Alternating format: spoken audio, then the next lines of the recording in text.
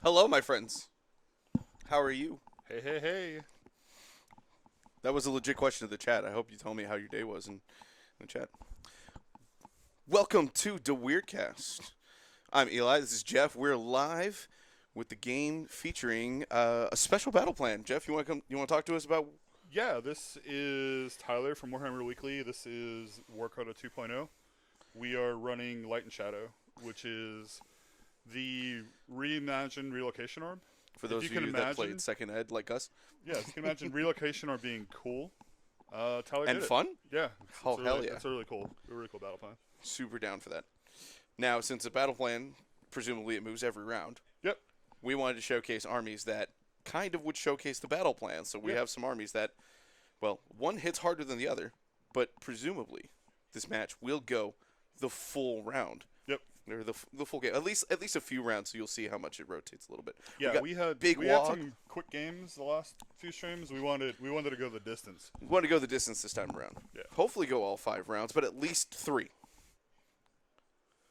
I see a heinous comment in the chat already. Like what? Two What is it? days in a row of fire alarm that blows. Oh, that's fine. That does hard. But That it's, does it's the other line there. I didn't that, mention it just for you, Jeff. I know. I see that. All right, and our armies, for those of you that are curious or didn't see the teaser, we got Big WAAAGH today, kind of the premier orc faction right now, versus Soulblight. But maybe not the Soulblight you're used to. Most people, especially if you've been tuned into the meta, know lots of little bodies, right? Yep. If you've seen this stream before, you've seen this list. This is all cav all the time. Yep. You What like Knights? horses? I hear they're kind of good. They're pretty good. Just a little overcosted, but they're better when you give them buffs. Yeah. Which is what their army's going to do. Yep.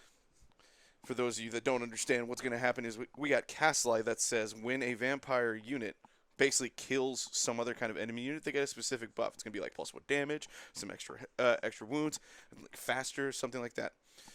The list that Matt is running today says basically, hey, look, you got a buff. Now everybody's got that buff. Yep. So as soon as he starts killing some stuff, he's basically going to juice up his whole army, and his goal is to then run over the opponent. However, we got Bryan on stream today playing Big WAAAGH. Just a bunch of orcs. Different version of Big WAAAGH. There's an big interesting version of in it. the WAAAGH. Oh yeah, there's something very, very big in the WAAAGH. Yeah. One, we see the not so big bird in Gobsprack. Kind of the premier destruction anti-magic. Anytime you unbind a spell, you take D3 mortal wounds, unless you unbind on a 10-up, in which case that wizard takes D6 mortal wounds. So hot right now. It's so hot right now. Once per game, he can just do it on 3d6, but that also includes any primal dice that he adds to that mechanic. Oh, because it's not unmodified 10-up, it's just 10-up. Yep. Super, super sweet. Then he's just got some War Chanters to do some buffs. He's got a Wargog Prophet because who doesn't have a laser mask in their Big WAAAGH army? And then he's got Gronuk, the War Stomper Mercenary Mega Gargant. Yeah, that's the big in the Big WAAAGH. That is the big in the Big WAAAGH. Yep.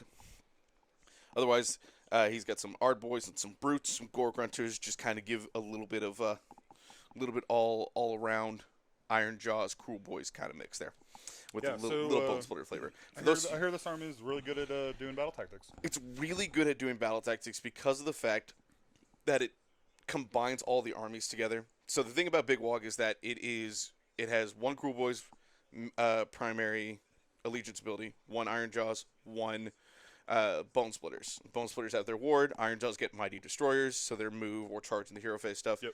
And then Cruel Boys get Venom Encrusted weapons. Yep. The other part of it is that they have access to all the various artifacts and command traits in the book based on whatever you make your general. So if the Wargog Prophet is the general, he can take a Bone Splitter command trait. He doesn't have to take a Big WAAAGH specific one. Right, He can yeah. take glowing tattoos for his artifact, so he has a 4 aboard in case he tries to kill himself using his own WAAAGH magic. Yep. But then they accumulate WAAAGH points just basically by doing orky things. Oh, you made a charge. Cool, you get WAAAGH points. You exist on the field at the start of the game. Your heroic action is to generate WAAAGH points. Yeah. And the more you get, the more buffs you get. Yeah, it's a very cool mechanic. There's Thought about playing with them a little bit since I have Cruel Boys, but It's fun. yeah. Seems I cool. enjoy it. It's a really cool way to just like do orc stuff while getting the nice mix of everything in there. In case pure Iron Jaws, pure Cruel Boys ain't doing it, doing it for you. Get a little bit of both. Battle Scroll, the last Battle Scroll that we got in September added battle tactics for both Iron Jaws and Cruel Boys. Yep. And the reason that Big WAAAGH is really good is because neither of those care about being in those specific armies, just with those units. Yep. So you can take 2 Iron Jaws units and do the one for having 2 Iron Jaws units in the center of the board. You can take 1 Cruel Boys unit and do the new battle tactic that says all Cruel Boys units are within 3 inches of a terrain piece. It does tactics really well. Yep. With how cheap some of Cruel Boys has gotten, you see some Cruel Boys builds just adding in Gut Rippers because they're cheap and they're a lot of bodies. But yeah, it's crazy those guys are cheap at this point. Yeah. 'Cause, when they came out, they were what, 180? Something like that. They're Yeah, 140 they've been slowly creeping down. This is a good unit to take. That whole army. The whole army is very cheap for Cruel Boys. I'm very much of the opinion now, and this is a hot take. I had a discussion with our friend Isaac the other day, because he's of the opposite opinion. In my opinion, Cruel Boys is the best war clan right now. I agree. Cruel Boys is the best war clan, followed by Big WAAAGH. Big WAAAGH, you can adapt easier to the meta. Mm-hmm. Cruel Boys, don't care. Especially with Grinning Blades. Like, Grinning Blades turns off a lot of the big nasty right now, which is really good. No visibility outside 12 inches for the whole game is insane. And then, no visibility for the whole game, but just the fact that the army is also just really cheap. Yeah. Its mechanic is volume to roll 5s and 6s, basically, to do mortal wounds equal to damage, and then buffs that mechanic. Do you know how many times I've opened my Cruel Boys list in WARCODA Builder and I'm like, oh, look at it, I got 200 more points. It's like the army that just keeps on giving.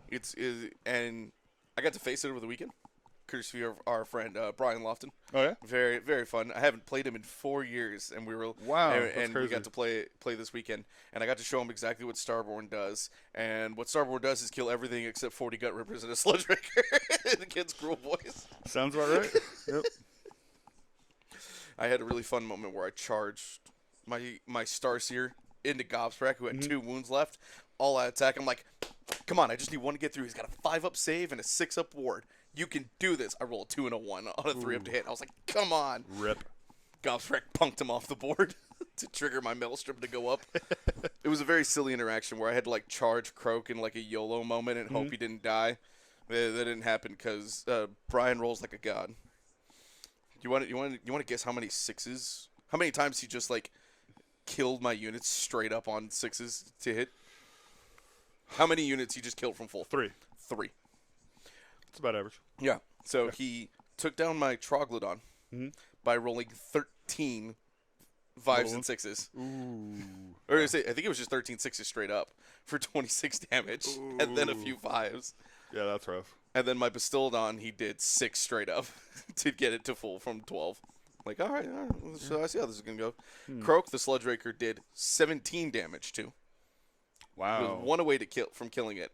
And then Croak fired back by rolling into a horde of Gut Rippers and killed 1. I rolled 2 5s out of, like, 20 dice. Rough. It's okay. I only needed to kill 1 to trigger the Maelstrom, which then proceeded to pop Gobsprack, a Gnashtooth, I think another hero, and do some damage elsewhere. It was a really bloody board. So we ended up winning that game? And Bryan ended up winning. We were playing every step is forward, and we called it after round 2, which is basically if I had won the priority, I could have had a chance to Blizzard off the Sludge Raker, and then I probably could have been okay and won a close game. But he won priority, just charged the Sludge Raker and just killed the killed the Slan. I love that model. So model good. Is really good. I managed to kill everything else. Killed both boys, both shamans. I think at the end of the game there was literally like 15 or 16 Gut Rippers out of 40, plus like 6 Hobgrots and the Sludge Raker. Wow. On the board, yeah. That is a bloody game for 2 rounds. Oh yeah. And I imagine we're going to see something similar here because those vampires are going to be out for blood, and those orcs really do just love a bloody good time. Nice. Alrighty, so we got the battle plan, we got the armies. Oh, thank you, Cunning Chaff, for the follow. We appreciate it. WAAAGH. It was Oh, it was during the countdown. Well, if you're still here, we appreciate it. Thank you. If you are here, peep this sweet battle plan we got. Jeff, would you like to tell us a little bit about the battle plan? Yeah, You did so, mention that it's basically old relocation or for some But- of us old heads that are in the chat, but way better. but way better. Yeah, so the objectives, if you see that you got the defenders one starts on the left-hand side of its territory, attackers also left-hand side of their territory. Then essentially these objectives move every turn. So round 2, they're both going to push up and go to the middle, making you want to get your armies in and get them out. We're gonna start here. And then it's going to keep spinning, essentially. Cool thing is, when the objectives move, you lose control of those objectives. So you're forced to move and regain those objectives. Yeah. As opposed to if you didn't lose control, you're not really incentivized to go after the objective. You're just incentivized to stop the opponent from getting on it. Yep. I actually really like that wrinkle Yeah. for It's a battle plan like this. Yeah, initially when we were working on it, Tyler had them in the middle, then we decided to move them out to the ends, and I think that really fixed us. I also like this interesting rule I see in the middle, this siphoning the orbs. Yeah, if you have either a wizard or hero within 3, you can choose them, and they count as 10. That's really cool. Yeah. A little nice little wizard flavor in there for the because they are just basically they're pondering the orbs and just taking control of them. Yeah, so essentially, like, WARCODA is really cool because it has 12 new battle plans. As we all know, we're kind of in this weird, like, battle scroll, maybe not. What's it going to do? We know we're getting it Thursday. It's coming Yay, Thursday. Finally.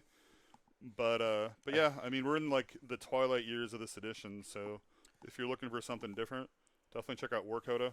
Especially if you like some of those old battle Yeah. plans, which for me, I know I missed some of the old second edition battle plans. There were some really wonky deployment Yeah. zones and just some fun mechanics, and some of them made it through to the first GHB, and Yep. then none of the rest. And the I cool personally thing- still yeah. miss Star Strike, The cool thing about these two is they've all been tailored and they all kind of do a different thing. which is cool. So they're very cool. WARCODA.com, you can get them. Be a bro and do the tip for Tyler because he spent a lot of work on them. Throw him $5, but definitely download those. And there actually is an ancillary to this that's free. If you do like the terrain maps, like Old Throwdown does, there is a PDF for those as well. We just did classic terrain deployment for today, but there are those too if you wanted to download those as well. That's really cool. And then as far as victory points go, we're 1-2 more in tactic, which is the classic. Easy. 3 points for your grand strat. Battle tactics for 2 points each. Yep. Now, all of the normal standard stuff. Yep. I really like that. Shout out Tyler from Warhammer Weekly for designing that, and thank you for having us preview this mission for Yeah, you. absolutely. And then one other thing too, one other caveat with the orbs, they cannot be moved. The orbs So- themselves can't be moved. Yeah, they will. Yeah, they will move, and you'll see when we switch to tabletop cam. Actually, we can do that now. Chug. So like Kraken Eaters, just Yeah, can't no. kick them. Oh damn. But yeah, as you see there, we got them. The objectives are in the corner. Looks like our folks are deploying already. But they're essentially gonna jump into each of those quadrants. So basically, the one on the bottom left is gonna go to the middle. The one on the right is gonna go in the middle, and then they're just gonna kind of do this little dance. Rotate clockwise. Yep. For those of you that are at home, if you see those brass objective markers on top of the circles, that's where the objective actually is. Yep. The rest of these circles are where the objectives could be. Makes it easier to Yeah, set it up way this way. way so you- easier to just know where things are gonna go, as opposed to trying to do this like mid match would be. Yeah, be like rough. if this is like if you're at a tournament, it will take a lot of time after every round to remeasure where the objective goes every Yeah. time. Measure them all ahead of time. Yep. Just move the objective. You know where it is. Yep, and I think there is a thing that Tyler wrote too for this as well, where basically it advises doing this too for setup. So It makes sense. Especially for impacting the board state. You don't got to worry about putting the objective potentially under models or anything. Yep. You know where the objective is. You're just marking which one's the objective. yeah, it looks like we have Bryan took the defender Bryan took And- attacker. or attacker. Yeah. Yeah, you're right. He took attacker. Yeah. It was the Big WAAAGH took the attacker role. I think Bryan, being our guest, was less concerned with where terrain goes. Yeah. And just wanted to make sure that he picked the side. And then and then Matt is the defender, so he's clearly set up some nice charge lanes for those 10 blocks of Blood Knights there. Yeah, and then we we did terrain like we did for Smash. So essentially, there's one of each piece of terrain. I do see an arcane right in the middle of the board there. Right in the middle of the board? Yep. Look at that. Yep. We can zoom in there and see what terrain we got on those. So it looks like we got I see some deadly, deadly right dragon. by where Matt's got those Blood Knights. I hope he rolled to see if he took that damage in deployment. I'm sure he did. So we got the Sinister Tar Pit. Hey, the, Sinister on the terrain you can actually land on top of. That's relevant. We got Impassable, the giant rocks. That makes sense. Yep. Inspiring. Wholly within an inch there. Okay. Yeah. Yep. Mystical. Excellent. Give some 5 up or 6 up wards. 6 up wards. Yep. That's an impassable on the right side there. They were talking about that before the game, that they whether they wanted to make it a garrison or not, because we've used it as garrison in the past. It's our big skull cave. Yeah. But they decided to make it impassable. Neither of them really have anything that they want to be garrisoning. Both of these armies do want to do some combat scraps, but not in like the most aggressive way. Matt actually does not want to full send with this army until he's got more buffs. So he wants to do like a little bit at a time, like one unit at a time, and then pounce once he can. So it looks like deployment might be done. I think they're discussing who's going first. Yep, Matt gets the choice because Bryan has all the things in the world. I believe he took the Acolyte Battalion, and he got an extra spell enhancement, so all his wizards know 2 spells. Sweet.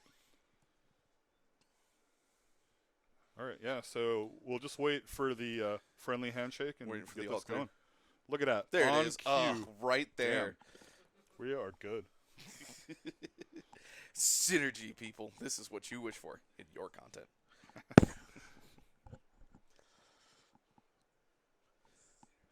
So, I believe Bryan is taking the first turn. Yep. Which, no surprise, the kind of list that Matt is bringing low drops specifically so he can ideally give the turn away.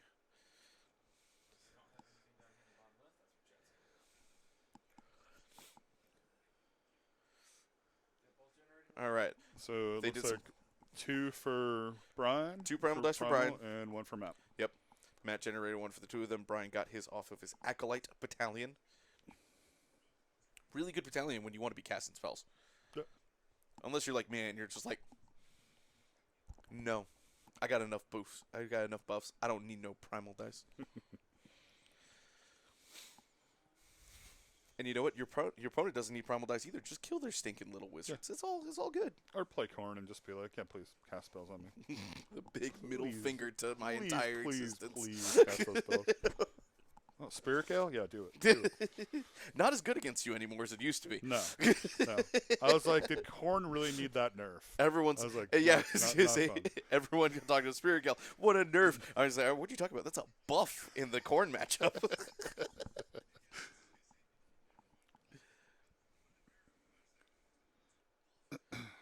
So what do you think Bryan's going to do here? I don't think Bryan's going to get too aggressive yet. He's already. You see how both players are loaded onto their objectives. Matt's got 10 Blood Knights and his Vengorian Lord. I don't remember if it's the named Vengorian Lord, WAAAGH, or not. I think it's just a regular Vengorian Lord. Although they're the same points. I don't understand why you wouldn't make it WAAAGH, but you know, I'm not Matt. So top right there's loaded. Bryan's just got some brutes on the bottom, although he's got a nice rogue idol. Being his Mega Gargant there. I love it. Very happy that Bryan rebased that Rogue Idol to be on a Gargant base so he can have a thematic Gargant ally. Yep. So looks like we got Mystic Shield out on those pigs. Yes. Makes sense to get Mystic Shield out on your big hammer unit. Maybe we can see some like, Choking Mist out of the Cruel Boys Oh, yeah. lore? Because like, Gosbrek's a lore master, right? Does he know all the spells? He does, yeah. Yeah, so you can get the Choking Mist is what board wide, and you get -1 to attacks or something. Yeah, Hero phase move. I don't think he'll take use of the hero phase No. move, but those debuffs that just exist, it's pretty good. Yeah. The board wide one that's like either -1 attacks or -1 charge or whatever is really solid for Bryan against this list.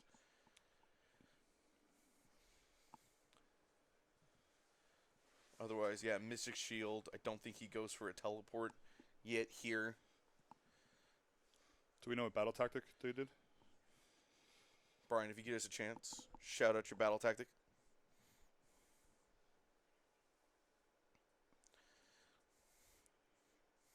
Or Joe, I hear you in the background. Figure out what the battle tactic is. Sneak up on him. Sneak up on him. Okay, so he wants all the Cruel Boys units to be within 3 inches of terrain. I'm so happy I took the 15 minutes it took to put I can hear you, Matt. You're fine. stuff in there.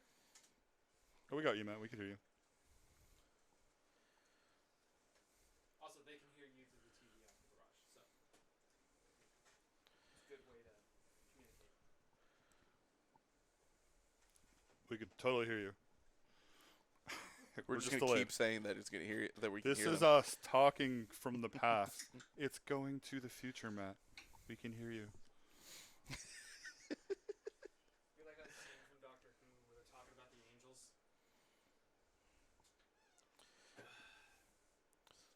Brian checking on his spells. It may not matter. They may not even be within 30 inches of each other. It's close.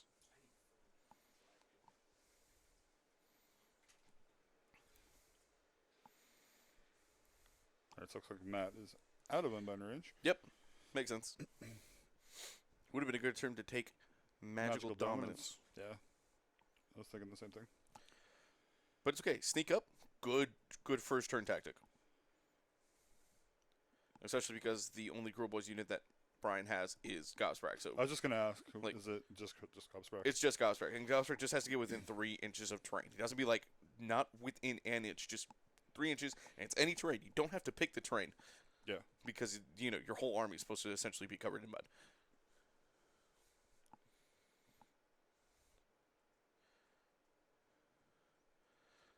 Oh, and for the folks at home, because you can't see it on the board, but you might be able to see it on the right edge there. There's a tray of 10 wolves. Matt's got those in the graves. Otherwise, Yeah. the rest of his army is on the board. Yeah, I totally forgot. All those little square markers there, those will be Matt's grave sites. I love that Matt did that. Yeah. So I guess Matt had one unbind available. Oof. So again, good thing he didn't do magical dominance. Yeah.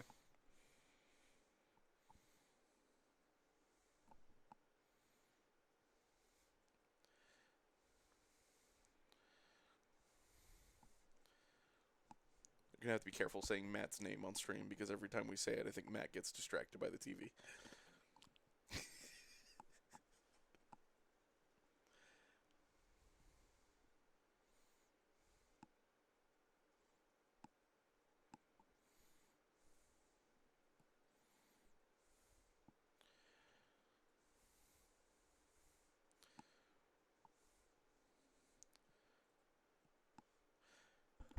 Well, Chance, it's Tuesday night, not Wednesday night.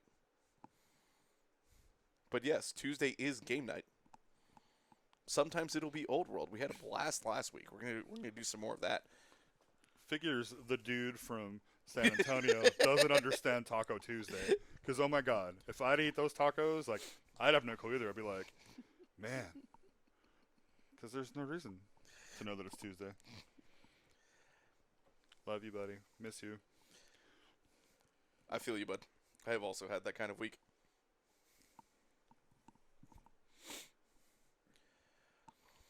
We are ideally trying to move to a weekly schedule, especially as the year as we're out of the holiday season and we are now ready and ramped up.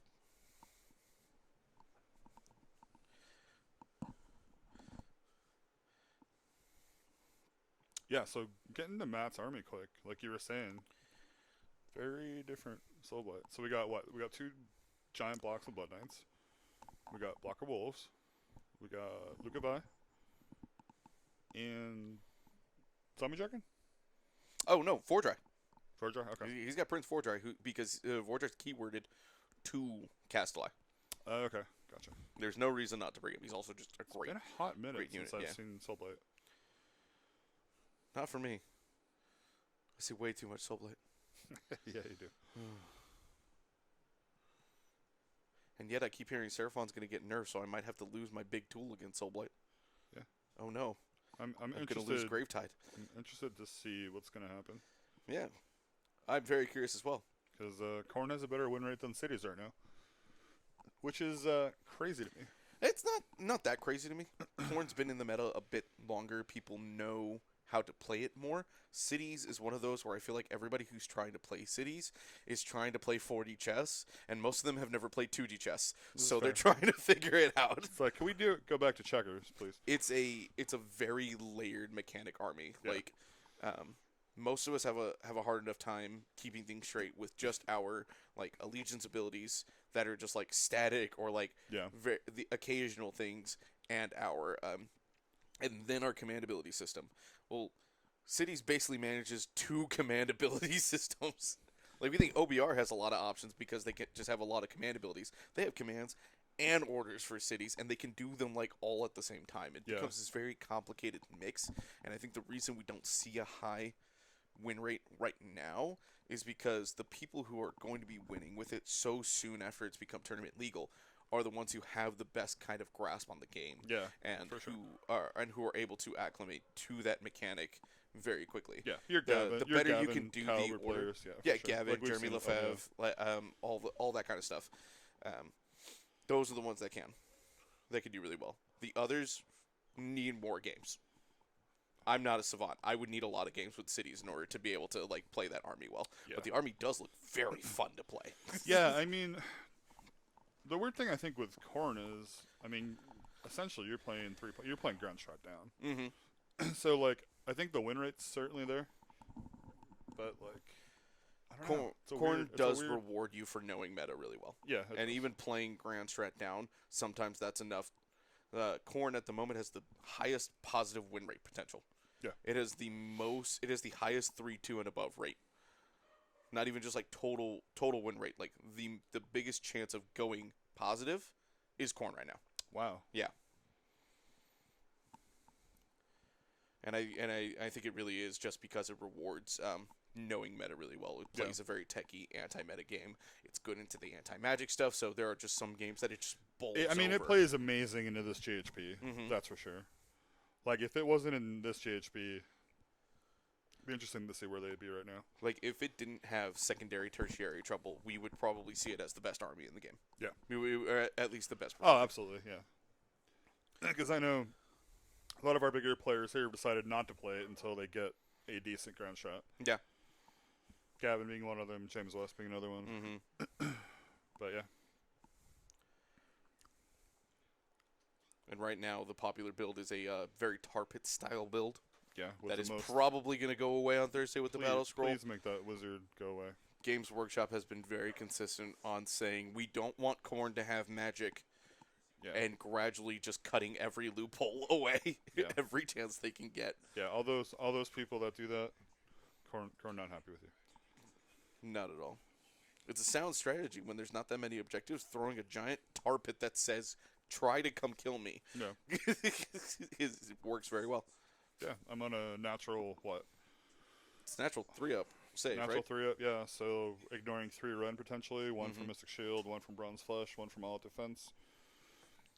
Really good. Doing mortals on 6s with gore, what are they? When they die, they roll two dice. Murder Is it just melee for murder?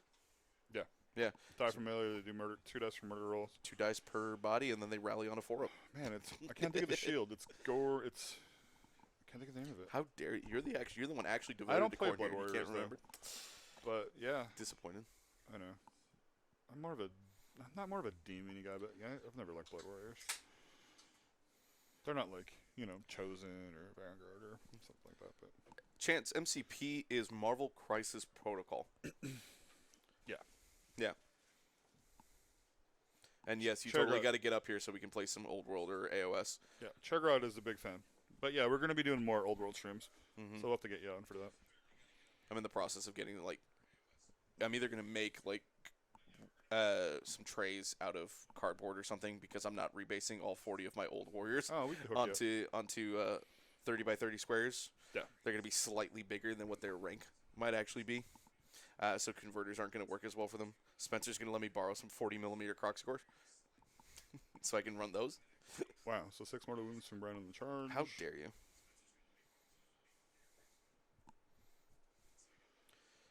I did read that the Salamander's not good for Lizardmen, and I was just like, I don't care, I'm running it. I did figure out there's some really cool stuff that I can do with Skinks and Croxagore.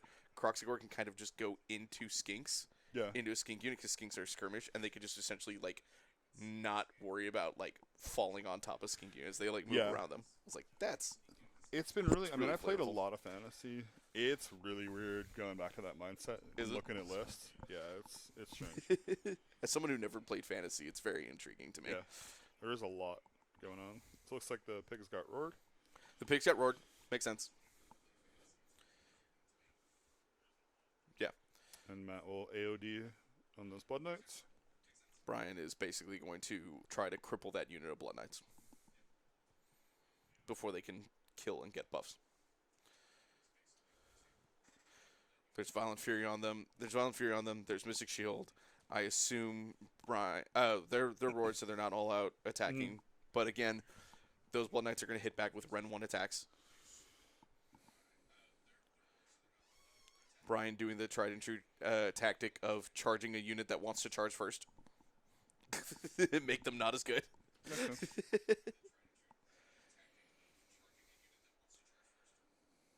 All those spears are going to be Ren 2, 2 damage each.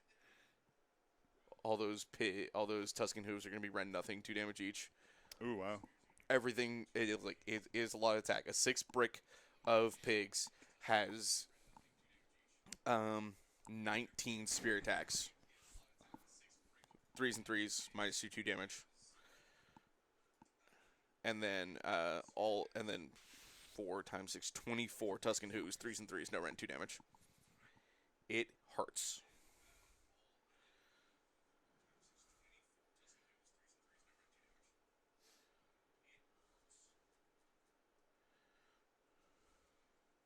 Wow, so 3s and 4s. Yeah, because Fragment the Keep. Mm-hmm. Look, Bryan just is going to fail things anyway. Oof. Still 5 ups? Oh, 3 up.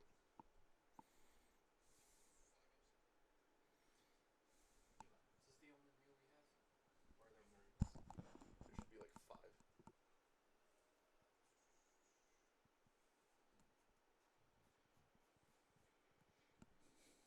Problematic.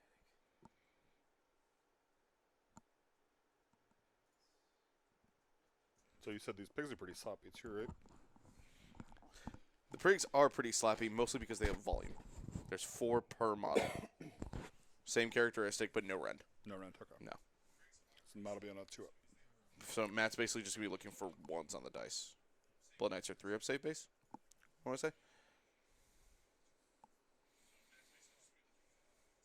2 rend. Oh, God, I missed that they had Orfrost. Okay, pigs got 2 rend. Yes.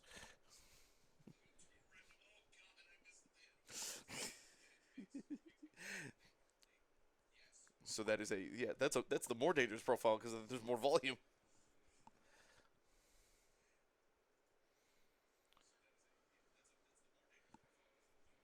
Look at all of those successful hits.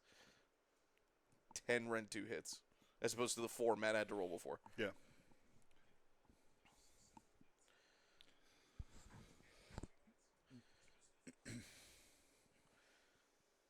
So 10 plus the 2 that he took from the first profile, that's 12 damage. Whoa. Yeah, 3. 6.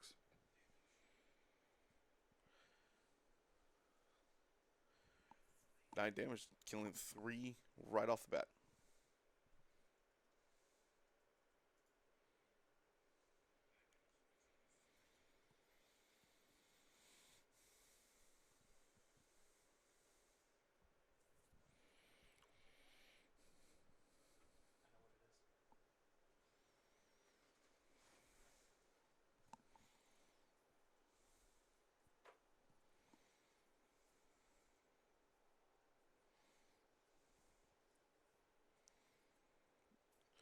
I know what it is. I was going to say, Matt, you said 9 wounds, and they're 3 wounds apiece. By my math, three. That's 3 models.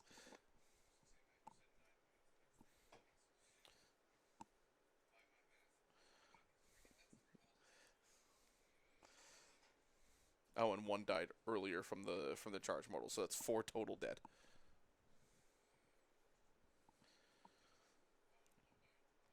Matt is right, though. That does make coherency easy for him. Now Yeah. he is perfectly at the same coherency Bryan's at, where every model's within 1 inch of one other model. One of my favorite rules changes that has come about in 3rd edition.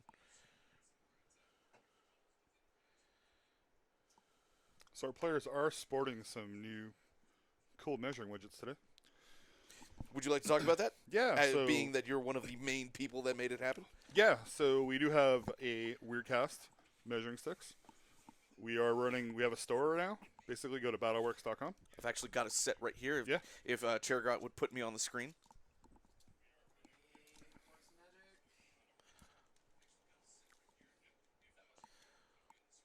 So, you can see. Yep. It'll fade into the screen because it's green, but it's this, like, kind of... Toxic green? there you go. That's a good word for it. Yeah, it's like a Toxic nuclear green. nuclear green. If you remember what the ooze looked like from Teenage Mutant Ninja Turtles, that's the color green. Good call, Chairgrot. The ooze from Teenage Mutant Ninja Turtles. Yes. So Totally. you can get this on, I believe your store's called Battleworks. Yeah, with an battleworks.com E. with an E, not an O. I just threw a link in the chat. Oh, there's a link in the chat. And what do you sell on your store, Jeff? We got movement trays. We got these measuring widgets. We have some cool stuff coming. We have tokens, dry erase tokens. But the big thing is the movement trays right now. So basically, I bought a set of the 32 millimeter modern movement trays that don't have like the lip. They have a magnet thing on top. They can magnetize the tray. Fantastic for keeping my Saurus Warriors in yeah. line. So essentially, the idea was movement trays are great, but you have to like magnetize your models in your case and then put your tray out and then tray them. So the way we designed ours, basically, there's no lip, like Eli was saying. There's a little magnetic target that goes on there. So your model's magnetized there, and then there's holes underneath you can put magnets. So you could store them ranked up and just throw them right on the board. They're wonderful. As someone who's just a customer, they were a great purchase. I would highly suggest anyone who's looking for their needs. They only just set up their shop to go live like a couple weeks ago. So if you're in the market for some new stuff, highly recommend you check it out, see what they got, and they will ship it out to you soon. They make everything to order. If you want a full combat measuring stick set, they come with 12, 2 9s, a 6, and 2 3s. You don't have to get the weird cast coloring, but it'd be pretty cool if you did. Yeah, we do there's transparent blue, transparent black, transparent red right now. And Can we talk about probably my favorite movement tray? The maximum coherency tray. yeah, so the other thing we do have is the maximum coherency tray. So if you like spreading your models out and taking up the most board real estate, you don't have to worry about doing it because it's all set for the tray, so perfect coherency for you. So yeah, they work great, and we have a lot more coming. We don't have the Weird Cast ones in the store yet, but we will have those up later tonight. So just check us out. Heck yeah. And also, if you're a fan of the classic movement trays, that's not to say they don't sell them. I'm just personally endorsing the modern movement trays. They're fantastic. It was very fun. And if you live local to the Austin area, please don't pay to ship. Select local, and we'll get it to you either in some way. We can get it to you. Yeah, so essentially we'll go to any. Or they can get it to you. Yeah. I'm not doing anything. We will go to Game Castle, Dragon's Lair, Emerald Tavern, Blancos. We'll meet you in the parking lot and do the underhand deal. That's all cool. But we don't want to talk about that. Yeah.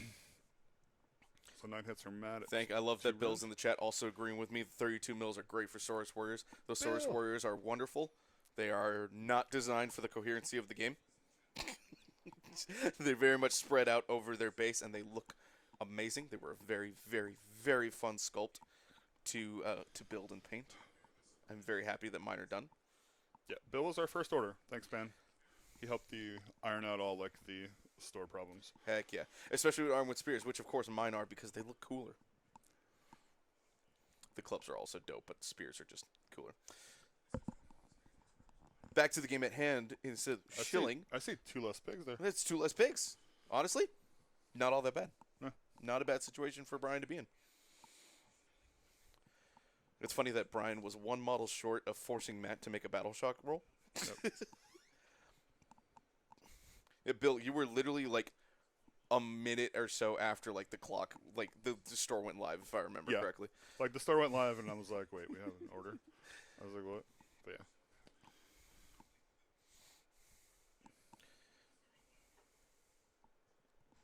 Can we go back to the dice cam, please? Check her out. See a bunch of poison vibes.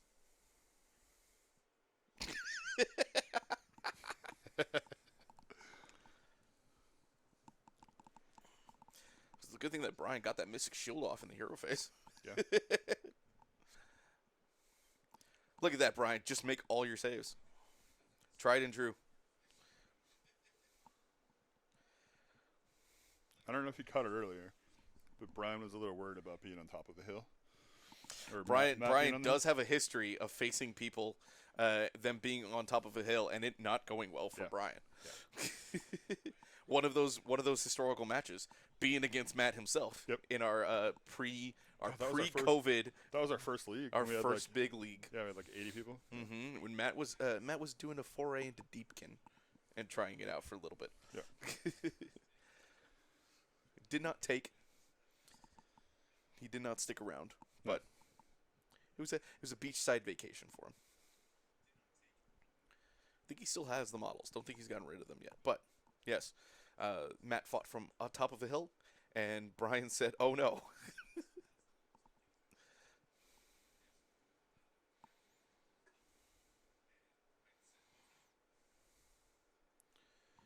So that'll be 3 points for Bryan. Yep. End of turn. Got one. Got battle tactic. Done.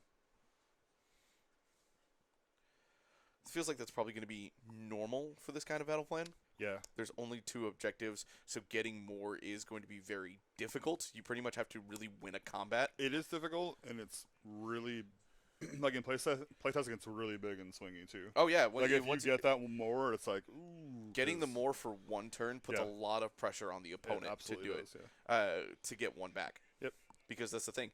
If you want to tie back the round, you not only have to claim one, you have to claim both. Yep. In order to get out. Getting your one and your battle tactic just puts you down 2 points. Did either of you use primals?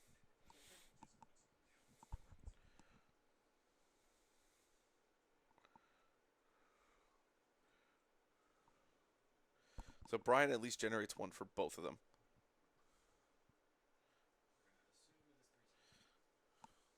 So Matt has 3 and Bryan has 2 primal dice. And yes, Bill, it is kind of a low scoring plan. Feel like it's a battle plan that really rewards like smart positioning for thinking ahead. Yep. You could see that a little bit in the way that Matt deployed, where he's kind of got one flank set up to catch the objective as it moves towards him, and the other one set to kind of chase the objective, which kind of makes it, in a way, smart that Bryan sent up a unit of Gorgrunters to essentially tie up that objective. Yep. He's got those brutes there at the bottom to catch the objective as it goes on, so if Matt can't clear it fast enough, Yeah. he can't chase the objective, especially with the fact that objective control is lost every turn, Exactly. And then he has or lost every round. those 5 brutes there waiting for it. Mm-hmm. What's So up, Spencer? So it looks like Matt's going with magical dominance. He's going to count on that pile of primal dice he's built up to Yep. try and get the spell off. Yeah, he's got one more primal dice than Bryan does, so let's see.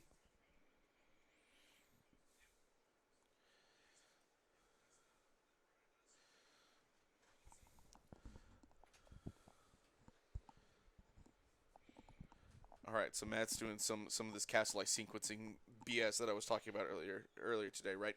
So Gorgrunters are a 5-wound model. That puts them in the category that every vampire unit that kills a 5-wound model gets +1 to their attack characteristic for the rest of the game. Blood Knights kill one, so they get it. WAAAGH killed one, so she gets it. Vordry has an ability to where, when something happens, he copies it and puts it on another unit, So he put it on the 10 Blood Knights. So now all the Blood Knights have an additional attack, which I believe puts them at 3 lance attacks per? 4? More than 2 lance attacks per. It doesn't affect... I don't know if it affects the Nightmare Lords. The Nightmare horses. But if it does, think about that as a lot of extra attacks. Yep. Either way, especially for 10 blocks of Blood Knights. And Lock of Eye with extra attacks. And then Vordrar is the only one who doesn't have extra attacks. So all he has to do is kill a pig. Get extra attack.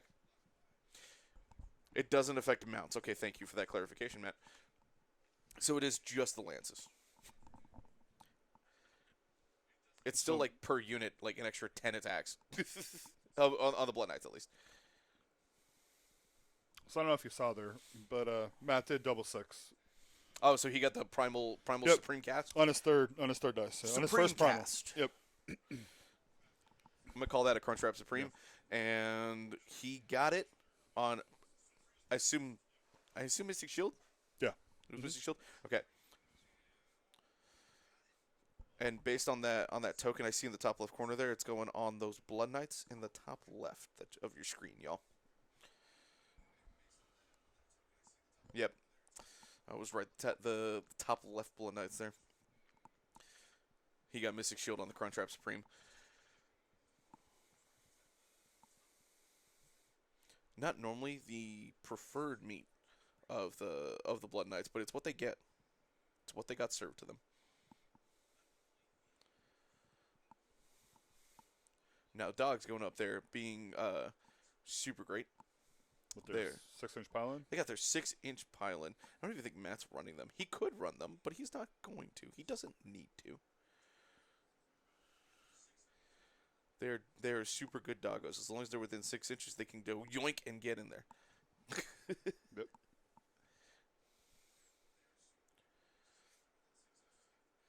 And they're 2 wounds apiece. They got a 6-up save or 5-up save, 6-up ward. Yeah, they're. They got a super bucket of good. attacks.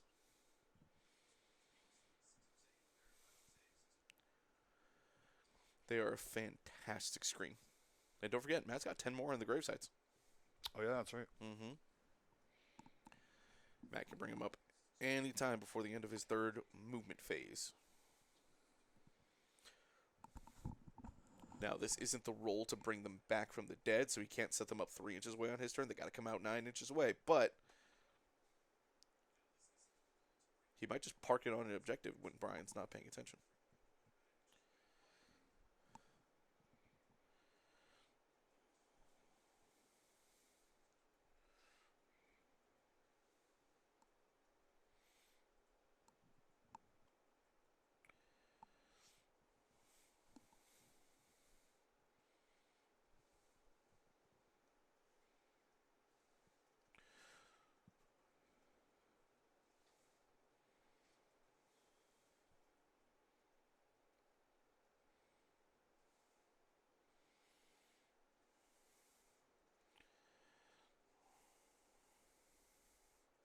Even on the brighter like mat, those sticks look really good.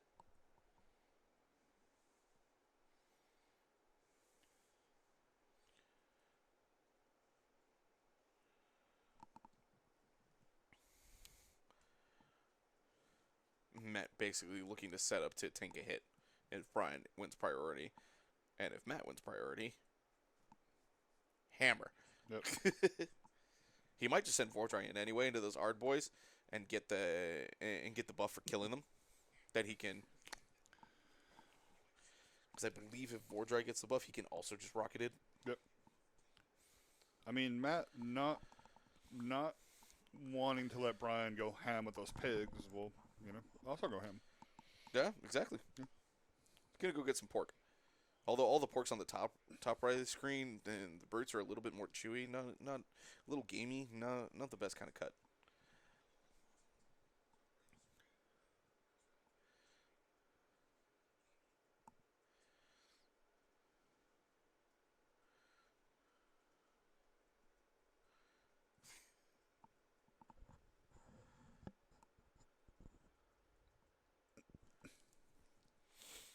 Now, we can't forget, because it's hard for us to see. We got chat in the bottom left corner here, guys. But there's a Mega Gargant on the bottom left there. That is not necessarily the best thing that Matt's going to want to send dogs into. This is true. So I will not lie. Because a Stomper can just wipe. Yeah. Stomper is the one that gets a lot of attacks by being near enemy models. Yeah. Which again, if Bryan, I love that you found a purpose for the old Rogue Idol. Rest in peace. He looks so beautiful. He looks so beautiful on a 130. He does. And you said you hate that thing. Did you ever face our good pal Dimitri when he was running the double Rogue Idol Bone Splitters back in second edition? That's why I hate Yeah, it. that's why you hate it. Yeah. I got to face it once before y'all had the first Texas Masters tournament and grand tournament. It was brutal. It was very I was a budding Iron Jaws player at that point, So and he it was had- very silly for him to do old Gorkamorka's Warcry, Yeah. get it on a double, and triple the movement characteristic Well, the of best the is Rogue Idol and give it And fly. he would yell tattoos Yeah. when he would do the save, which was great. Just- I can't. I Rocky. loved Rocky seeing- was the name of one of them. I can't. Rocky remember. was one of I them. can't think of the other one's name. I might message to ask. But it was very funny. Just no, I might have been playing my lizard still back then. But Dimitri moving 36 Rogue Idol 36 inches into a Bastillodon I had in the corner, and I was like, "Oh no!" Yeah, he did. He did something like that when I played him too the first time, and I was like, "Wait, how does that happen?" And it was on that weird like base that looked like a surfboard. Yeah, it was on this like big freaking oval that was like way longer than it was wide for Yeah. no earthly reason. And old Drockfoot was basically just like you can't like the damage like can't be negated or whatever. Current Drockfoot is still wards, but old Drockfoot was like slightly better because ward wasn't terminology, but it was just like you can't basically make an after save. Yeah.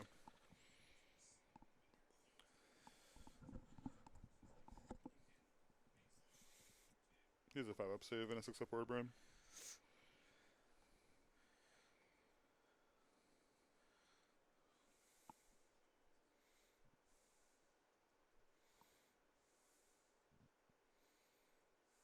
Oof. I hope he's got the glowing tattoos. Checking the list right now.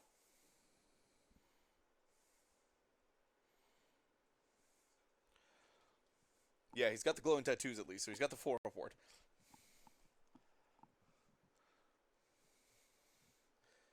Would have been a fun time if this was the Galatian champ book to be like, 1-up ward. That was a very silly FAQ that Games Workshop put out that I was like, this doesn't make sense, but I'm all about it. Oof. 7 the dot. I got exactly what he wanted.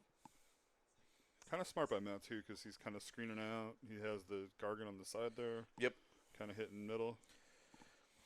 The only problem for that is that it is not where the objective is going to go. Yeah. So in a way, if those Ard boys can kind of hold on, that's a great spot for Bryan to have the Blood Knights anchored. Yeah. This is a really interesting plan now, the way how this ends up playing out. Here's what I'm hoping. Yeah. I'm really hoping Bryan wins priority in there because you know what's within 12 inches of that of Vorger right there. Good old Care Bear stare. Yep. Who's gonna die first, you or me? Every time I play against that thing, me. I've gotten hit by it last time like I got once. hit by it, it was 30 wounds of skull crushers, Oh. and I almost cried. I've gotten hit by it like once, and since then I'm very much like I take you out. Yes. Immediately. Thank God I play an army that can actually do it. It Yep. doesn't have to get within 12. Especially with the new Seraphon book, I'm just like, zap. However, if it's not the Starseer there, then I still have to deal with the ward. Glowing tattoos just randomly is like, haha, I take the world.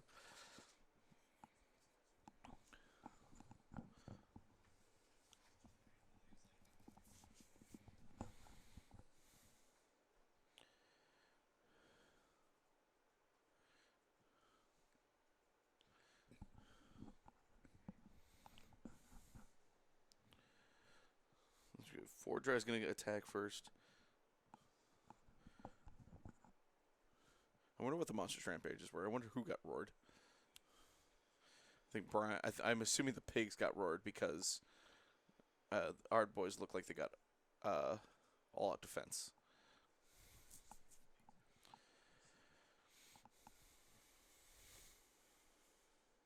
Yeah, so Matt's gonna go to Blood Knights here first.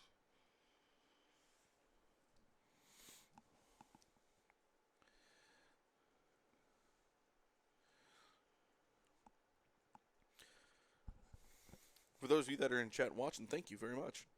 If you stick around for after the game, we're going to have a very fun event. Ooh, where we're I totally forgot about. We're going to spin all the wheels. I have to actually remake them because the ones I made earlier today did not transfer. I think it's because you sent me a link for one wheel. If you do, you have the wheels on your phone. Do you have anyone that has access to your PC to be able to get to the wheels and send No, the wheels are on my work PC. So what's this wheel business? So so Joe, the local dwarf, lost a bet where he was going to try to get his whole LVO army painted by the Tuesday before LVO. He was not successful. So for losing the bet, he gets to play with a randomized army list. Now earlier this month, we figured out what army he's going to play. It's going to be the Sons of Behemoth, which is the best. It's fantastic from the point of that he's going to hate no matter what list we give him. Yep. It's not great because it's very restrictive on list building since allies do not count towards list building. So we're going to have to do this weird little thing where, like, as soon as we get a legal amount of units in there, we're going to randomize just one of the random ally units that he's going to get just to make him upset. He's got one of three options. I'm hoping for broad stomp with no broad. That's my hope. Oh, the very fun of it is that we're going to roll for subfaction last. Oh, nice. So he's going to know what he wants, and then we're going to put the subfaction last. Now, we won't we're just going to do army construction, unit construction. I didn't want to make all the wheels for all the various enhancement you could do because I felt like that was going to just take like a lot. Yeah. But it was like we'll give Joe a little bit of agency. Yeah. And he may not have a choice anyway if he may only get core rulebook options if he gets a tribe that he doesn't have a Mega Gargant for. We get Taker tribe and his only Gargants are a Stomper and a Beast Smasher. Yeah, it'd be fun. I want like all babies would be fun. So we can't do all babies, but the wheels are going to be the wheels are very fun. They're going to be. Ooh, you know what? I logged into this. Let's see if it'll be saved if I log in. Let's find out. So we're gonna basically go like, all right, cool. Are we going big boys or little boys? Yep. And then I have a wheel for each of those. And then we're going to go back each time until we have a legal list. That way, pretty much, no matter what, the first 3 units are all going to be at least battle line. nice. And if we hit a mega, then we hit a leader, and we're like, cool. What's our fun unit? If we have enough points that we can't fit a regular unit, but we can fit, like, an endless spell, we are going to make it so that Joe has to take an Arcane Tome and take an endless spell. Nice. That'll be that might be like a made for him decision. He can hear this entire discussion. Yes, he Isn't can. that much better? Yes. But as far as like battalions and stuff, we'll give him a little bit of agency. Just a little bit from that. If we were picking if we had an army that had like 3 times as many war scrolls, oh baby, as soon as we hit the 3, we would just put the whole army unit list and just go click until we hit points.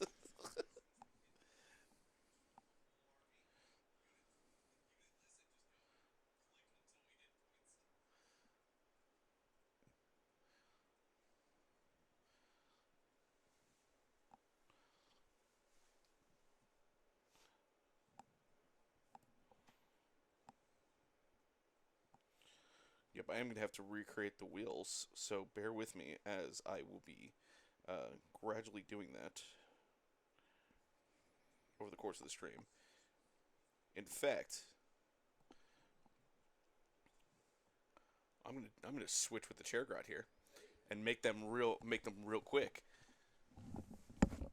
so that they're set up.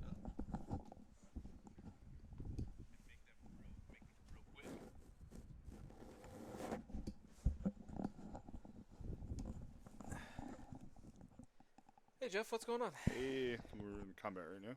Looks like Matt's someone with the Vengo. Okay. So we're basically the giant mosh pit in the middle. We're top right. Top right? Okay.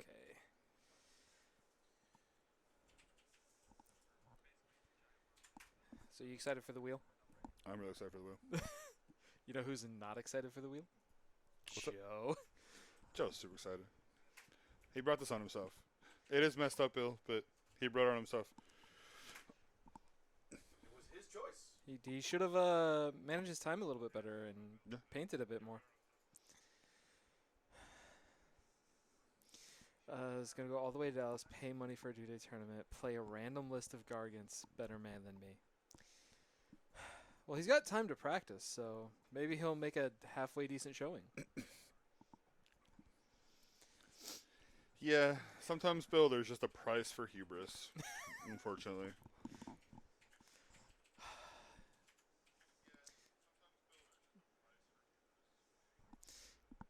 Although on the other end of this, you could have been suffering having to paint a dwarf. Oh my God, yeah. I think that was like the undercut plan.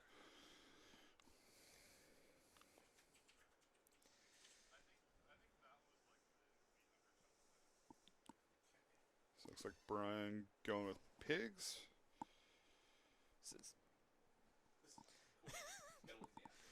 We don't need cinema. Roll those dice. Eli, can you hand me my drink? Yes. Is it empty?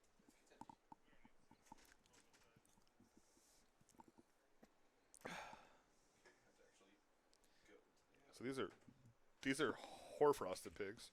Ooh, what was the roll and what changed? Do we know? The What was- rend on the Tuscan hooves changed Two. from nil to -2. Okay, that's real good. Yeah, that's it. Yeah, on those things.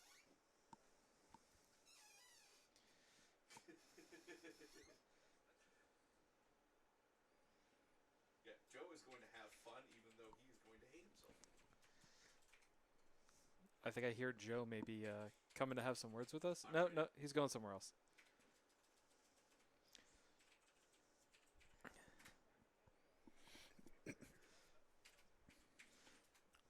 Dice are being dice here. And Yeah, they were good on the hit, but Bryan complained a little too hard, and they kind of shrieked back.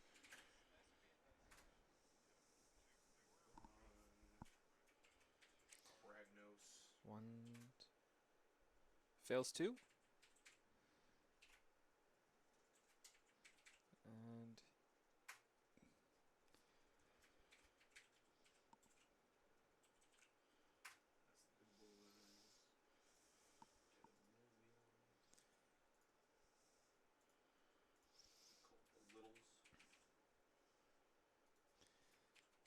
so Matt now has free reign to choose his fights. Yeah, Matt and Bryan's down here, so Matt's just...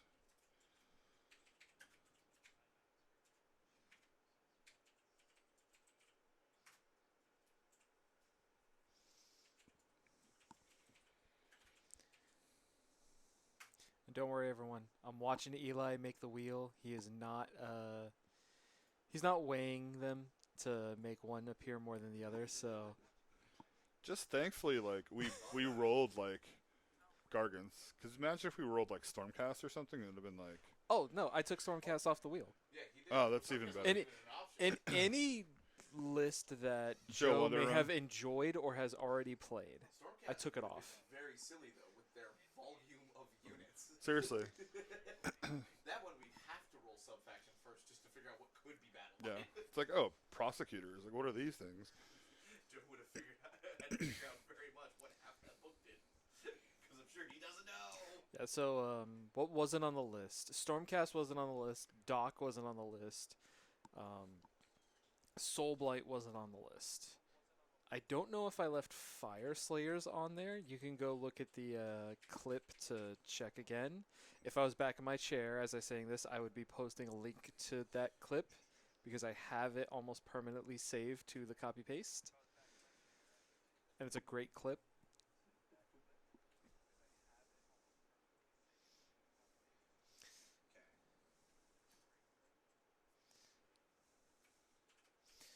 Fours and fours on mounts.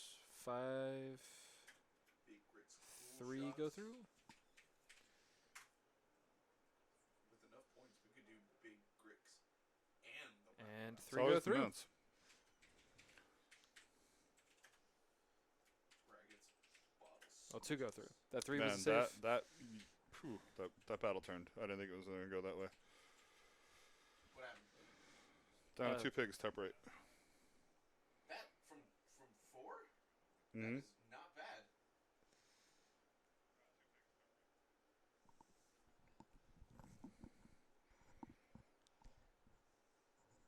Down to 2 picks from 4. 1 blood knight. Down. Could have been worse. Could have been worse. Yeah, those Arg boys also have Violent Fury on them. Some damage that could go back in response. Arg boys pretty tanky.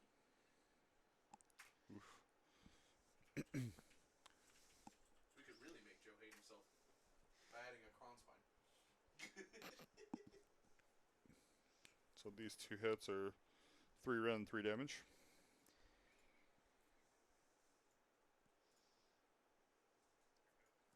That's that, and then Tribe.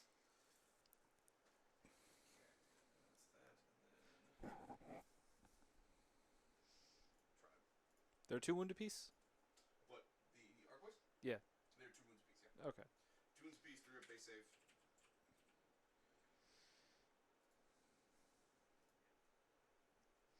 Against the Blood Knights, who are 3 wounds apiece and 3 rip base save. Saves on both. Wow. Oof, that was big.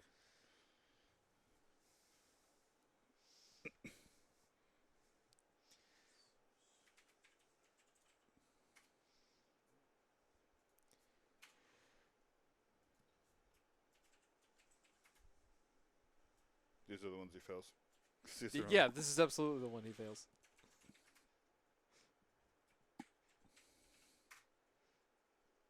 Oh, triple 4s.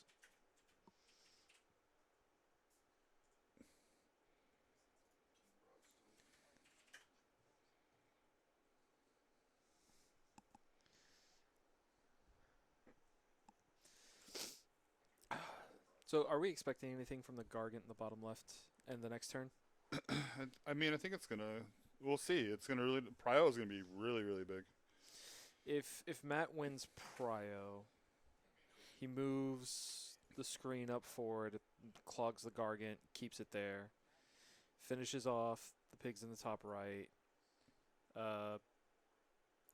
He's just going to claim the moved objective for another round.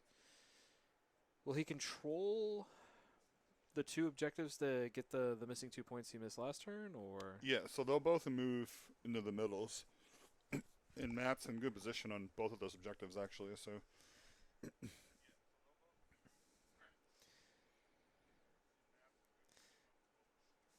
then if Bryan wins, we're going to expect the Gargant to... I'm getting kicked off now, so Eli's... I actually have to go to the restroom, so yeah. Okay. We expect the Gargant to move up, destroy the wolves, and then the Cruel Boys on the right are going to move up, take that objective. Yeah, so Bryan not being able to... Inspiring presence there because of terror. Mm-hmm.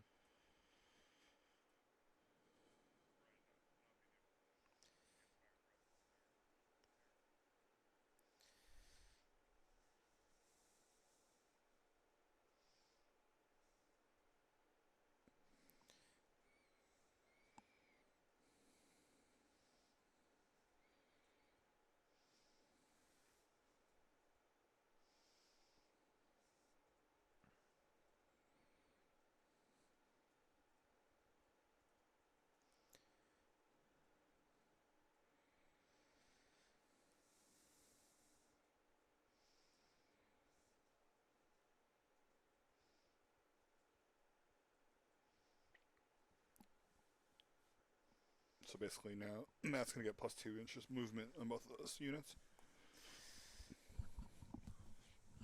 And that's 2 movement on any type of movement, or is that just on like Just a base move, basically. So Okay.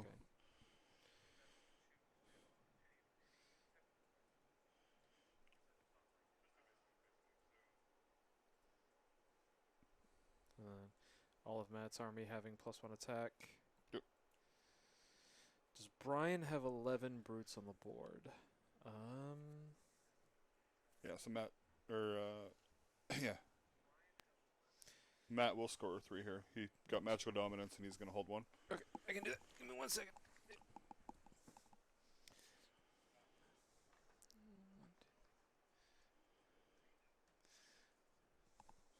Tie game with a huge prior coming up.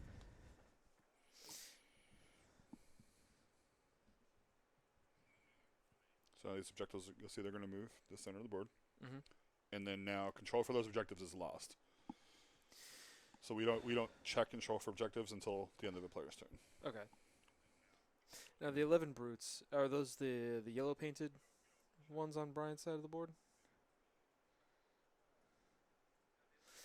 And Matt wins prio.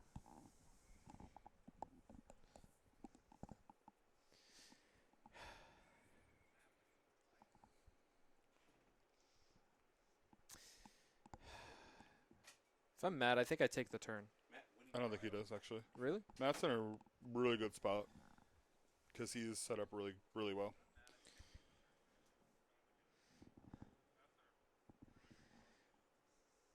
I think Matt gives the turn away. He did. Both objectives. Yep. Forces Bryan to come onto him. Yeah, Alright. and it's an easy 1-2 more.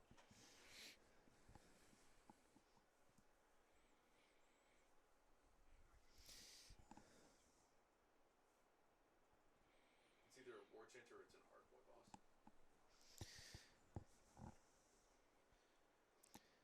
So they both have 2 primals. 3 to 2. Okay. I'm gonna get off the couch, that way Eli can return. All right, the wheel is done. Ooh, this will be exciting. I get to make a scene for it.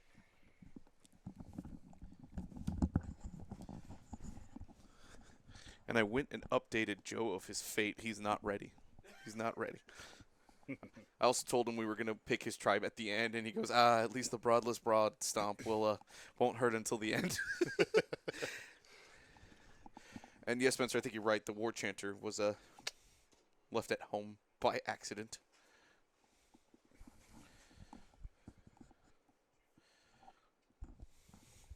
So Jeff, update me. Who did Matt take priority, or did he give it away? Matt won pro, Matt gave it away. He did decide to give it away? Okay.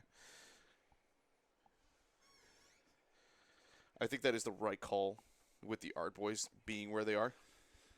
With them, they're with Because the dogs where they're at. Either way, you're going to risk the WARCODA stare. Yeah.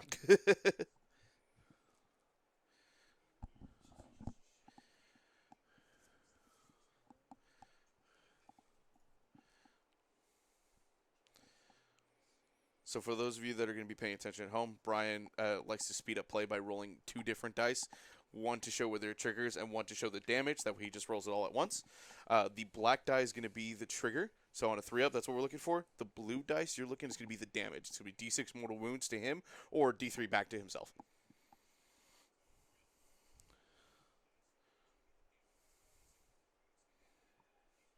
Oh, I'm sorry, it's D3 wounds at a time, not D6. It's D6 to himself. I had it backwards.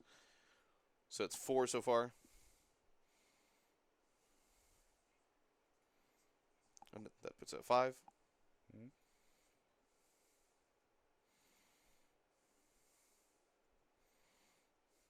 Now, while Matt can wait until after all the damage is accumulated to roll all his wards, Bryan has to figure out Bryan's immediately because it also stops when he dies.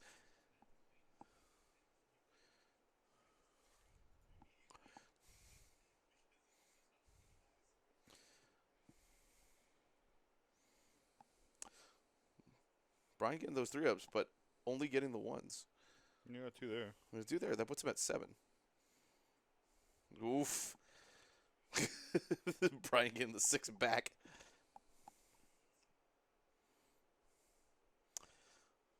But he only takes 2. Okay, that's pretty good.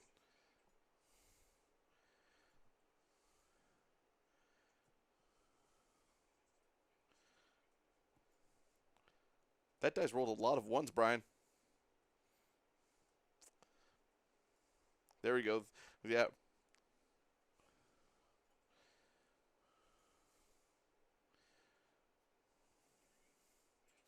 All right, so we hit the 15. So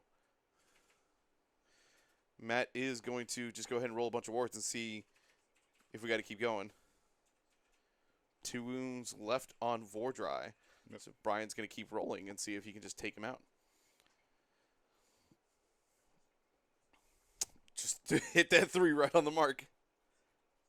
And that is a dead Vordry. Whoo. Care Bear Stare. Yeehaw. The thing's crazy. 6 shooting wildin'.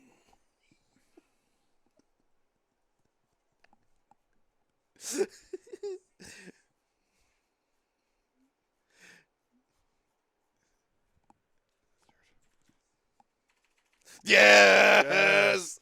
I didn't want to say anything until Brian committed. Me and Eli are but just the looking at each other Blizzard- like, you obviously cast Blizzard. So that was a total of, for the viewers, that's a total of 18 wounds done with the Care Bear Stare. Battle tactic too, bro. While you're doing things.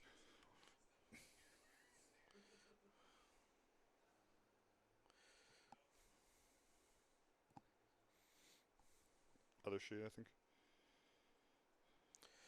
Brian probably forgot. He got really excited. Oh, well, Care Bear Stare is start of the hero phase, so he could do that before he got the Okay. He could do that before he picked his battle tactic. That's a huge break for Brian. Yeah. And he got it without having to risk his without having to kill his Yeah. His- that was his the one Warch- thing with his Matt Warcog looks like not he has going for it, so I 5 was a wounds little taken. worried about. Yeah. I think, well, here's the thing. I think Matt still goes for it. Yeah. Because of the fact that he didn't clear those Ard boys means he's risking it either way. Yeah. Because otherwise he'd have to clear 10 wounds in the shooting phase to be able Yeah. to make that charge over. Yeah. That's not happening. Yep. And he doesn't have a way to like fight in the hero phase or anything. So Matt was going to have to clear through the Ard boys. I think it was very smart for Matt to give away the turn. Like we said, he's holding both objectives essentially. Yeah. He's got the right objective, 2 models to 1, because I think Brian only has 1 brood on there right now. Yeah. And he's got the 10 dogs and then a couple blood knights on the left objective. Mhm. He's going to force Brian to take the Mega Gargant up there, which is what he wants. Yeah. He does not want to have to. He doesn't want to have to move down. Yeah. And waste a turn getting to the Mega Gargant or holding a position and then have the Mega move up.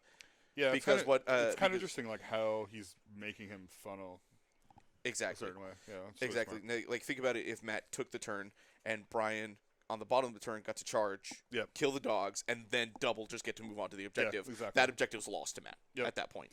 So this is, I think, completely smart. Force Brian to charge first and do damage. Then he has the bottom of the turn to crack back, and then double into 3 to potentially put the game away. Exactly. Yeah. Either way, he's risking getting hit by the Care Bear Stare purely because of the fact that he did not kill the Ard boys in the bottom of 1. If he had killed the Ard boys, he takes the double. He goes after the hero sweep. Yeah. Done. Yeah, for sure. Absolutely. If he took the top, I think he would have had to strongly consider whether he wanted to retreat Vordry or not. Retreating Vordry, I don't know if it would have been the right move if he did it, but Mhm. no, I think giving away the turn was Yeah. a really No, good move. definitely.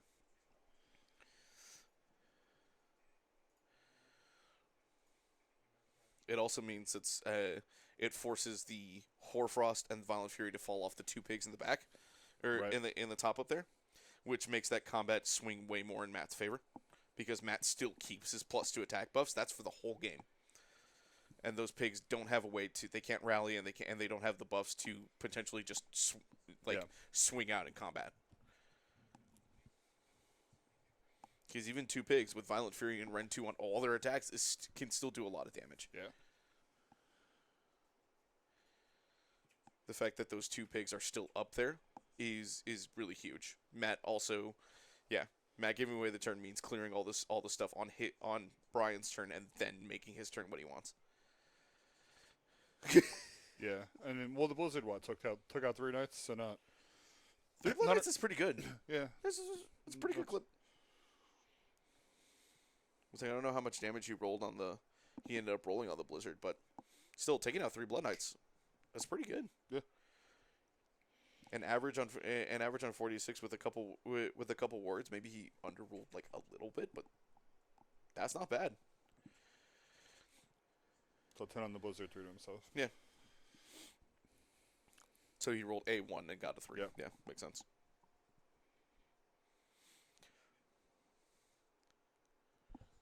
Yeah, right on the streak. 1, 2, 3, and 4.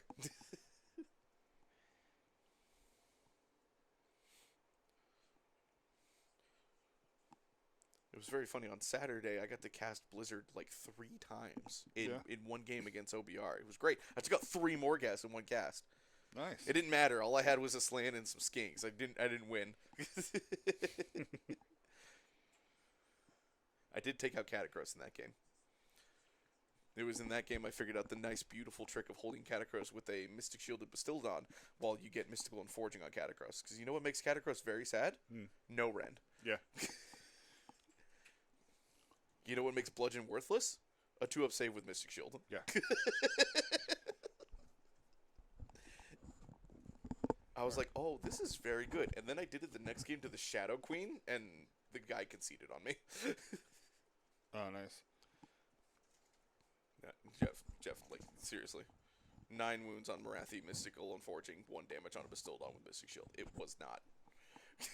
It was not worth playing the game. Yeah.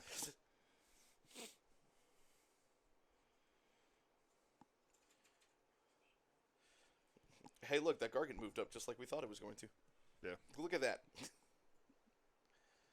I imagine we're going to see Bryan do some yeeting here. Yeah, so he's doing Intimidate. Chairgrat. Oh, he's doing Intimidate for his battle tech. Intimidate? That makes sense.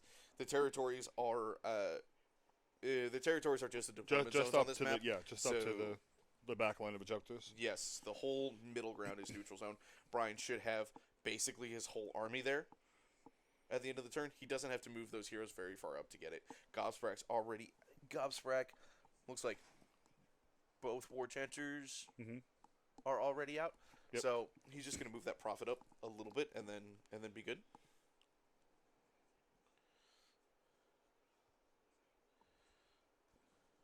So Matt unbinding the Choking Mist. Smart move. Yeah. Makes his combat a whole lot worse. Yeah.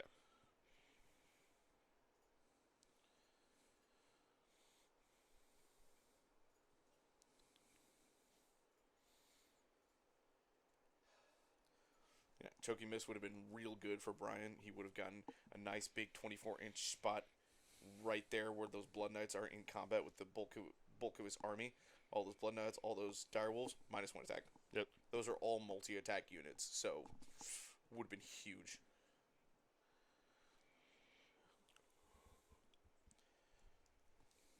Alright, so Mystic Shield on the Ardboys. Makes sense.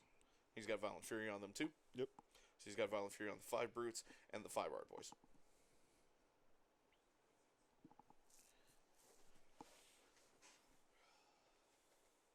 Oh yeah, the Weird Knob Shaman. So it's the War. So we got War Chanter. Yeah, the only thing that is currently partially in his territory, I think, at the moment, is that War God Prophet. So I've got the wheel ready. Or the scene with the wheel ready. we've been informed by the chair gut that the scene for the wheel is ready. So as soon as this game is over, stick around and you will have, you'll get to have as much fun, hopefully, as we will. We'll bring Joe in here. He's got to see his demise has to be broadcasted live on camera. Yeah, it does.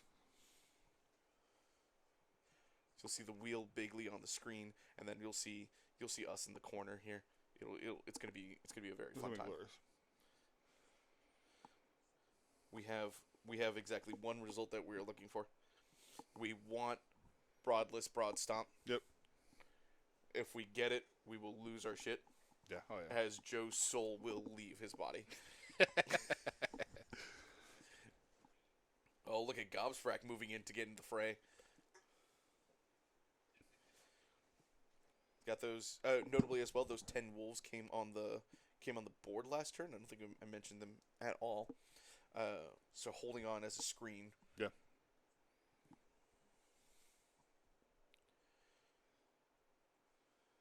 So Eli, what do those brutes do? Which brutes? The 5 brutes right there? Yeah. Personally, I don't think he does anything with them. No. No. You basically just see if Matt wants to just like 6-inch pile and move there. Which I think if Bryan put that bird within 6 inches, that he does. Hey, look, the Mega Gargant made it in. 2 up D6 mortals, same deal. 2 up on the black dice. Looks like we got it for 3 mortals on the wolves. I see A6, so Matt loses exactly 1 dog. Brr. Bark, bark. You kicked my dog. He came into Matt's house and he kicked his dog. You kicked my dog.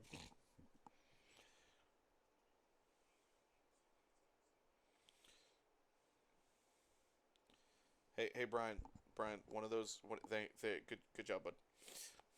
Glad he noticed before my voice went to him.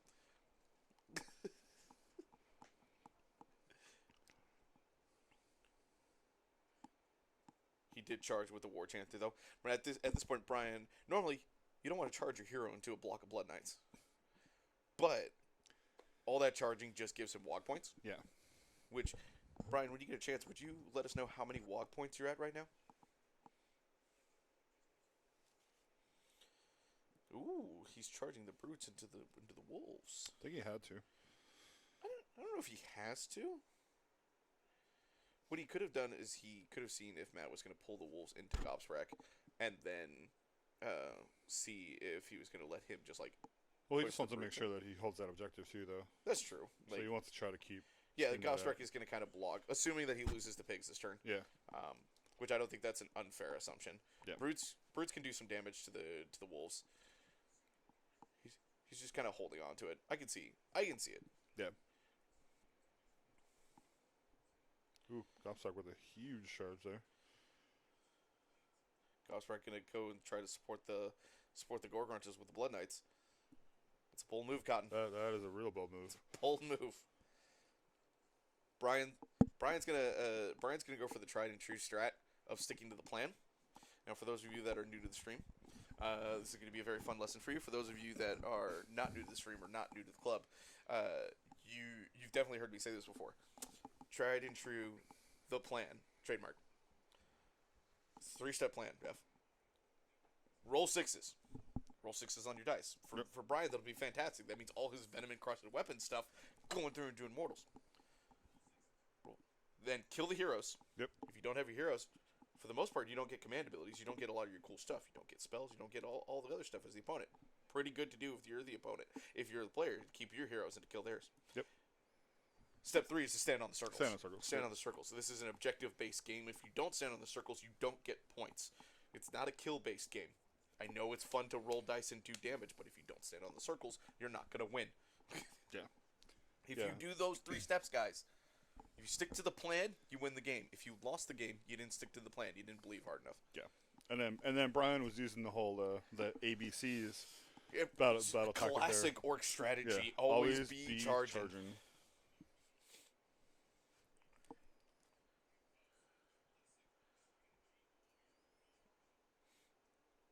I think we're done with charges, so So who do you fight with first here? I think Bryan's trying to figure out Monstrous Rampages first. Did we do those already? I don't think so. I didn't think so because I didn't see any like roar moves or anything.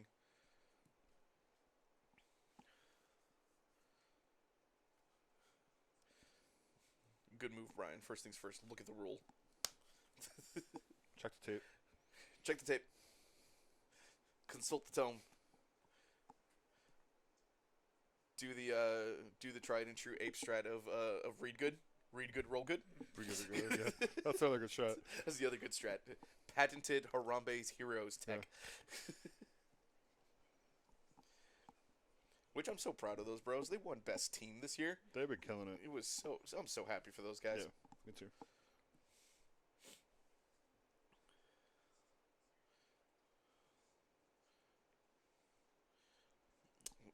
That dog Bryan is heavy. tried to pick up a dog.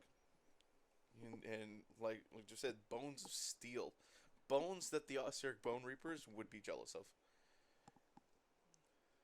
Someone didn't pay their tithe. Catacross is not happy.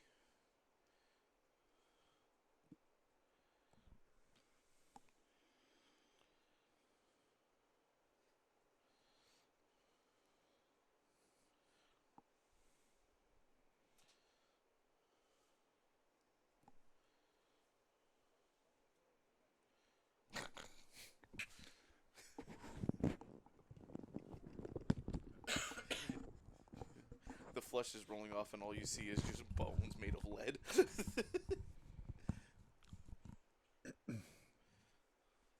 All right, so it looks like we started combat with the Mega Gargant. Rolled a 1 on what I assume was the Death Grip. Yeah. Rend 2 attacks. Yeah, is it Rend 2 goes through, saves for dogs. So, D3 damage each, so 7 damage total. That's 3.5 dogs.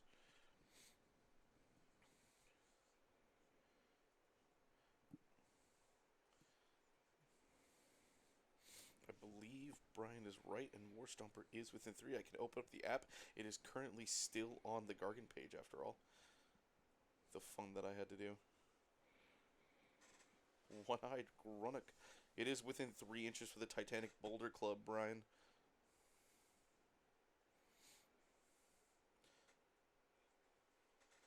Yeah.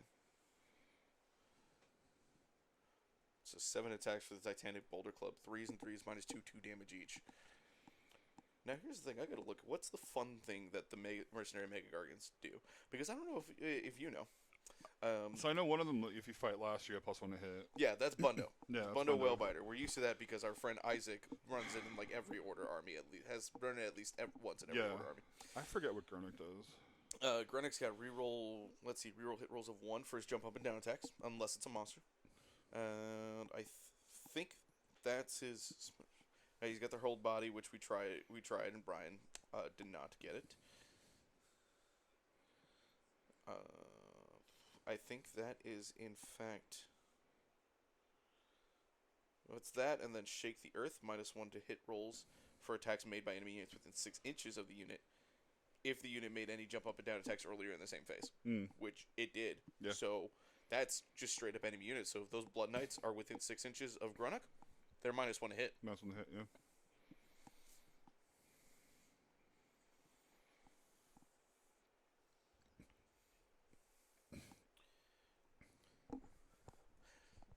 So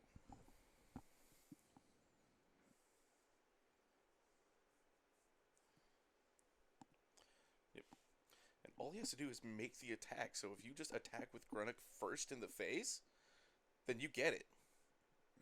Because you have to make all your attacks. Yeah.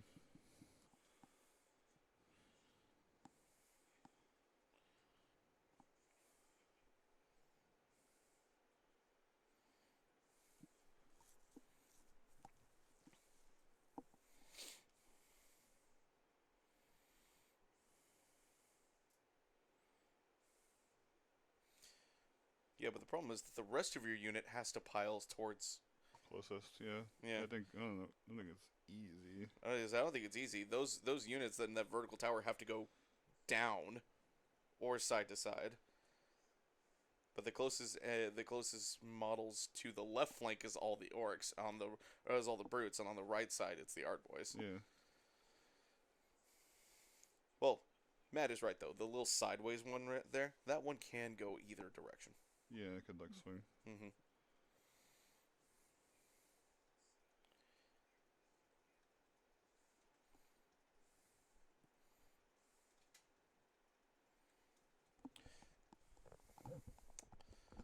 You could pick which one. Yep.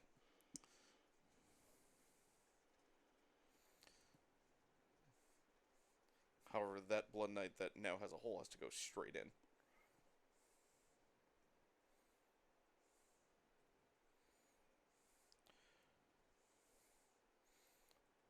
Yeah, you still have to pile your models to the closest enemy unit, so basically, right side go to Art Boys, left side go to Brutes.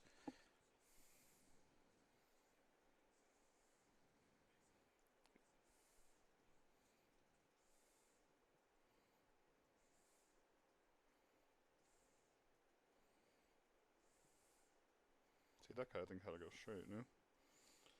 Well, Matt is piling him laterally, so he's not further away from the brutes. Because yes, the brute is the closer unit, so he does have to pile towards the brutes if he gets closer.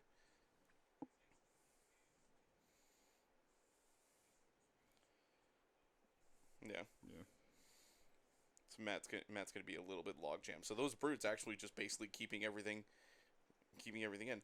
So at this point, Matt basically looks at it and goes, "Well, if I'm gonna do -1 to hit, might as well get as many attacks in as possible." Yeah, I thought that was going to be a little hard there. Yeah. Barely, but It's close. It's a little hard for us to see exact distances with the with exactly. the overhead, you know. And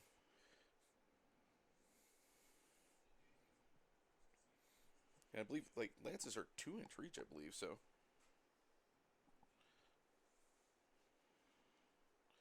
That's the destruction rules. I would like to look at the death rules app. Blood Knights. Yes, 2-inch reach on the lance. 2-inch Lance reach. or blade. They're 2 rend, 1 damage, right? Let's take a look. You are in fact correct, Jeff. 2 rend, 1 damage. They do have an additional attack, so they're 4 attacks per because of the whole ricochet from killing the Gore Grunters in turn 1.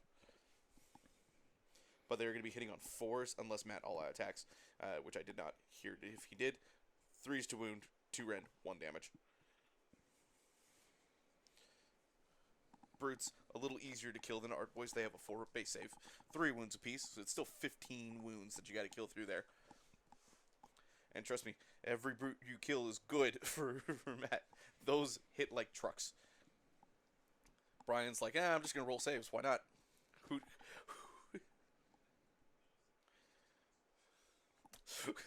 Whoa. What did I say the strats were? roll 6s? Re-good, roll good. Yeah. Roll 6s, kill the heroes. So far, Bryan's sticking to strats, sticking to the plan. He's killed 1 hero so far. He's rolled his 6s.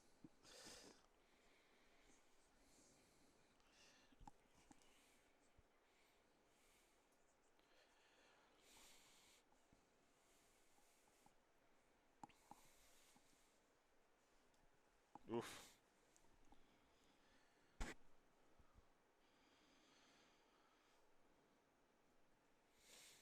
See, this was supposed to be a grind 'em out game, and then Bryan just went bam. Yeah, that was 4 5s. The gunslinger.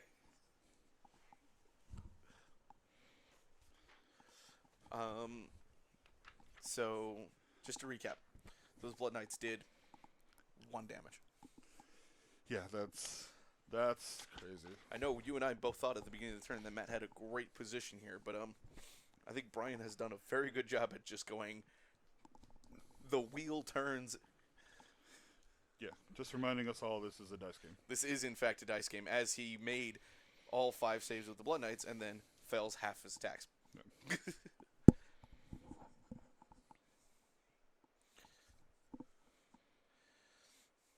Don't get into Warhammer if you can't handle dice and randomness, guys. I promise you. Sometimes the averages don't work. Sometimes your dice just say it's not meant to be. Yeah. I've been in that situation where I've miscast 3 times with spells. I have seen you do that. Mm-hmm. Sometimes you roll double 1s more than you roll double 6s, and it just doesn't matter. Yep. That's because you got to follow plan 1. Yeah, so I got to follow plan 1. Part one of was the that plan. part 1 of the plan? Yeah. Sometimes you also go through an entire hero phase and all your spells cast on a 13+. Like, it also just happens. I've been on both ends where I've miscast with 3 of my wizards in the same phase, and where all of my spells cast on a plus, like, 4.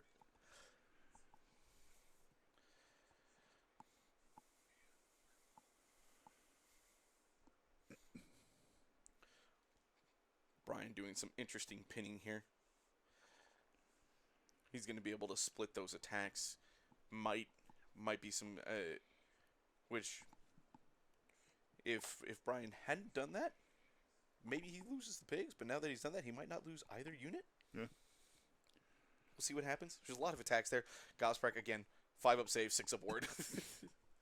Yeah, he's a he's And- not a he's not a very tough boy. No, he's got 4 damage on him, which means he's got, if I remember correctly, 10 wounds left. I think he's 14. Starts with 14, yeah, Yeah, he's at 14 wounds. and a 6-up ward. Yeah. There's enough attacks there that the Blood Knights could kill Gobsrack. Yeah. Oof, But again, you never know. Like, look at that. that's pretty sloppy. That's just a set of hits. It's just all in. Hitting on 2s here. No, he's wounding on 3s. Oh, winning on 2s. Yeah, he doesn't have the wound on 2s.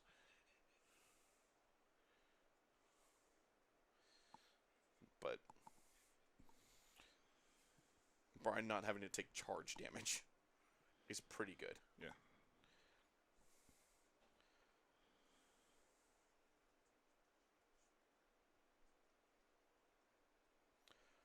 Yeah, so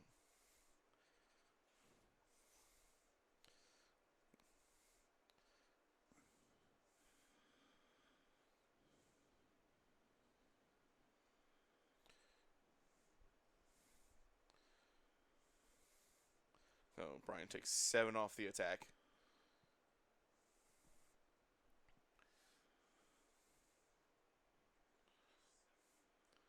So Matt, if you didn't, make sure you give yourself that command point back.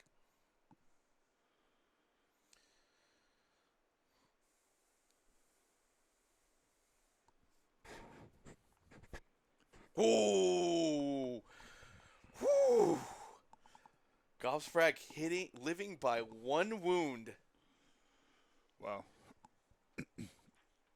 Bryan, them remembering that Matt did not have all out attack, so he had 1 less attack, Yeah. 1 less 'Cause Matt damage only go through. rolled He rolled 1, 1-2. 1-2. He rolled 1-2 to hit. So Yep. if we assume that it was one of the ones that was wounded, Bryan should have taken 1 less damage. Yeah. Oh, Crazy. and that ended up being the difference. Now in retribution, Matt's gonna just kill these 2 pigs. 7 damage.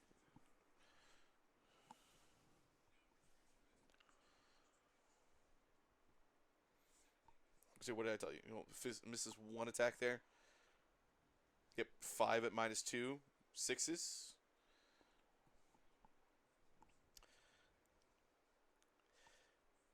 Bryan's sticking to the plan real good this Yeah, turn. yeah.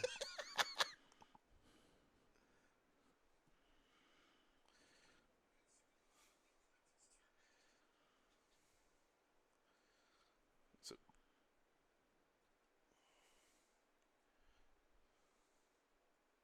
he had the 4. Oh, he's counting up. Good man. Only true people count up. True people count up. That should be like rule 4. That should be rule 4. Yeah, Count up with count your up. wounds, especially on monsters. Because we have people in our club that'll count up on some and down on others, I know. which makes me crazy.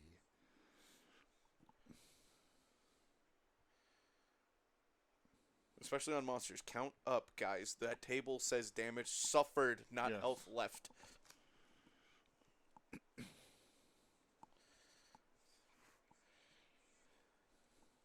Now, here's the problem for Gabi. Those Blood Knights next turn are going to be looking for vengeance. Yeah.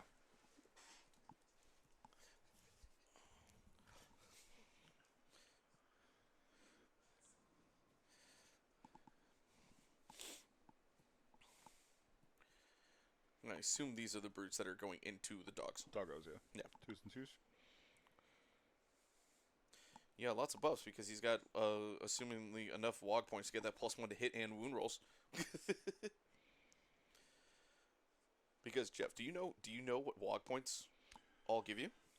I know you get +1 to hit, you get +1 to wound. It's some pretty good stuff. Yeah. So at 8 WAAAGH points, you get +1 to your run rolls. At 10, you get +1 to charge rolls. And these are cumulative bonuses. Yeah, you keep these. At 12, you get +1 to cast, dispel, and unbind for all your nice. orc wizards. At 16, you get +1 to hit rolls. And at 20, you get +1 to wound rolls. And 20 is what you care about. 24, you get your WAAAGH, but the WAAAGH's not that great. Yeah. Mostly because you have to spend all of your pool. And It go does all not in. matter it does not matter how many you have. If you have 24, if you have 30, if you have 50, 100, done. if you WAAAGH, you have to use all of them. You have to spend all of them. But you get +1 to your attack characteristics for all your melee weapons for the rest of the phase.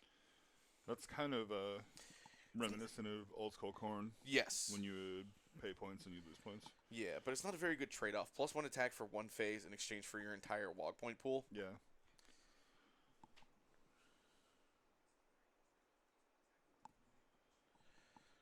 Granted, the funny part is that WAAAGH is not once per game like the rest of the Warclans. So if you somehow just like juiced it up and got like 24 on turn 2, you could like juice it up and get 24 on round 4. You could do it again. Yeah. But nobody ever does that. Usually they just get to 20. They're like, all right, cool, I have all my buffs, and then they shoot for the battle tactic to get 30 in one turn. Yeah. Or be 30 at the end of the turn.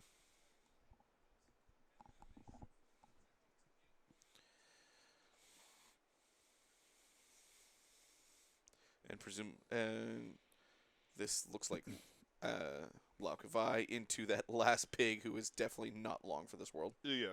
Especially with the all-out attacker. Oh, yeah.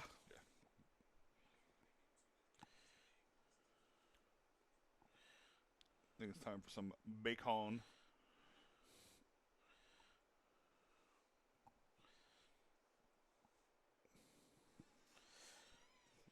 Bryan going to try to roll 2 6s again. Gets 1 6. 3 damage, kills the pig, though.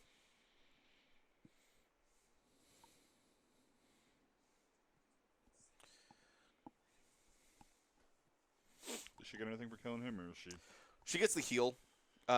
They already killed the pig earlier. She already killed a pig earlier in the turn, so she already gets the +1 attacks. Gotcha.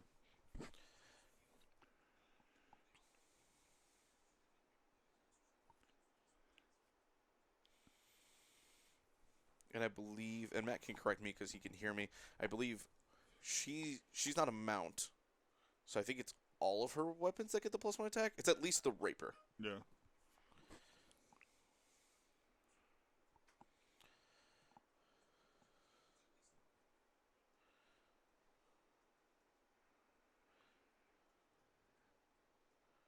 Yeah.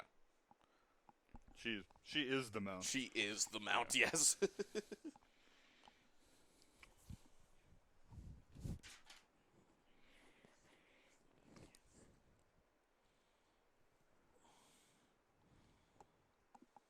Wow.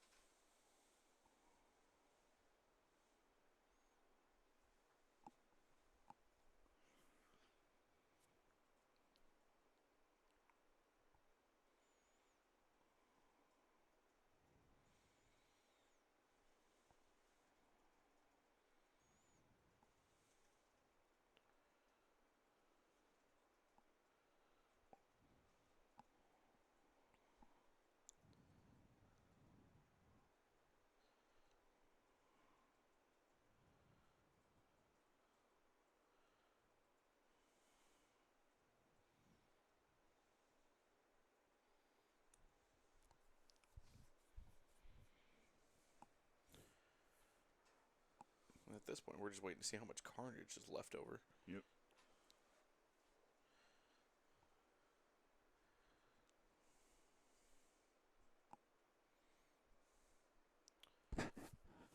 Because at this point, Bryan committed a lot to try to keep the top right corner of the board where it is. Yeah. And Matt's going to be able to just move down anyway. However, we did say earlier that getting your 1-2 more is pretty huge Yep. of a swing in this matchup. And Bryan's going to be able to do that.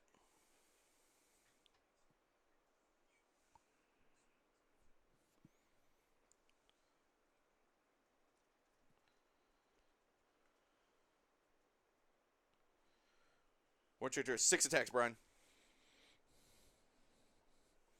6 attacks, 3s and 3s, no rend, D3 damage each.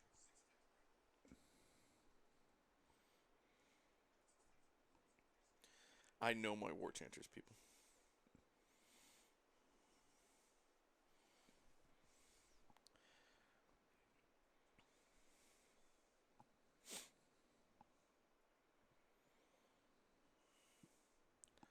Oh no. Joe just regurgitating the information that I gave him. I know what I'm talking about. My War Chanters hit with bones. What I need at some point in this game is I need Bryan to cast Hoarfrost onto the War Chanter and get that sweet 3 rend.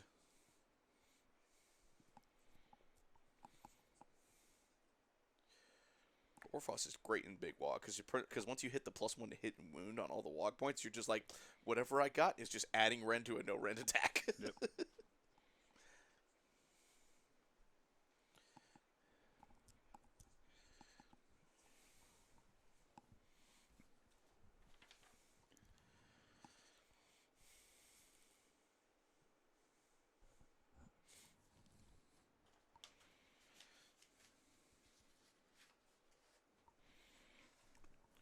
Matt basically looking to do 3 wounds here. Or he wants to do 6 wounds.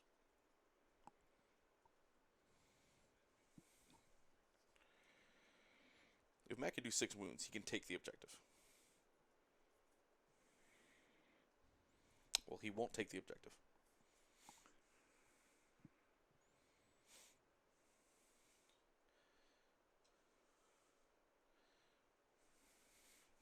Those dogs really got their teeth into that one brute. Yeah.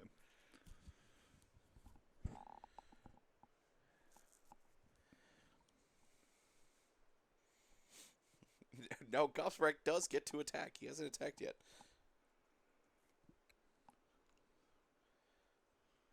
I see no 6s, no poison. That's not where you're supposed to roll the 6, Bryan.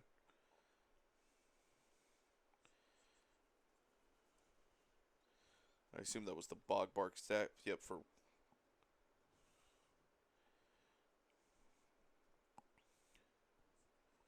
He's going to get 2 attacks with the Talons because he's on his last profile.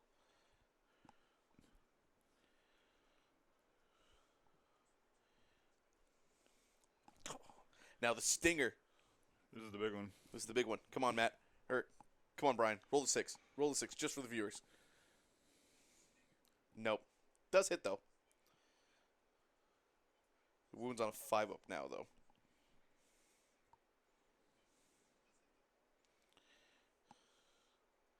Oh, wounded. Sweet. Oh, it's still the big one, though. Ooh.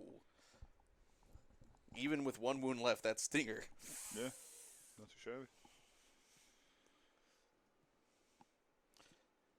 Why are there so many profiles on this guy? He's a backup stabber, dude. What? There's a backup stab? There's a backup stabber, yeah. Hey, you're a hero in the Krulber's army. You need a backup stab. Everyone needs a backup grot. or a Pakra. Fucker.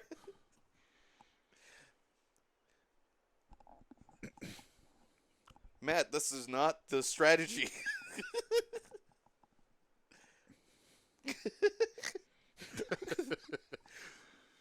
The middle of the board lost Vordry and then nothing else happened, and then the top right of the board was like Orcicide and then vampires. Who wins? Elite vampire soldiers or one birdie boy? Sting.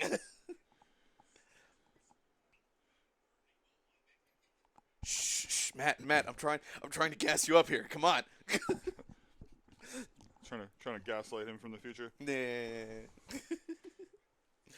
Nah. This is definitely not a great turn for Matt to weather.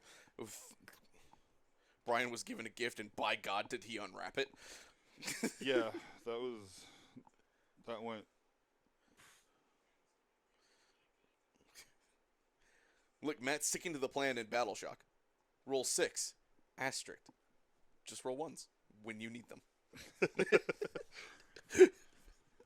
Yeah, that was rough for Matt. That was That was rough. really rough for Matt.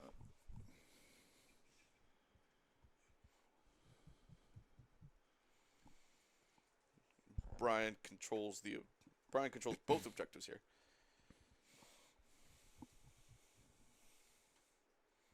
So there's that huge swing we were talking about, Jeff. We're gonna make it to round 3, guys. I believe. So that'll be 5 for Bryan there. It'll be 5 for Bryan.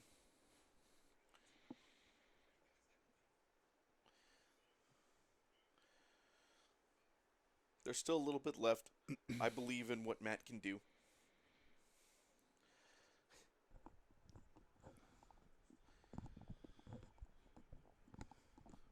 This combat definitely didn't go Matt's way. Bryan basically got everything he wanted out of this turn. Yeah, that pretty much went as bad as it probably As bad as it probably could for Matt. That went really, really belly up. Yeah. Bryan got everything he wanted. He Care Bear'd stare off the big hammer that was into his core, and he's holding on with half his anvil unit, and the other unit that's still gonna do well. That unit's still within 6 inches of the War Stomper. Bryan charged Gobsprack to pin the Blood Knights, and it worked. He didn't die. He got both objectives. He got the 5-point turn swing. Matt's not out of it yet. There's still a lot that he can do. Matt is going to be able to swing with the bottom section of Blood Knights before Grunnock can swing to make them -1 hit, which would be huge. If Matt's able to clear out a decent amount, I think about this in a way where the other problem is that Matt didn't lose any of his summonable units. Yeah.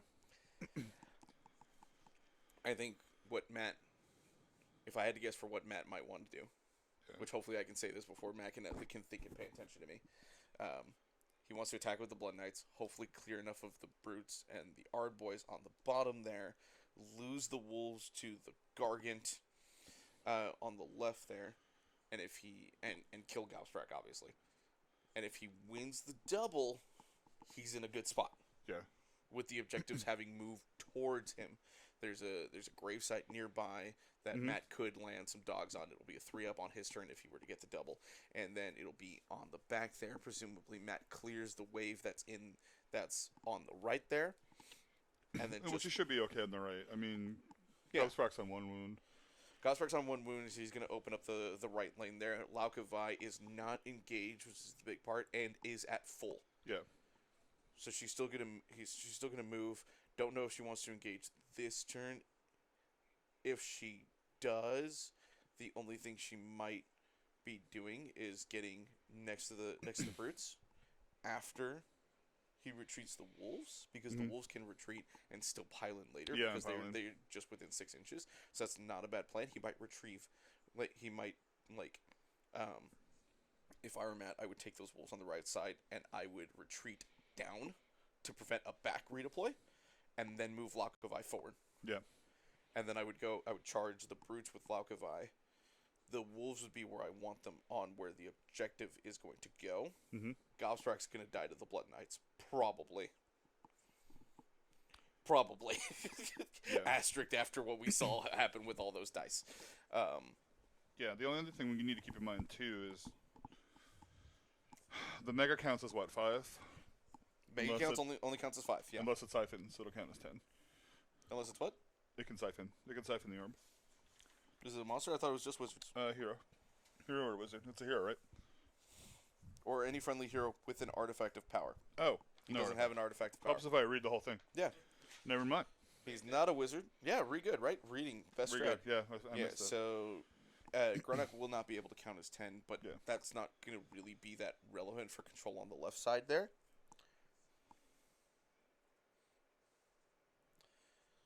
It's okay.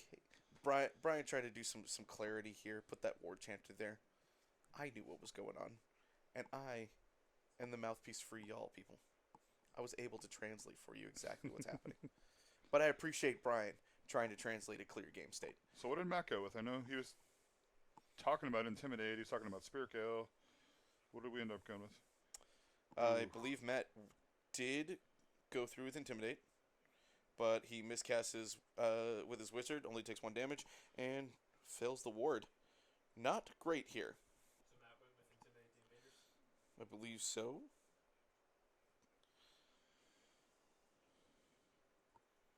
Matt, what'd you go with? Did you go with Intimidate?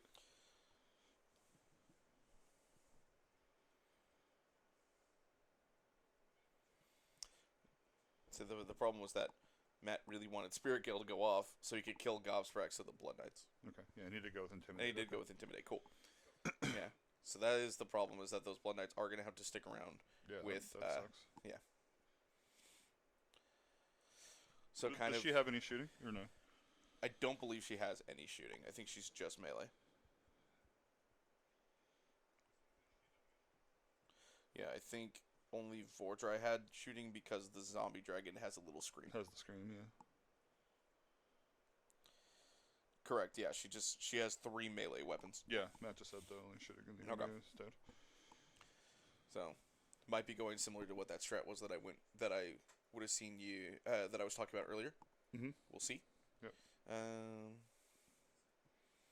not going to re-explain it again because now Matt is moving and doing things.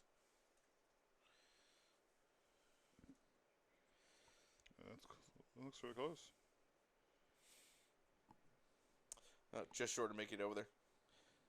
Heck yeah, I said all that stuff I said earlier about what I think he should have done, what I would have done if I was him, with the assumption that Laukovai could not just leapfrog over there. Yeah. If Laukovai could have just leapfrogged over there, hell yeah, that's what you do, man. Yeah. Like, bypass all of it, throw her into the fray. She's got a 3-inch range attack. If she could have been right there, she could charge the brutes and do the 3-inch attack into... Yeah. 3-inch attack into Gobsprack. Looks like Matt is deciding to fall back and hold where the objective is coming to instead. Not a bad idea. Yeah. If he wins the double, that means he can rally them back.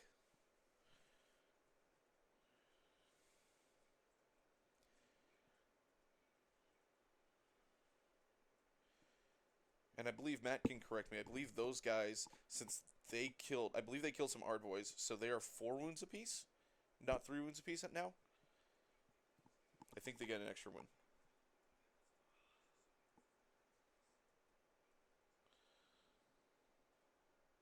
Looking it up, because no doubt, since he's in the middle of his movement, he's not paying attention to the things that I'm saying. They're just +1 attack? Yeah, he said that's old book. Oh, it's old book. Okay.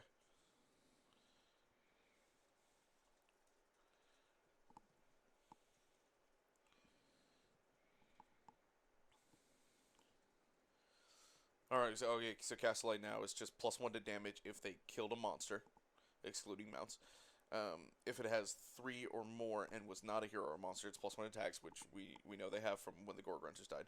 Yeah. And if it was wound characteristic of 2 or less, they get +1 inch to their movement characteristic. Okay. Absorb speed. So if they kill the Ardboys, they have an additional speed. Charge for the Which Mango. is great for them.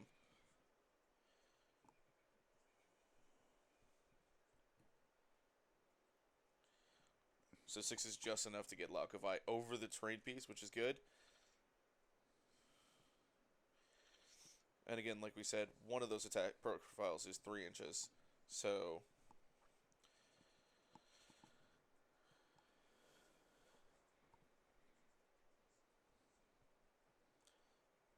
Blood Knights move what, 10 inches now with the additional speed? Mm-hmm. No, they move 10 inches base. It's 11 inches with the additional speed. Nice. It's pretty good. 11 inch speed, 4 attacks each on the lance. Yeah. Any ones that Matt can rally back are just really good.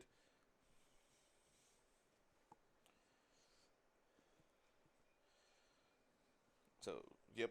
Gobsprack only at 1. No point in roaring. Just gonna, hey, look at that. Do 2 wounds. Get to reroll that ward. Nah. Still takes the 2 damage. So Matt is gonna lose that 1 Blood Knight.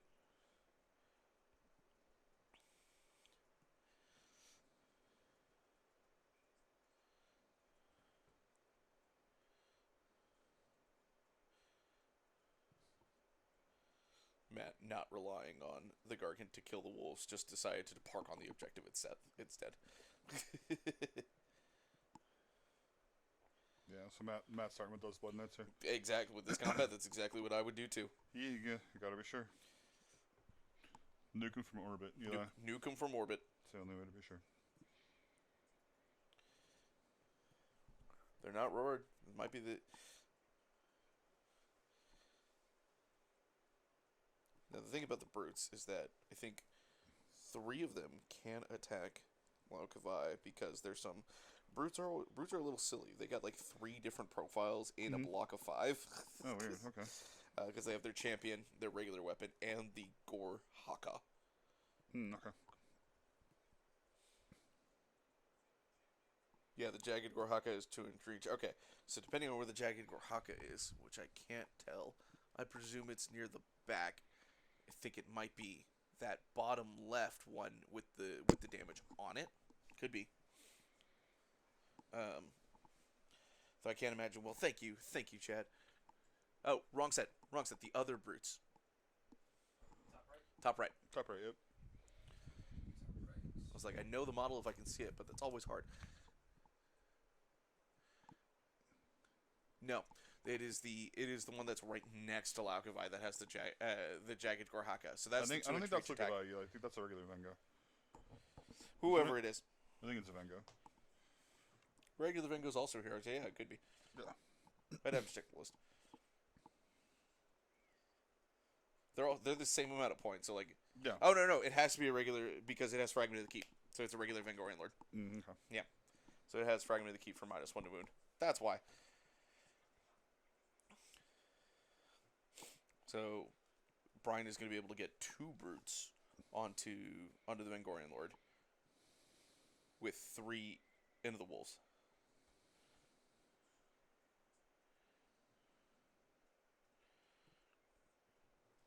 So now those last 2 Blood Knights have an additional damage on their lances. And then so is the Vengo because of the copy. Because the Vengo can copy it. Yep. Yep. +1 damage is very, very good. The only problem is that Bryan is very good. The only problem is that Bryan will get to swing with the brutes first. Yep. Unfortunately, only 2 of those are going to get in due to the pile-in restrictions. Although, well, Bryan could finagle a 3-inch pile-in. Nope. Bryan's basically going to have to do like a nice little follow the leader thing, where he's going to pull. So he's going to make that brute go. Are they 2-inch range? Just the Jagged Gore Haka is. But, which is that first guy that he moved. So he can move him down a little bit, play a little follow the leader, and get 3 of them in. Yeah. By doing a little line around.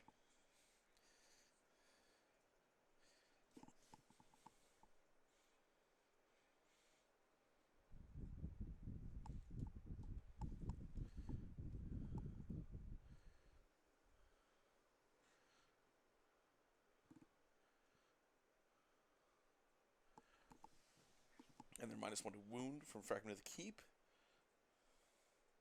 Which, yeah. I believe he's +1 to hit and wound at the moment, so he's just back on his normal, which is 3s for everything.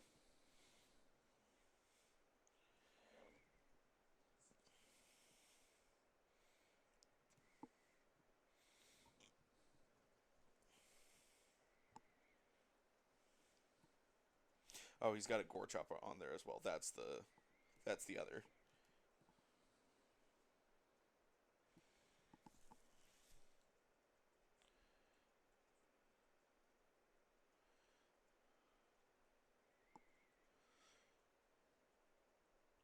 Oh, Gore Haka, okay.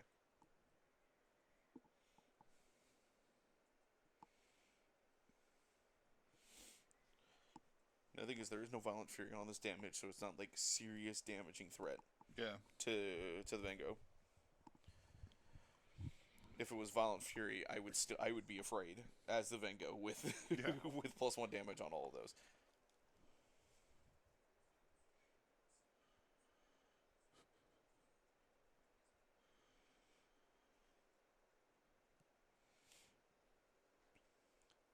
So 2 out of 10.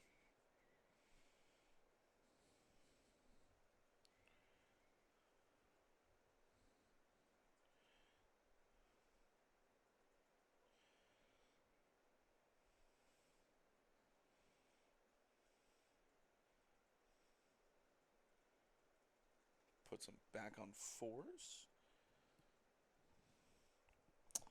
Wow. Look at that, Bryan. Sticking to the plan. Oh my God, Matt. Matt, I think it's time we exchange those dice out.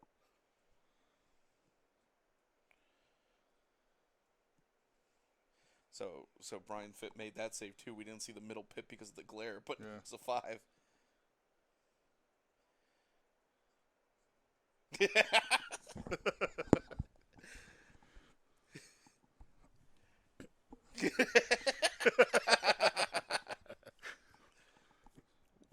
One. All right. So the Vengo does 1 damage to kill a brute and heal 1 of the 2 damage that are taken.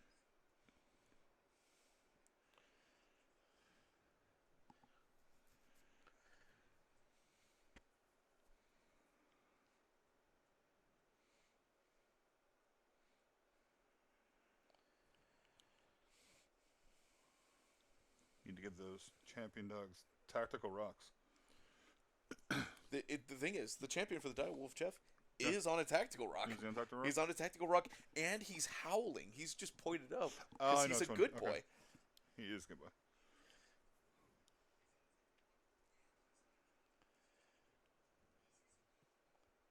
Thing is, I believe these are Joe's dogs, so it's okay. They can not be that good.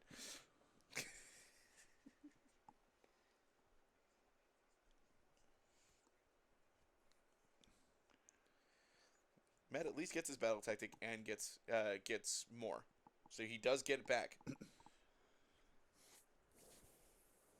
He doesn't take. No, he doesn't take this one. Vango counts as 2.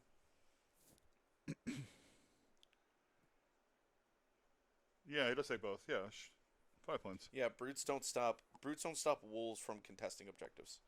They only stop 1. I believe they only stop 1.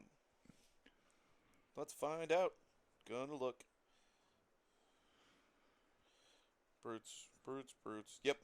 Just wound characteristic of 1. Yeah, so 5 points for Matt. Churgrot. 5 points for Matt. Because of the fact that Matt, in fact, did do 1 damage to the brute to kill that brute, he does take that objective. Which is what we said. Matt could have had a good turn. A double, and Matt's not in a bad position. Big prio here. Big prio. Turdu didn't go. Oh, yeah. Duh. She's a monster. She counts as 5. Thank you, Matt. All this finagling of 5 to 4. It's 8 to 4.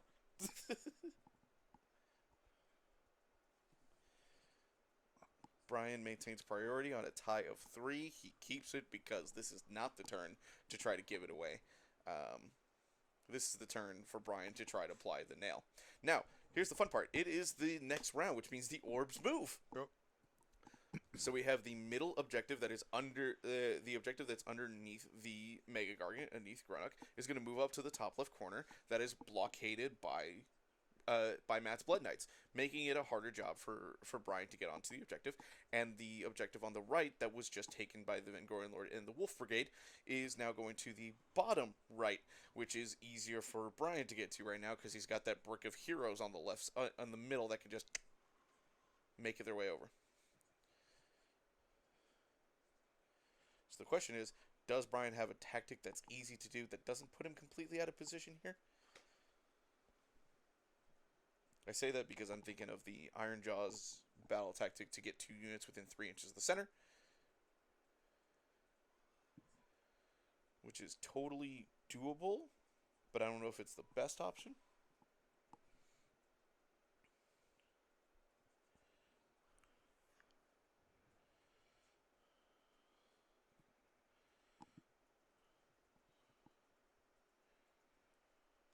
Oh, he is going to go for the Iron Jaw tactic. Churgrot, I'm going to look up exactly what it's called. So 1 primal for Bryan. Churgrot. 0 for Matt.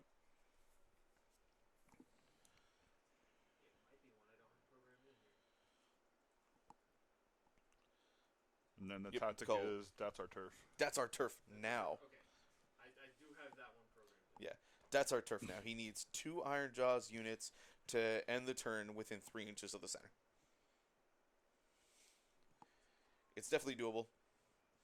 He's got those R-boys that can easily move up there. He's got the brutes that can probably retreat their way out of it. Well, no, the fact that he's locked right there. I guess he could Mighty Destroyers he can mighty destroys the brutes so that they move over and then retreat. Yeah.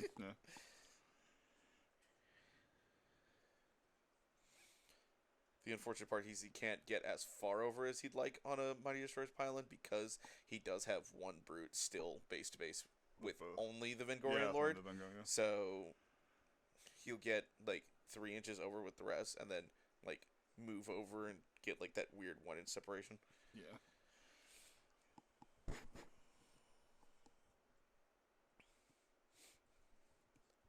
But he also could just like auto run the brutes in the bottom left corner into the middle. Be totally fine.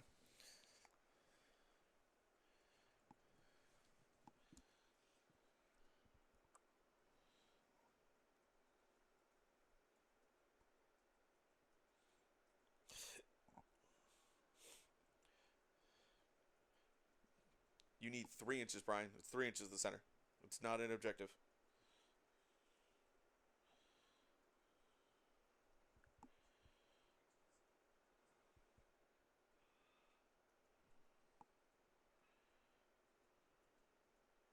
Before he starts measuring it like an objective, because I totally would have thought it was 6 inches as well until I had looked it up.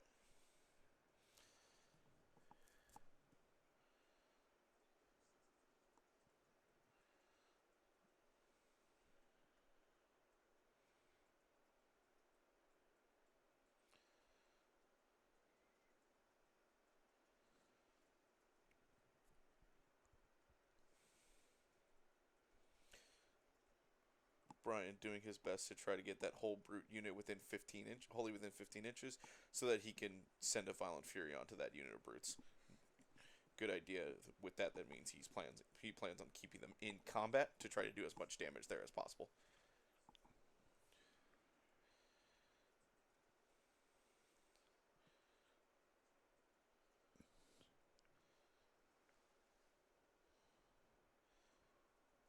The thing I am noticing is that Matt has not rallied at all.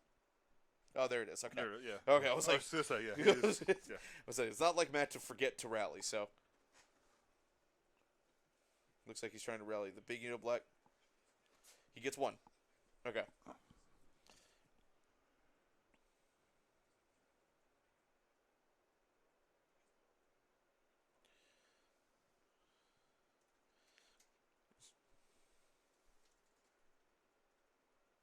Mighty Destroyers does not start the hero phase, so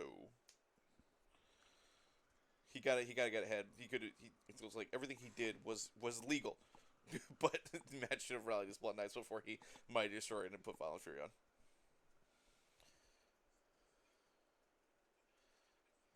Wait, why did Matt remove and push those Blood Knights over to the side?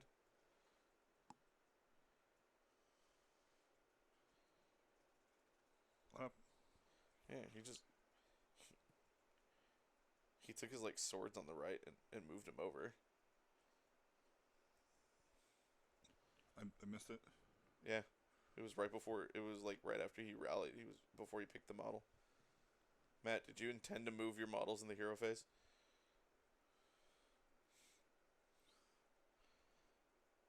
Oh, those 2 in the right corner? Yeah. There? Yeah, they did move. Matt moved them before he put the model back on the objective. Was he thinking they're not on the board anymore? He still has them. Yeah, maybe. I would hope he doesn't get rid of models that he has.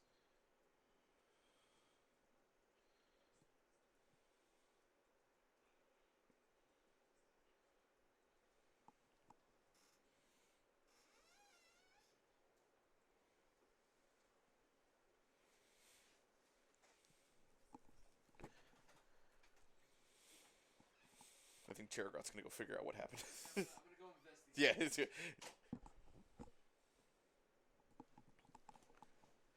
Because that's great for Bryan if Matt if there's just something that just says, "Hey, look, those Blood Knights gone." There we go. Okay, good. Yes. Oh, good. It looks like Matt heard, understood, and now everything is fixed. Glad to hear it.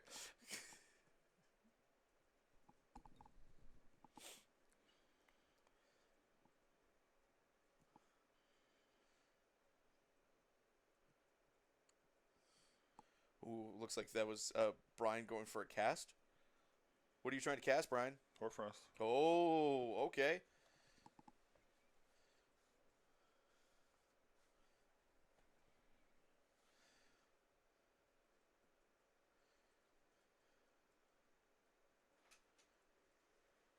Yes, Matt is trying to keep it clean So, board if the today. guy that moved is the one that can cast Blizzard, he cannot cast Blizzard. Oh wait, no. The guy that moved was a War Chanter, not a Shaman. He can still cast Blizzard.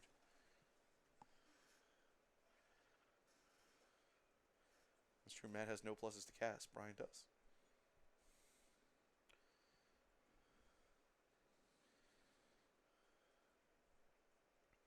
And Brian going after Blizzard's not easy. He only had one primal dice. He just spent it to get Hoarfrost off. Yeah. He's looking for an 11 on the dice. Yeah, Brian. And normally you do want to pick the weapon before you roll the dice. Yeah, that's a weird sequencing on that spell. You pick Yep. the weapon before you roll the... No, you roll the dice, and then you pick the characteristic after you roll the dice. You pick the weapon profile, then you roll the dice, and you pick which Yeah, characteristic it yeah. goes You on. can't see what you roll. Or yeah, it is a weird sequence. It is, yeah, it is a little bit weird. Oh, it looks like Mystic Shield got off. Okay. Mm-hmm. So we've got Mystic...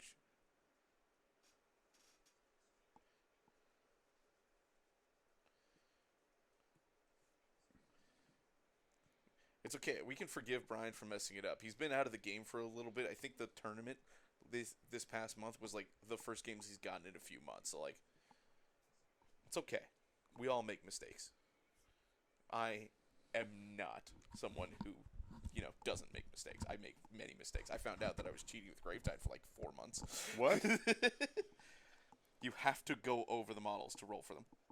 It's not when you land within an inch like Pendulum did, like I thought it was. Oh, really? Yeah. Well, you're not the only one that's been messing that up.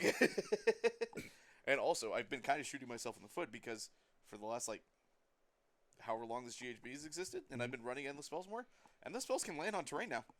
Yeah. They just can't set up on terrain. You didn't know that? No. Yeah, you can't set up, but you can move So on there's it. a lot of times where I, like, make my Malevolent Maelstrom just, like, stop short because I'm like, I can't land in that terrain. And my opponent's just like, yeah. And I'm like, okay. I still reach what I want to reach anyway, so it doesn't matter.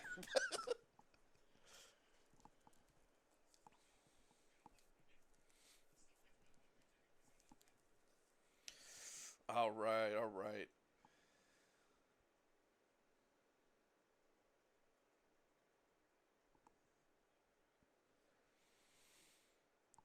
Wait, I don't know what happened.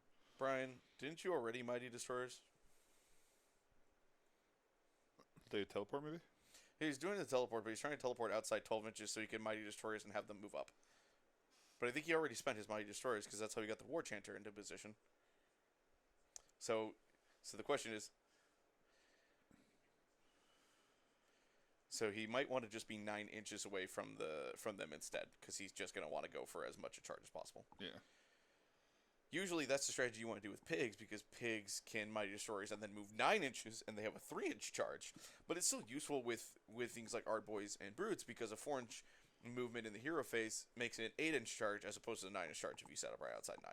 So...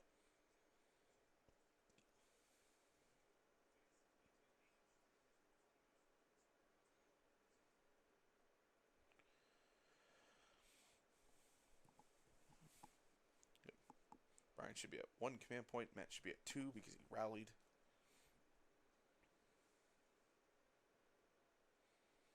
And Brian will send those Art Boys right outside 9 inches, which is... He should be able to touch that objective at 9 inches because Matt's not within 3 of the center, at least from our perspective. Yeah. But it's hard to tell if he put them right on the objective.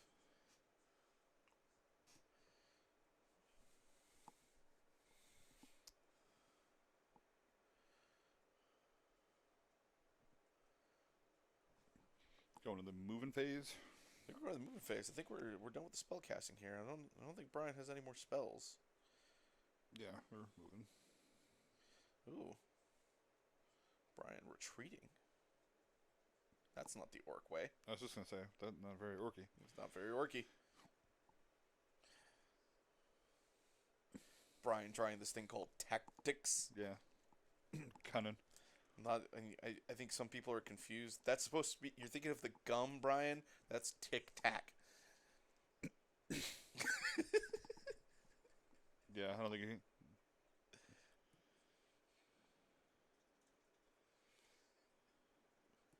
Oh no, Matt brought up geometry. Yeah. Oh. Brian screwed. Brian screwed.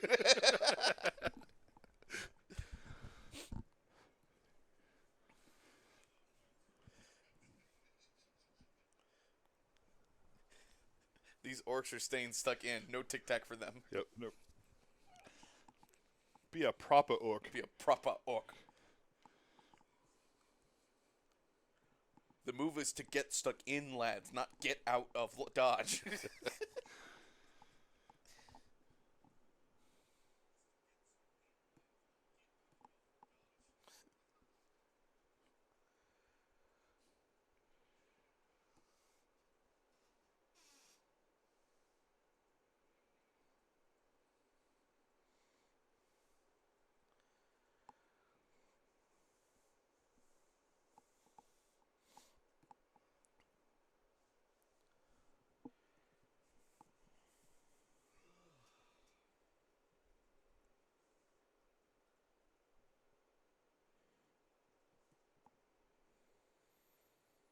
Get that nice run.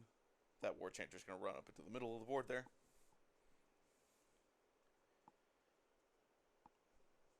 And presumably the other War Chanter will then run around and do the same thing.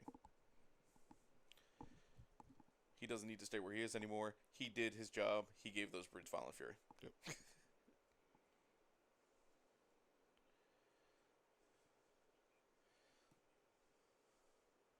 You're not bad, Brian. You're just out of practice. Yeah. Big difference. Big difference. It also may not matter.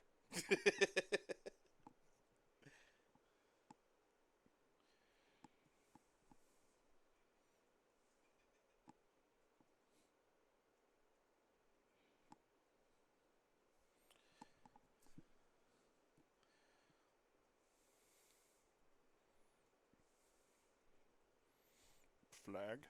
Flag. Destroy Benaboss.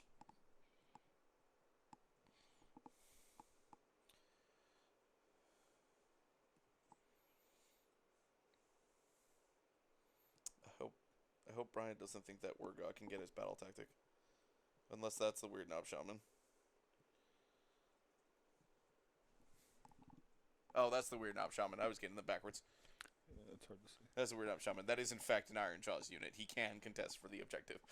Or for the battle tactic. Just don't forget to move your wound count up there, Bryan. Thank you, Matt. Trigger, can we zoom in on the middle? Yeah. I can't do an exact middle yet, so I think the closest you're gonna Bottom left would also work. There you go. Yep.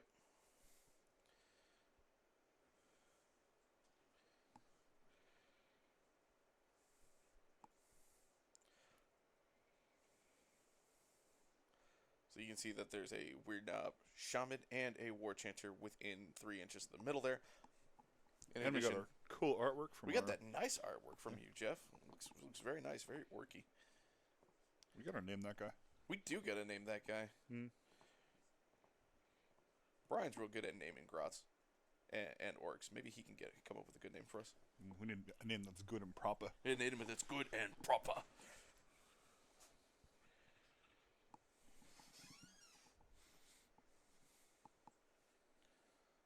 So I believe that was the Ard Void charge. So those Ard Voids charge from the top, they're not on the screen because we zoomed in on the bottom left. But they got into the Blood Knights. That's as far as they would go. See? Look at that magic. They come back and they're gone. Now, Gronek is going in as well. Got, I believe, a 12-inch charge. Crush. He only needed a 3, so it doesn't matter that much. But It's always fun rolling a 12 for a charge. oh, yeah. Especially with Skybrand. Oh, I'm sure. Through a feeble screen. So people don't know how to do properly. Don't you get a third dice on that roll, too? Oh, yeah. I think that one was Still a a 12. 14-inch charge. A 14-inch charge. Okay.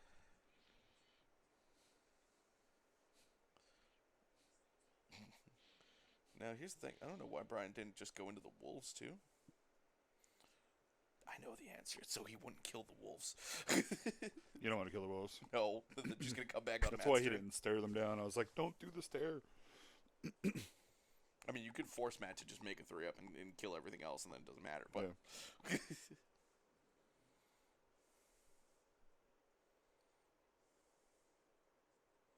Oh, it's because he's just going to go in with the brutes. That'll work. Too. Silly me. Charge with everybody. ABC. ABC. That's the Orc way.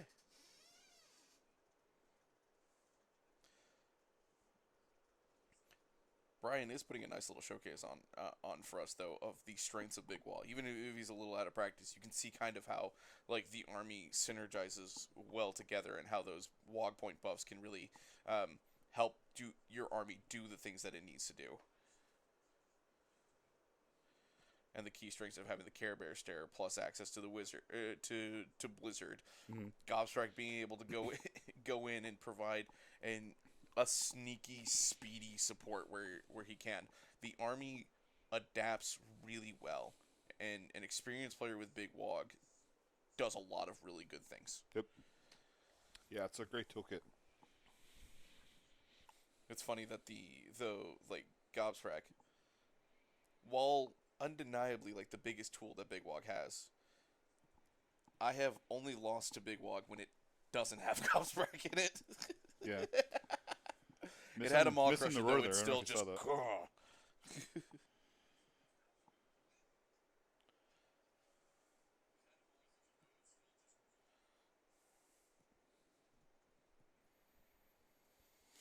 Alright, so Grunix can go first, which makes sense because he wants to get the -1 to hit bubble up on those Blood Knights. Yeah. And the Wolves, which, less important. Alright, Bryan hit his home.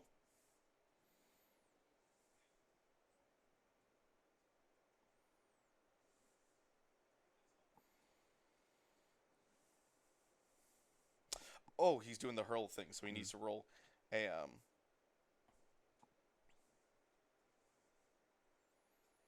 he's trying to just straight up remove a Blood Knight. That banner looks pretty tasty. The banner does look pretty tasty. Looks like that banner could floss his teeth. He doesn't get it.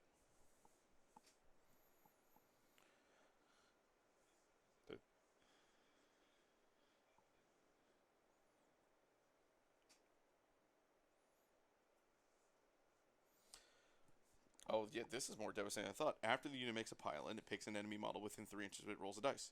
Add the hurled body modifier, which at the moment is +2, top bracket.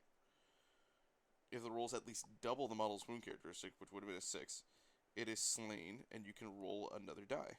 So it would have been a 4 he would have needed because he's +2. On a 4-up, yeah. And you rolled a 3. So, yeah, on a 4 he would have gotten it because he's +2. And then on a 4-up, he would have made an enemy unit suffer damage equal to the wound characteristic. So he could have just removed a Blood Knight and did 3 damage to the unit. Another Blood Knight. And maybe removed another one. Well, you pull the... You pull the banner, Pull and, the banner, and impale somebody with it.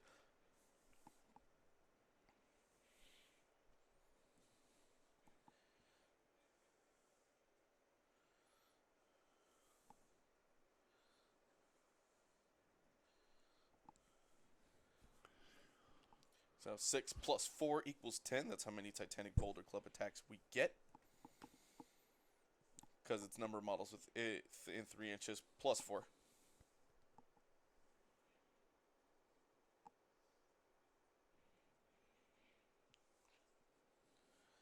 But to a max of 10.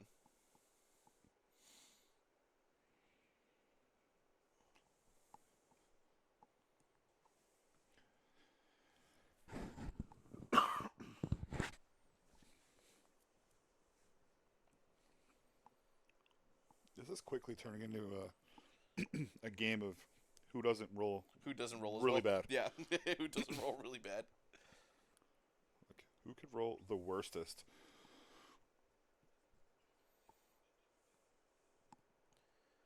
Looks like Matt only took 4 damage, only lost a Blood Knight, but those Blood Knights are now -1 to hit.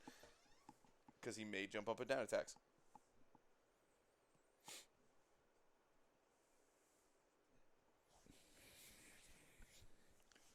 Alright. Maybe the Vengo could do better than the Wolves this time. Let's see. Maybe. She still failed the roar, so those guys are getting +1 to save. Well, Matt hit. Yes, that's good. Starting off good. Put him back on 4s. Okay. However, Bryan rolled bad.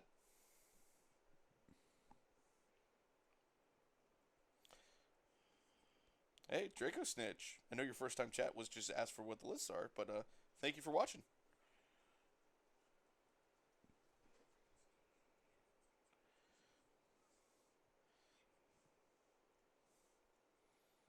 There's now a very distinct lack of brute on that side of the board. Yeah. This is what I thought was going to happen last turn. Yeah. This is what I thought was going to happen last turn, too. Yeah.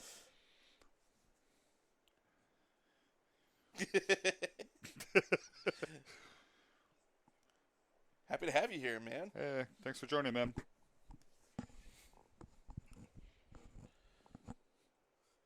Nobody puts baby in the corner.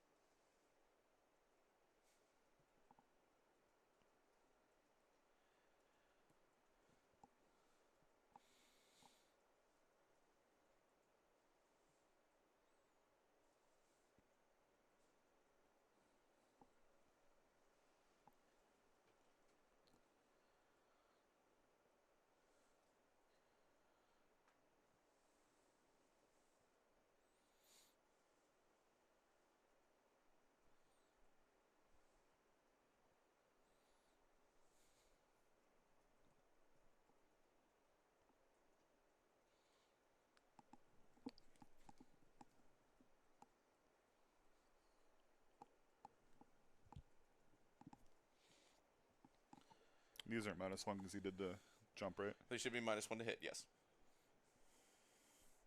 So it makes them 4s and 4s. Still +1 attack, which is good. Might balance it out mathematically. I don't know. I'd have to look at it. Oh, shit. 5s. He's on 5s now? Ooh. Why are they on 5s? Well, -1 to hit. I thought they hit on 3 space, but I guess they hit on 4 space. I was going to say. Yeah. Sorry, Matt. We're like messing them up. Sorry, Matt. Okay. Now that makes sense. They were the mount attacks. Okay. I thought those were your lances. Yeah, Jeff and I were so confused. Yeah, we're a little rusty. It's been a hot minute. Yeah. Look, I've never had someone do the mounts and then the lances against me. So when I see the first profile, I just assume. I agree. Yeah, that was weird.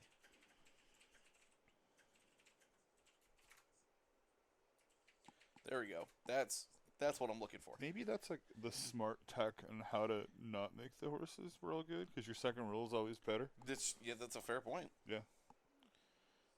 Maybe I need to do that with my chargers. I'm so doing that the that. 2 damage I'm attacks. doing that. Yeah. I'm rolling mounts first. Matt playing 40 chess, as always. This is why I always get 6s with my Venomous Jaw, because when I look at it, because the Troglodon, when you roll 6s on the Venomous Jaw, it does 3 mortal wounds, right? So if I look at the War Scroll card, I roll it first, because it's the top profile. If I look at the app, I roll it last, because it's the last profile, or the other way around. I always seem to roll the 6s when it's the last attack, not the first attack. Oof. Yep. All but one Ardboy. Not surprised.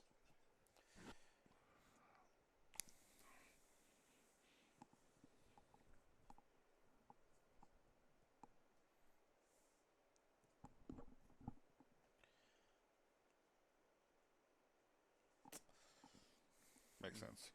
Matt clarifying for us that he had to split the mount attacks, and therefore he just decided to roll the mounts first. Yeah, he unlocked the new tech, Matt. He did unlock the new tech. Yeah, always roll mounts first. Mm-hmm. That's rule number 5. Is there going to be rule number 4? 4? Yeah. 4? 4. Roll your mounts first. Mounts first. Because I mean, technically, the guy is on the thing. That's the true. thing should go first. That's fair. It Yeah. does reach first. Further, yeah. Yeah.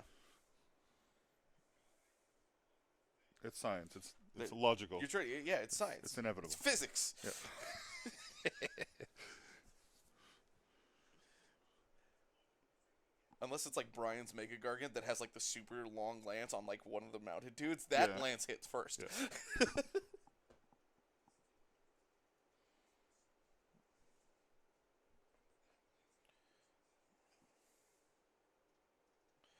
Now, my question is that Mega Gargant on that objective up there? Does it? I What? think it is. The Mega Gargant, I think, is on that objective. And if it is, Bryan gets both. As long as he has a command point to auto pass that art boy. Yeah. Yeah, I think he is on. Hard to tell. Battle Shock.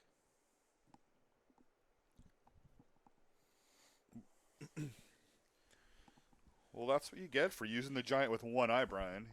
He has Yeah, no exactly. depth perception. One eye. It's tough. How are you supposed to hit? Yeah, depth perception doesn't work. It's tough.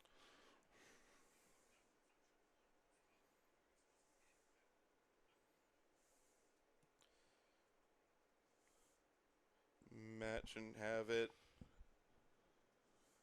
Why did the Blood Knights take it? There's only 5 models there. Bryan has a 6 objective count. Yeah, and he's outside of 3, so he can't siphon the orb. Yeah. If he had a. Oh, there it Ooh. is. Now, nobody takes the objective because it's 5-5. Sinister terrain relevant. Like in the throws, the end of the edition, it does something.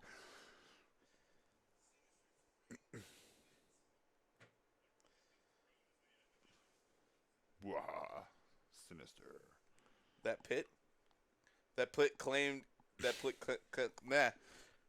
tar pit claimed an Arboy. Just reached up, pulled it down. Yeah, no, should be a 5-point turn for Bryan though. Is it 5? Or 3, but nobody controls the top objective. No, it's only 2-point turn. Oh wait, you're right. He has Yeah, I that said one. Bryan has the bottom right objective, and he got his battle tactic in the middle, so he should get 3 points. Nobody controls the top objective because the contesting is even 5-5, and nobody controlled it. Correct. Okay. If Bryan had passed the battle shock test, he would have had the objective. Right.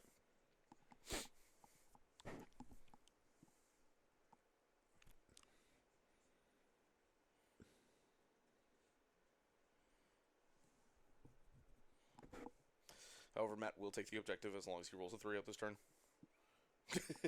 Yep. Whoa, barely.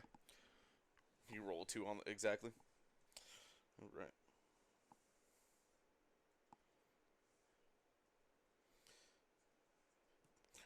Bryan gonna try to heal that WARCODA. Just too brave. Yeah.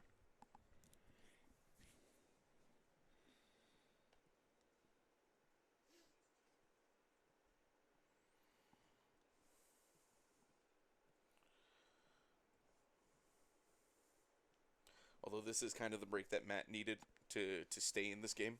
Yeah.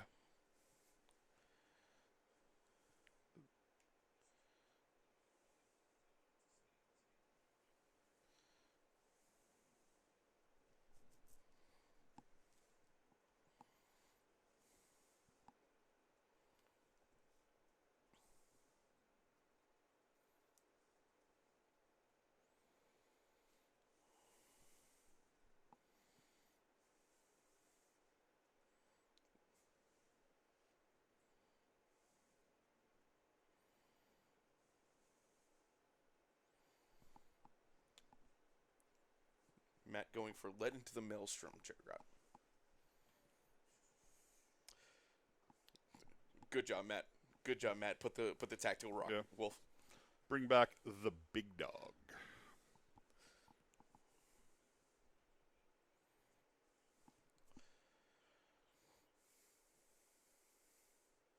For command point, bring it back. Blood Knights. How many 6s can you roll? I see none. Oof. Rip.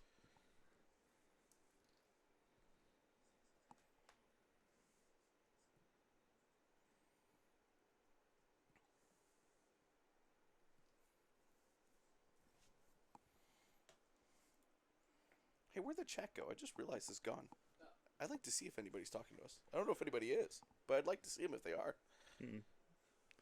So Find a way to integrate it into the Yeah.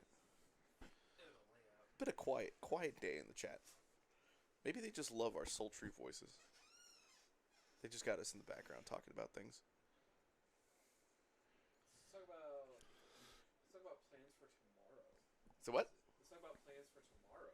Y'all got plans for tomorrow? Plans for tomorrow? What's for tomorrow? Tomorrow's Wednesday. Tomorrow is Valentine's Day here in the States. If you happen to be, I don't know if it's a worldwide event. It's a corporate event here in America. Yeah, we don't do that one. Well, it's like this is bull. We're not doing this. I will be building and painting Storm Fiends tomorrow. That's what I'm working on. I don't know what I'm doing tomorrow. I finished one Storm Fiend. So Matt did Matt cast another spell? Matt got another spell.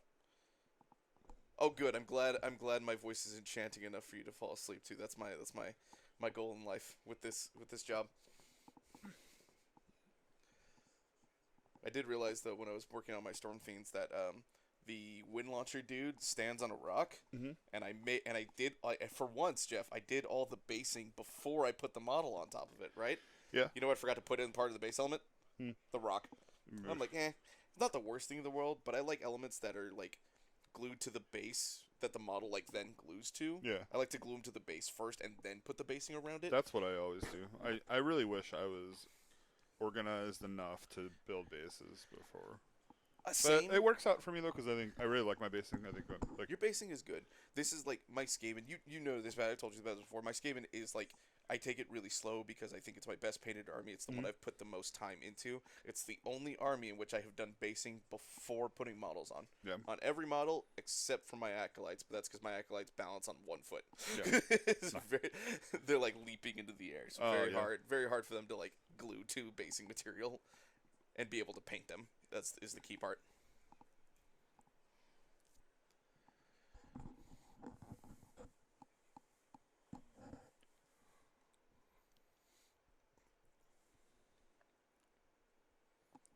Now the problem is that I can't find a Doom wheel. So if anybody out there knows or has a store near them that has a Doom wheel for a fair price, because I'm not paying $90 on eBay for one, please hit me up. If you DM the Twitter account for DeWeirdCast, Joe will get you to me. I will pay. I just want to pay a reasonable price for a Doom wheel, people. the going rate at 160 not reasonable. I would like to not pay $90 to get it from Europe for like a $35, $40 model. Storm Fiends you can reliably get for cheaper than MSRP, but Doom wheels? Nah. 250%.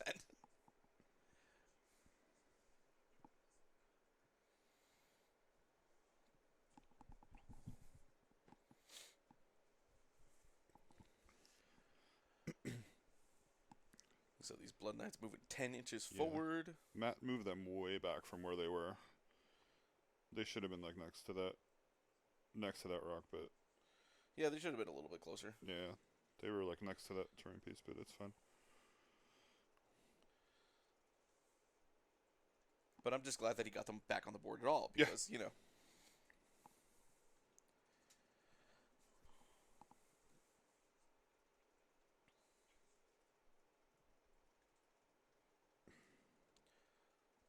Those Blood Knights are going to be retreating. As far as I know, Matt does not have retreat and charge anymore. That was old book.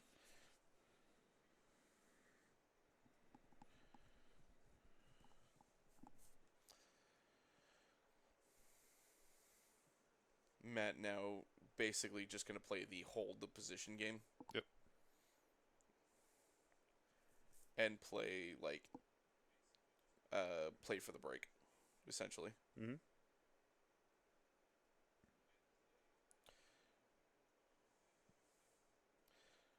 Now, what I wish Bryan could redeploy, because it would be the perfect time. You can't redeploy? No, he redeployed the Weird Knob Shaman. Oh, okay. Because he redeployed the Weird Knob Shaman. I mean, Grunic is still on that objective, so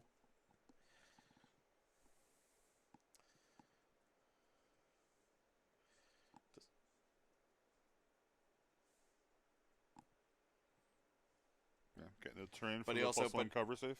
Smart. Matt, you should not control the objective. You were tied 5-5. I don't, unless something counts as +1 there that I don't realize.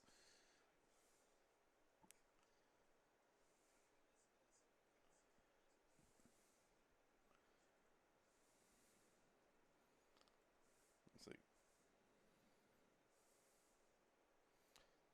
maybe we're wrong, and Matt will clarify why he has that objective.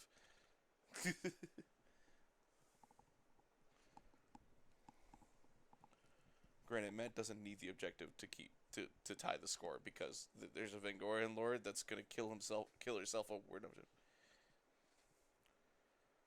Oh, it's not on it. Gronek's Okay. not on the objective. He looks like he's on the objective. Yeah. It's hard to see. It is.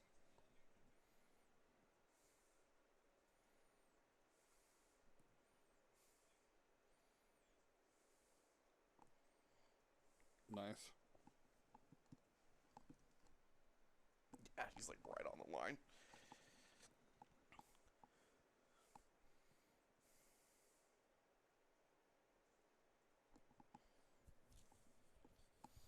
So Matt will likely go up 2 points. That's only going up by 2. He will go up by 2 because he'll control. 1, 2 more. He'll get 1, 2, and more, regardless of what happens with the combat with the Vangorian Lord. Yeah, battle tactic is done now, so. Because he did lead, right? Yeah. Yeah. At this point, Bryan might want the wolves to spike.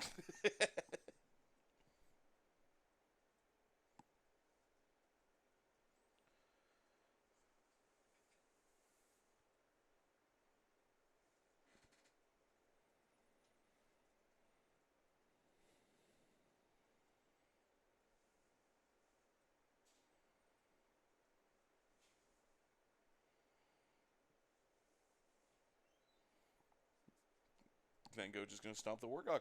Force Bryan to make his wards. Yeah, Bryan just makes his wards. Oh no, 1.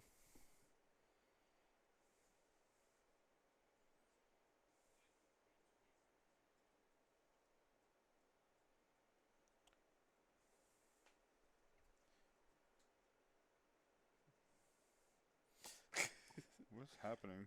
So Bryan first messed up in geometry. Now he's messing up arithmetic. It might be time for Bryan to go back to school. Yeah, it's just a little late. Nah, he's probably just been spending a little too much time playing Skull and Bones beta, and I understand if you become a pirate for too long, you might lose out on your arithmetic skills. Jeff, can we talk about the Smash and Bash dates? We can. I'm just double checking. Draco Snitch, the Smash and Bash dates have been confirmed. They are April 27th and 28th. In fact, I guess we can go ahead now. We can do the sneaky reveal. We can Nobody do else the knows. sneaky reveal. But we will be at Dragon's Lair in Austin.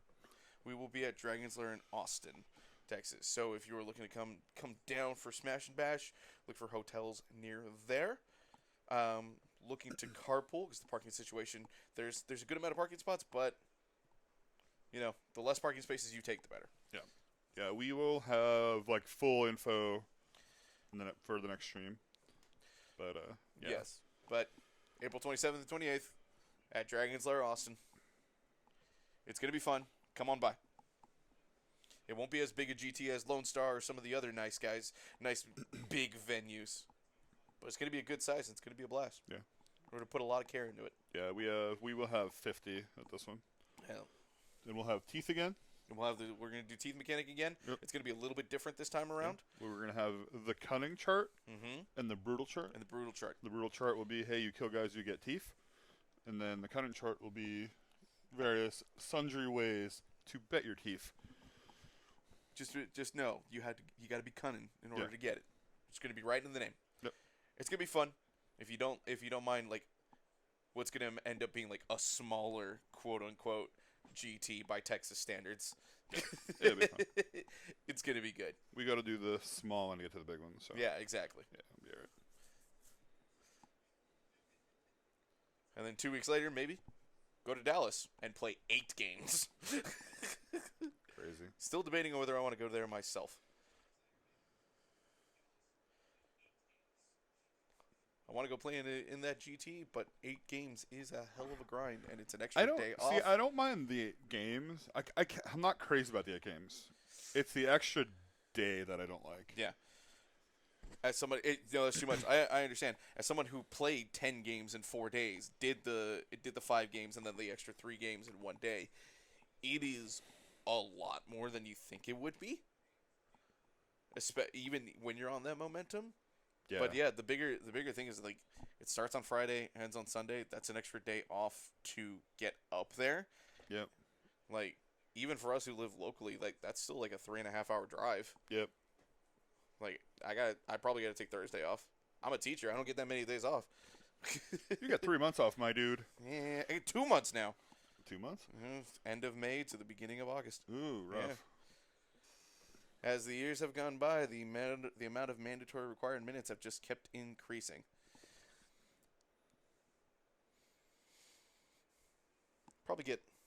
It's probably another month over the course of the whole year. Mhm. With the extra days off. You get 2 weeks for winter break and then smattering elsewhere, but still not that much. Holy crap! Look at all these. Look at all these swords. Ah, swords. You're dead. Actually, that's not too bad, Brian. Yeah, not too bad.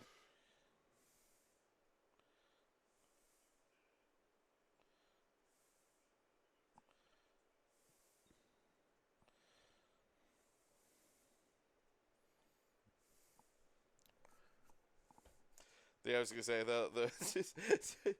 they're talking about how there's no Care Bear stare, and yet and then also remembering there's a Weird Knob Shaman with 2 wounds left that could cast a blizzard right Yep. there.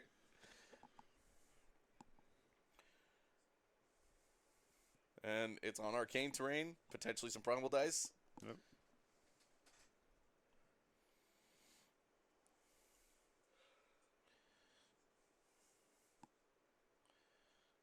Was the War Chanter D3 damage each? For 3 damage. Damn, I was hoping for the 6. Would have been real cool if that War Chanter was like, Bone Smack! Yep.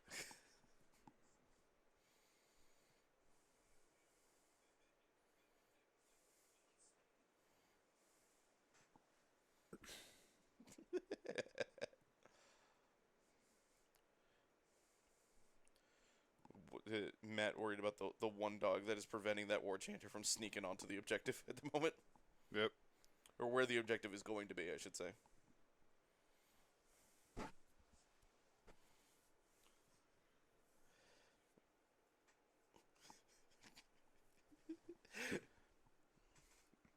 I found this funny, so I'd like to relay this to the viewers about how Matt and Joe were joking about how they have the fix for Nagash. Just make it 2,000 points. GW just going, we give up. That's it.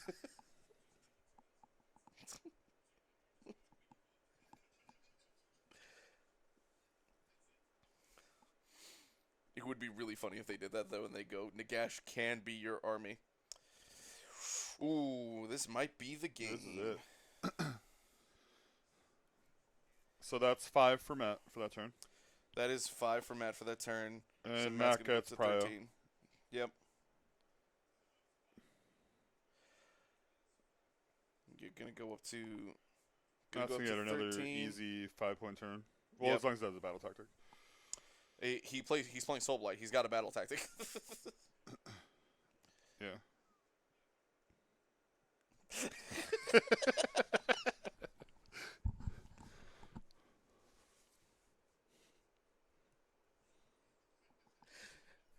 Joe trying to lambaste me like I'm wrong. You gonna sit there? You gonna tell me I'm wrong? The book came down in a bubble, Joe.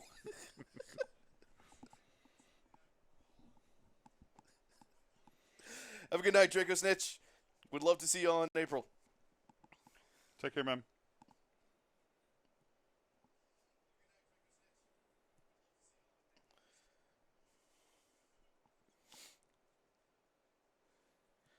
Like he's still got like he still had like Grasping Dead, so that like basically pick a unit. Neither of those units are going to kill each other. Oh boy, look, there's dogs right there that are not going to die. Yeah. He's got Callous Overlord still. He's So got, tactic is Grasping Dead. yeah, he's going to go for Grasping Dead. Those wolves in the middle are not going to kill that War Chanter, and that War Chanter not going to kill those dogs.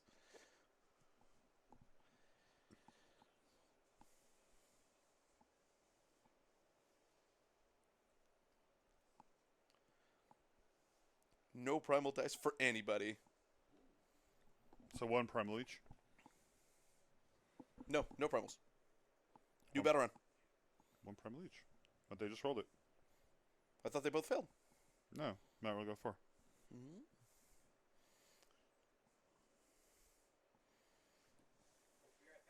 1 each. There you go. Thanks. He's got it marked. It's the Yeah, let's look at the Soulblight tactics, just so we can remind everyone how nice it is to play a book where all your tactics are doable. Callous Overlord. Pick a friendly summonable unit that's not engaged. Get engaged and die. Wow. Yep. Got to be a summonable unit. It does not have to be like a starting army. It could be one that you summon, so like a half unit size of dogs, type of thing. We have Curse on Life. If any wounds are allocated to your general or 2 other friendly vampire units, and they heal using the hunger. Doesn't have to be back to full. Just heal.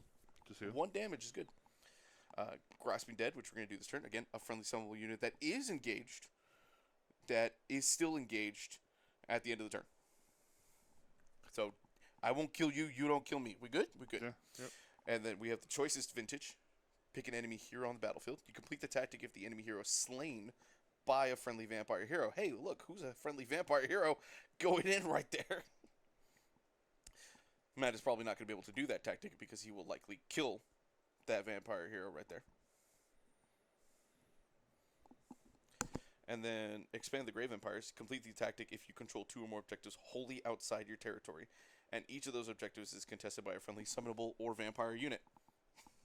Wow.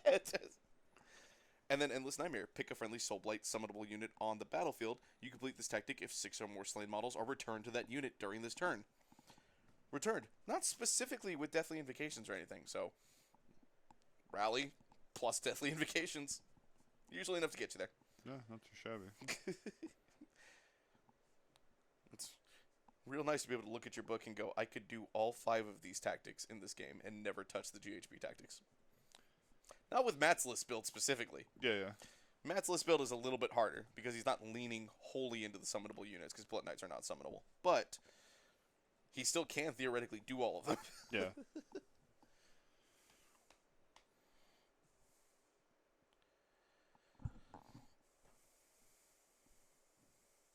Matt's turn. He got some dogs.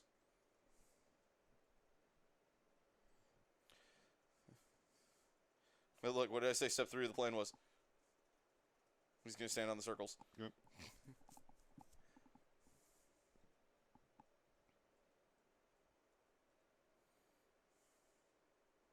No, it's your turn, Matt. 3 away. 15-second delay is going to take a minute before he remembers 3 away.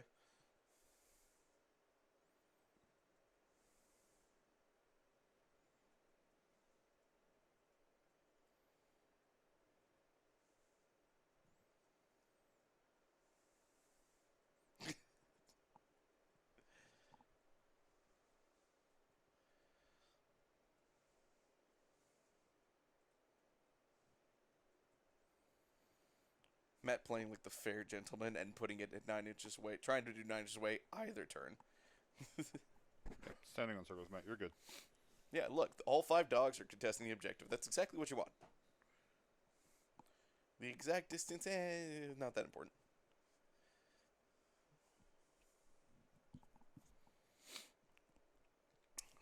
Oh no! That weird up shaman going, please don't hurt me. I promise I'm not gonna make it a little chilly at all or anything. I won't do anything. I promise. I think I'm gonna have to paint a nice big blood splatter on the side of that column. You might. Might have to make some blood spatter templates for when things just die to put on the field. We'll come up with a new terrain rule for them. Slick.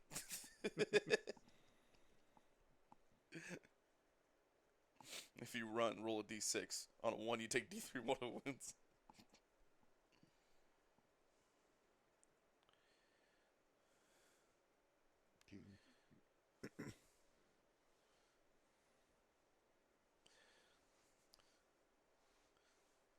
In their haste to speed the game along, they have decided to cast their spells in the combat phase.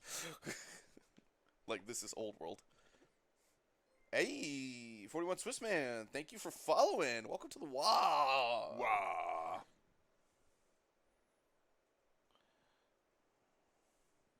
Shaman has 2 wounds left, Bryan.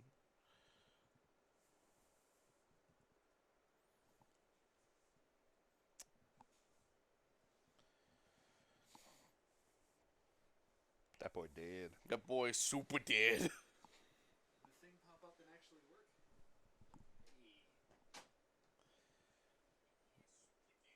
Yeah, it takes one. Alright.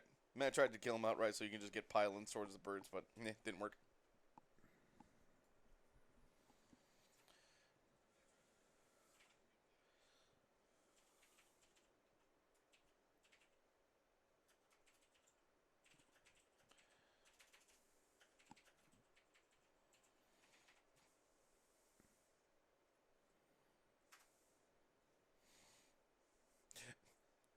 Matt decided to go with the Blood Knight because, by God, that Weird Knob Shaman could kill a Blood Knight. WAAAGH! We love it. Thank you for joining.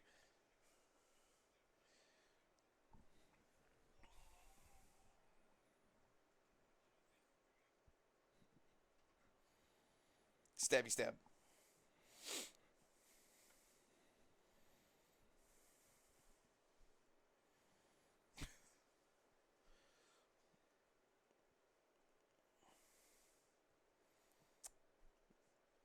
Matt going for all-out defense. I believe in this War Chanter.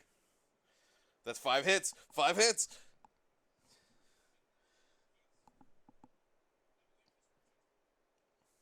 So D3, right? It's D3 damage each. Just 2d3 damage. It's not enough to kill, but it's still exciting. 2d3.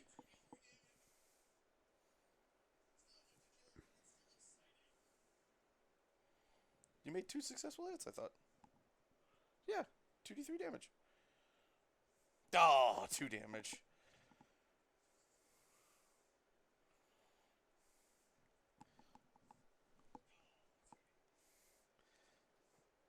My hopes were raised. I get to see my hopes. I get to hear my hopes again in my ear. They got dashed again. My heart, it breaks. Those bones, brittle. Not good enough for the tithing.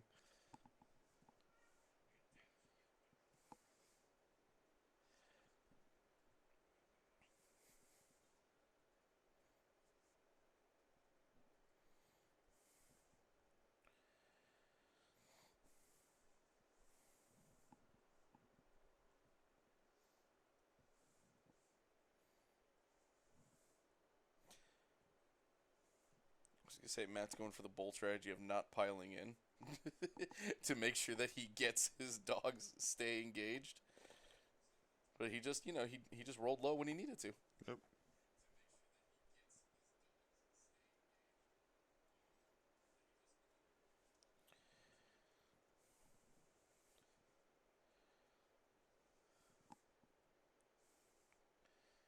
And Matt gets another 5 points and probably puts this game Away, yeah. out. It was a game, yeah, he just puts the game away.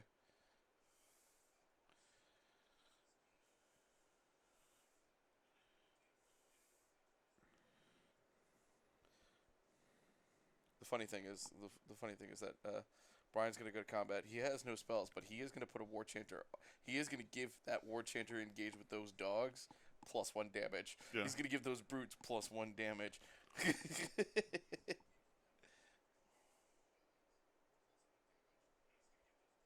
So that'll be 5 for Matt. 18. Yep. We saw turn 4 at least. We did get to see round 4. We'll see what happens. Maybe Bryan just has a really good combat and like kills the Vengorian Lord and like takes the objective.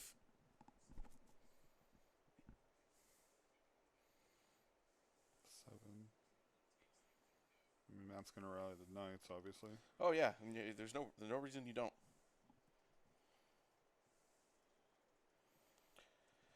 Matt's gonna roll 8 dice. Hope he gets at least a 6 or 2. Mm-hmm.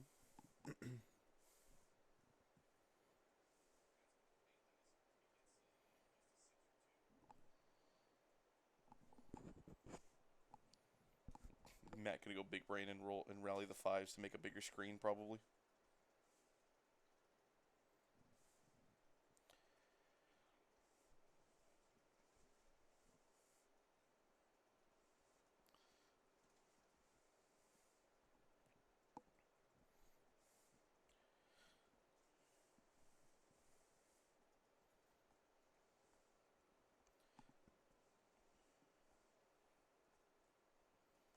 Trying to think of a battle tactic that can be done. I mean,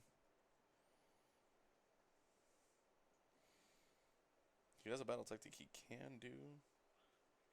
However, if he does it and he just kills the units, then he just drops it. He can't drop points now.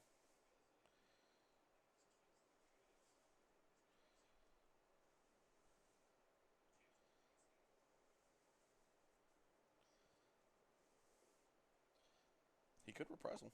Yeah. That's an option. He's led into the Maelstrom still. He doesn't have magical dominance anymore. Doesn't have mayhem anymore.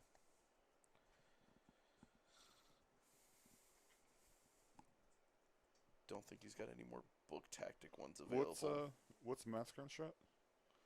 Matt's grand strat is lust for domination. Control more grave sites than your opponent. Mm.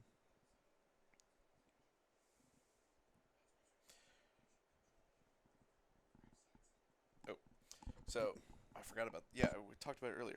So, the battle tactic, Chergrat, is going to be... Wait for the WAAAGH or something? Wait for the WAAAGH. It's have 30 WAAAGH points at the end of the turn. He's got 30 WAAAGH points right now. So, he's got his battle tactic. So, nothing he does in the turn will impact his battle tactic. Because he's not going to spend 24 to get the WAAAGH.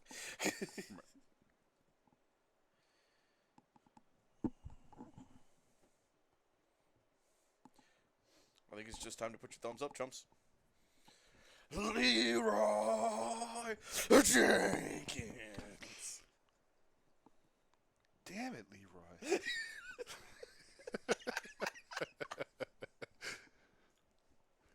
Now I get to wait the 15 seconds until they react.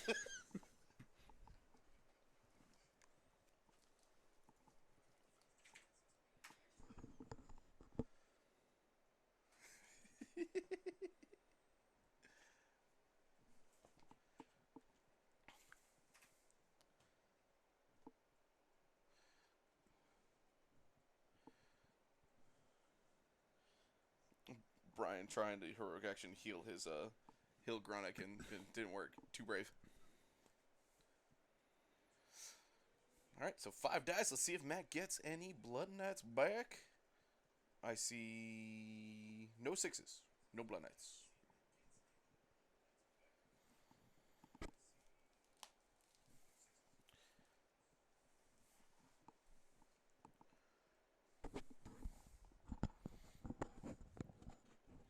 I still can't believe it's been like over 20. It's been about 20 years since Leroy Jenkins like actually happened. Yeah. Makes me feel old. You feel old. How I'm Bro. You're not like really close to 50. No. So yeah, you're good. I hit 30 and my body did start breaking down though, so you know. When you get my age like you get hurt like really bad. Like, oh, I what happened? Well, I coughed too hard and everything hurts, or I looked at something too much. Oh. Yeah. I've sneezed and had bodily functions happen that shouldn't happen on a sneeze. Yep. Like, oh, my back's really messed up. What'd you do? I slept. I put a shoe on. I put a shoe on.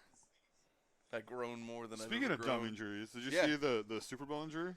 No, Where the dude like walked onto the field and like tore his ACL. that's what happened. Yeah, he took like 3 steps and like fell like on his face, and like I don't know if he tore his ACL, but like he messed himself up bad. I felt bad for him, but it was kind of hilarious. It's because they're on turf. Player or was it a random dude? Player. It was like a really good player. Yeah. Greenlaw. I think. Yeah. It was Greenlaw. Yeah, he literally took 2 steps and just went. That sucks. The most I've seen out of the Oh. Super Bowl is that they're scrubbing the halftime show.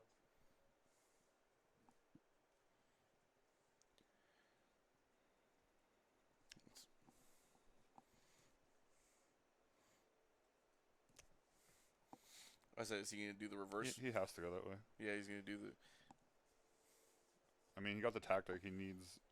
He has the tactic no matter what. Yeah. He's gonna flip it and reverse it. I don't know how I feel about this. I don't know how I feel about it either. No, more than I think about it. I mean, if you're looking at the unit that's more likely to survive a fight into that Vangorian Lord, it's definitely Gronic. If you're looking at the unit if you're looking at which unit's also more likely to kill both of those units up there, I'm also looking at Gronic, although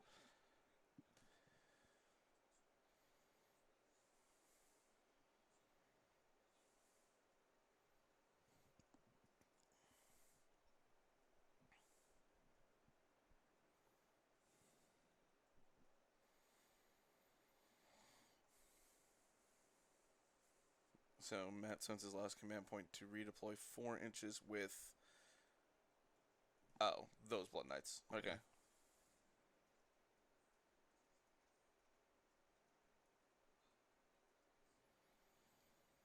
So he's gonna move. He's basically just gonna hunker on the objective, force Bryan to make a longer charge around the spire in the tar pit, which also means that Bryan's on the holy one on the -1 bravery. Sinister being relevant again. He loses any models. It's Matt's harder. playing like 5D fucking chess right now. He's just Or force a short charge into the wolves, which isn't bad. I think Bryan is happy whichever combat he gets into, especially if he wins priority.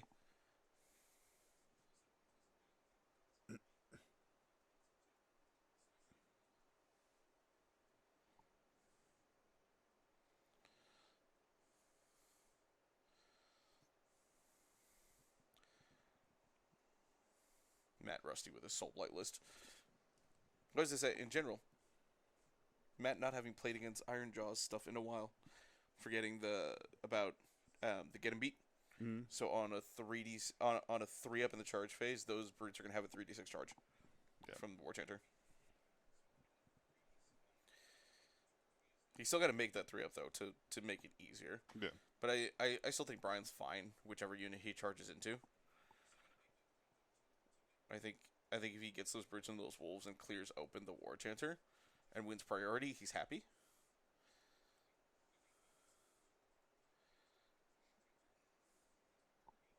Well, that plan also isn't happening anymore. He's banking those brutes getting into the Blood Knights.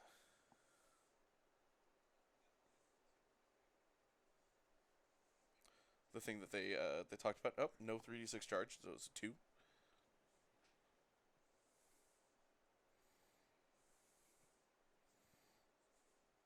Ooh. Snake Eyes on the Gargant charge. That's rough. He's rolling low. Okay, well, he makes his charge.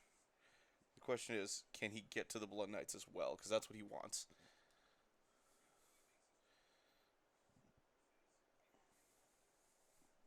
I was going to say, Bryan, Bryan, no cheating He here. looks like an orc. Looks like an orc. But He is he's not an not orc. That's a little longer than 9 inches of movement. Oh, with the paladin. Oh, yeah, with the pile. Yeah. Oh, no, he can. Yeah, he gets. Oh, he can move over models in the charge. No, he can't. It's just a movement. Yeah, whatever. It's fine. It's late.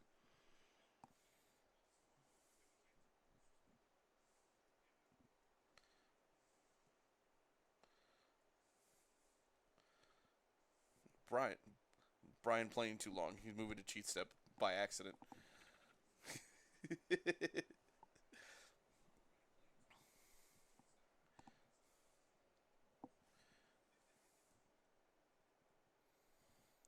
We're getting close to 3 hours of actual game time, so like, yeah. Yeah.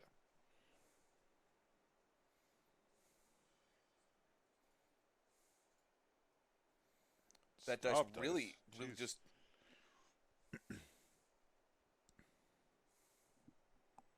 Six. Plus For 1, six. so 5. That's an 8 plus 1 for a 9.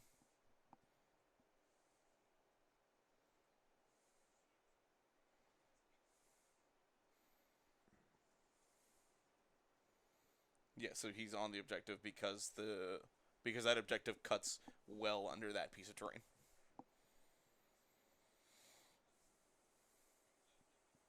Yeah, he's not going to take it.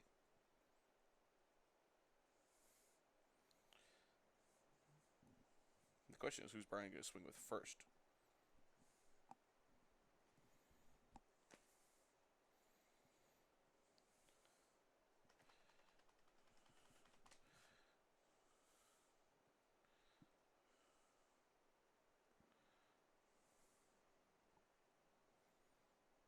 I think Bryan's real only options are either he roars the Vengorian Lord or he stomps the Blood Knights. I think for Either me, one. I roar the Vengo, and I put everything to the Blood Knights because I want to save the Propres. Sure. Because he's not going to do. Or does he have tactics he could do later? I'm just thinking for tactics. I'm trying to think. Yeah, I'm trying to think of a tactic that he still has available to him. He ended up doing 1 to the Blood Knight.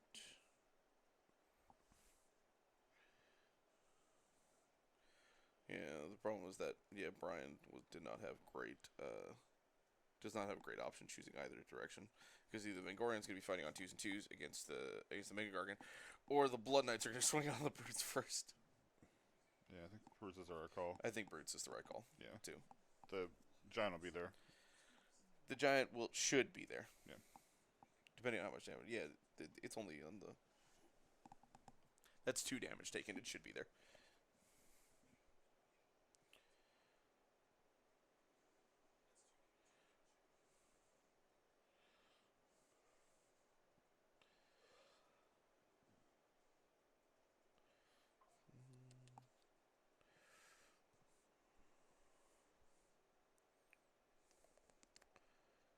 Okay, Matt will just roll 4 5s. Just tried and true strategy of rolling 6s.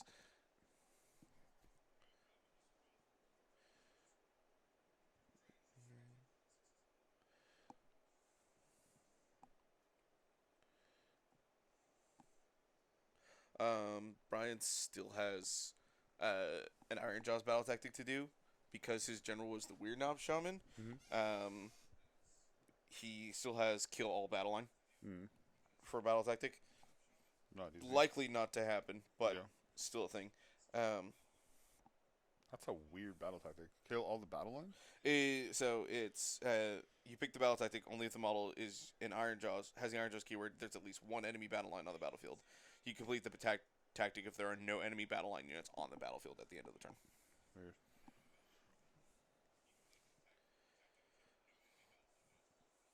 Otherwise, he has no more book tactics, so he's wholly reliant on GHB.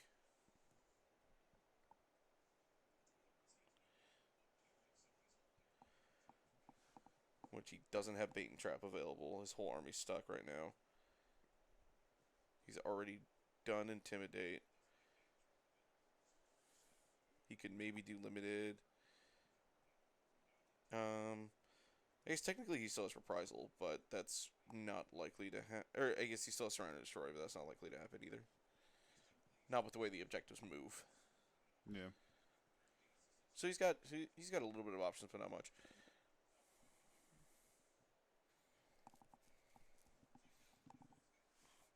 Although Bryan did kill 3 blood knights with the orcs. That's pretty good. Yeah.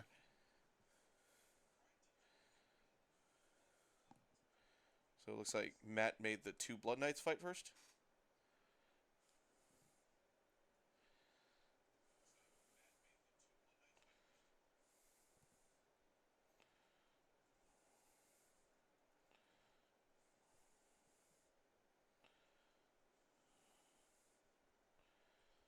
No, 2 at 2 rounds. This is the Vengorian Lord fighting.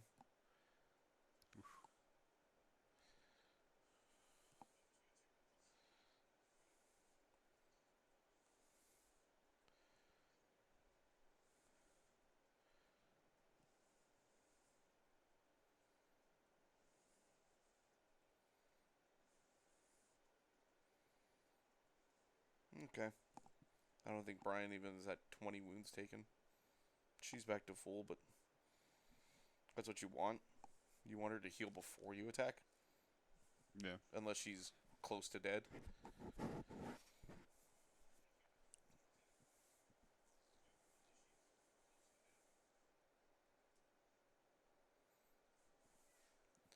It's like Bryan's got 18 on Grunnock. It probably doesn't affect that much.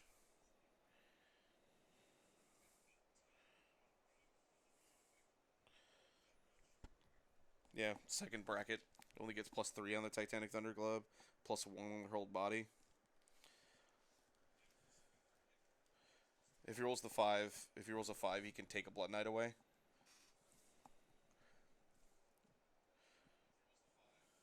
Yeah, you do that first. No, okay. So he doesn't pick up a Blood Knight. He's gonna get. Okay, so he's just looking to take out the Vengorian Lord.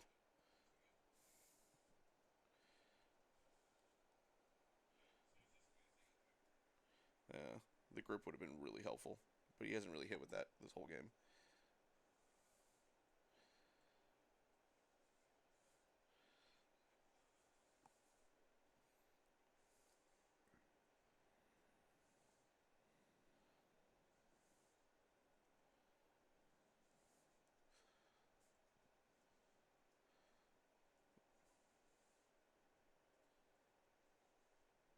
Yeah, see, I would have went to the Blood Knights here. I think I would have gone to the Blood Knights too, but I can understand wanting to go in the hero. It makes Matt not have any, like, you kind of, he takes some stuff away, taking Mystic Shield away, potentially. Yeah. But, you know, Titanic Clubs can still do it. Titanic Boulder Clubs, 2 damage each.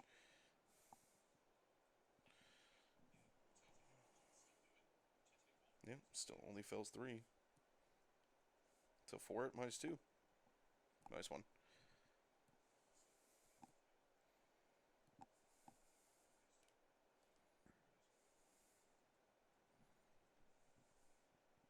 Yeah, we'll turn Finest Hour. What is she? How does she do reduce rend? Is that just her on her war scroll? Yep. Worsen the rend characteristic of that unit's melee weapons by 1. Oh, but it would have also been worsened by 1 into the Blood Knight, so it's still not that great. So Okay. killing her makes total sense because you get rid of that.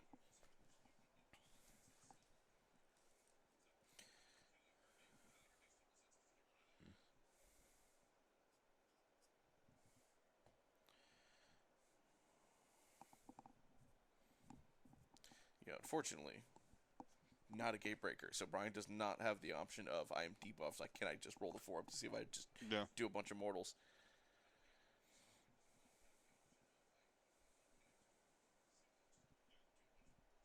And attacks from 2 dudes. Yep. Well, that's what happens when you get +1 attack. Yeah.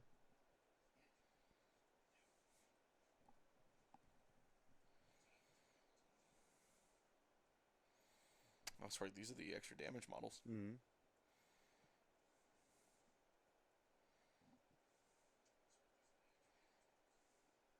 6 to go to 24.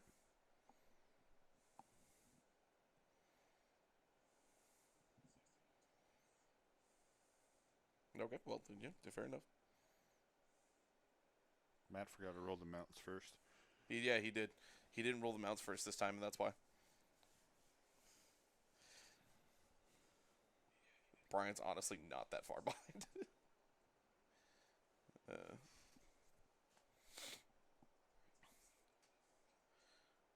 The problem is that with Bryan not killing anything with the Gargant, he doesn't take that bottom objective and therefore is too far down to win on turn 5. Yeah. Yeah.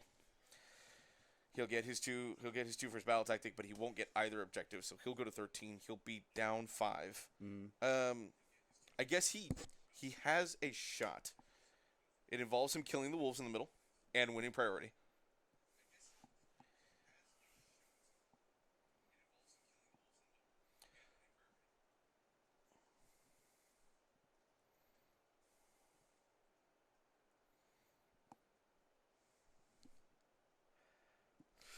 3d3 plus 3. 3, 4, 5, 6, 9 damage. 3 sixes. The War Chanter! Yes! Smacked with the bones! I'm ready for Matt to roll 4 up to get him back.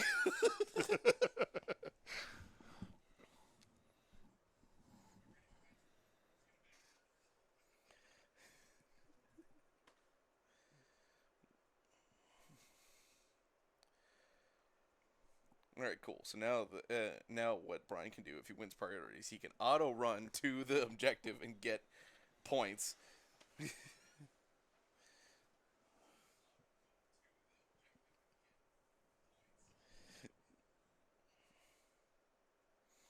Get them 6s, Bryan.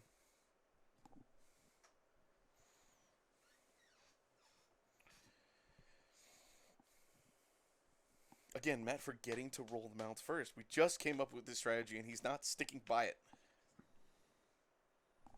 Yep. See? Yep. Right there.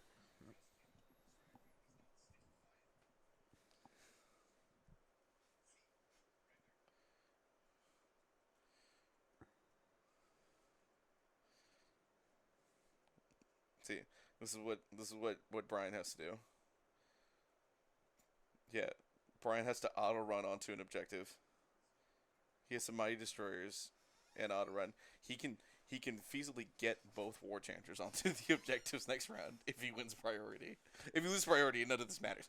If he wins priority, he can get the War Chanters onto the objectives. 2 for Bryan. Yeah. Bryan, win priority so we can have a chance at like a tie or something.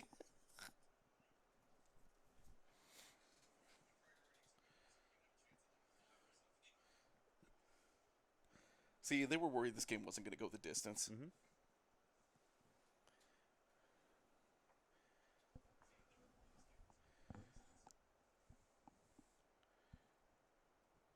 Bryan, win priority and WAAAGH this turn. Win priority, reprisal, and WAAAGH. Do it.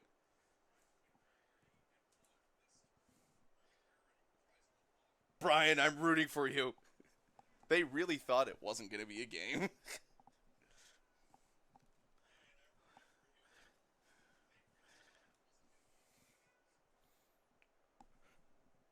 Bryan!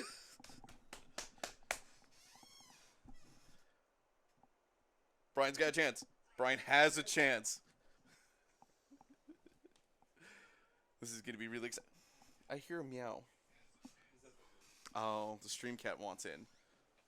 We can let him be on stream for a little bit. This is going to be a really exciting way to end. Bryan, can you get the War Chanters on the objectives? Streamcat. Hey, Streamcat. Stream cat's on the stream. Now we get to go to... The dice. Follow for the Streamcat. Hi, buddy. Whoop. He always goes to you. He does. He's like, please, touch your face. He's like, I know you're allergic. Pet me and then touch your face, please.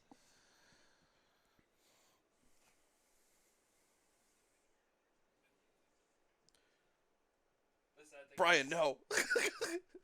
Bryan's like, I'm gonna double pile in to get my grand strat. And I'm just like, move the war. Oh, never mind. He can't. He's within 12 inches, so he can't just make a normal move. So yeah, that's the right call, actually. The thing is, they can't see him. The sad thing is, you guys can't see me petting Streamcat. He's right here.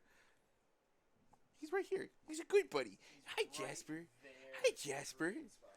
You are the green spot. Good job. You've melted into the scenery. Now the screen is shaking because your butt's wiggling.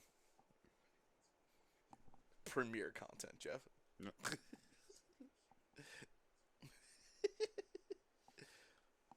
Shaking the fire.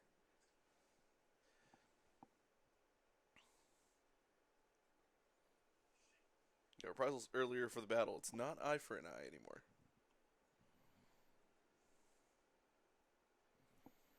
Yeah, Yes. that's the Vengo. Vengorian Lord is the one who killed the general. It's the only option that Bryan has for a tactic.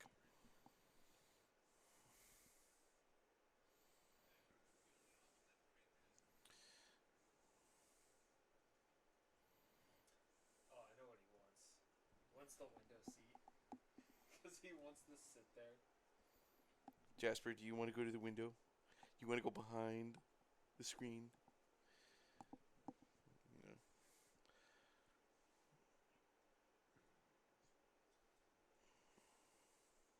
Get the stream cat out of here so he doesn't murder you any more than he already is. Go, buddy. You gotta go, bud. All right. So Bryan, like, basically, I think Bryan basically double piles in the brutes.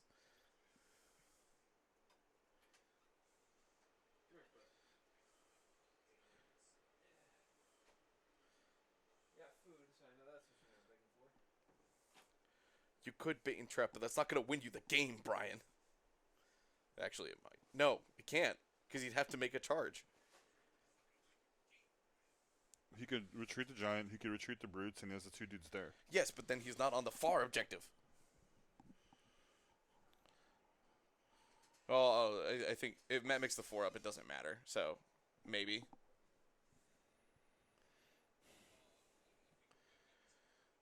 Yeah, he's got to capture that objective. So I guess it's fine. Fine, it makes sense. Mm-hmm.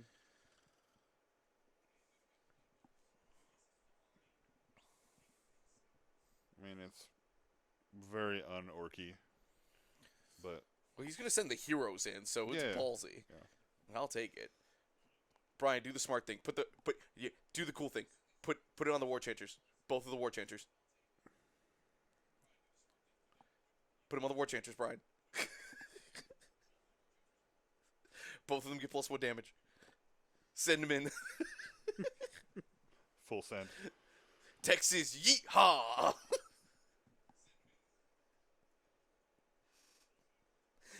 I want to see the battle bones.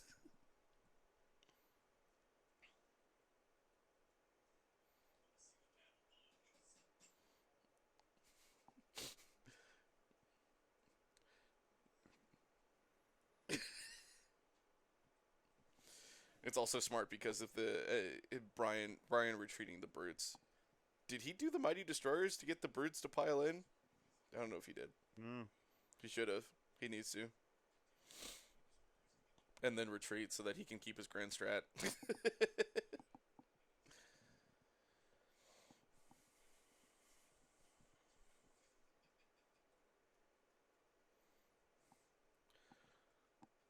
There's so many things happening, I don't know exactly what part of the phase it is. I just know it's not movement or later.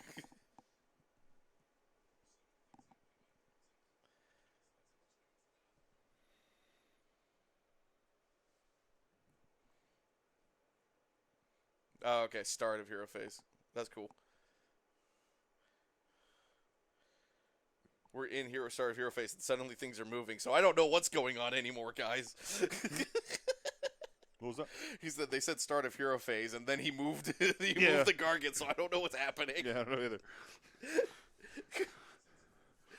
Move the Gargant, don't mighty destroyers. What's happening, y'all?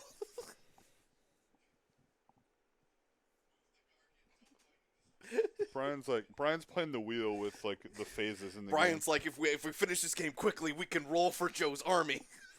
The real show. I have a really controversial idea. What's your idea? I think we should save the wheel for next week because it's kind of late.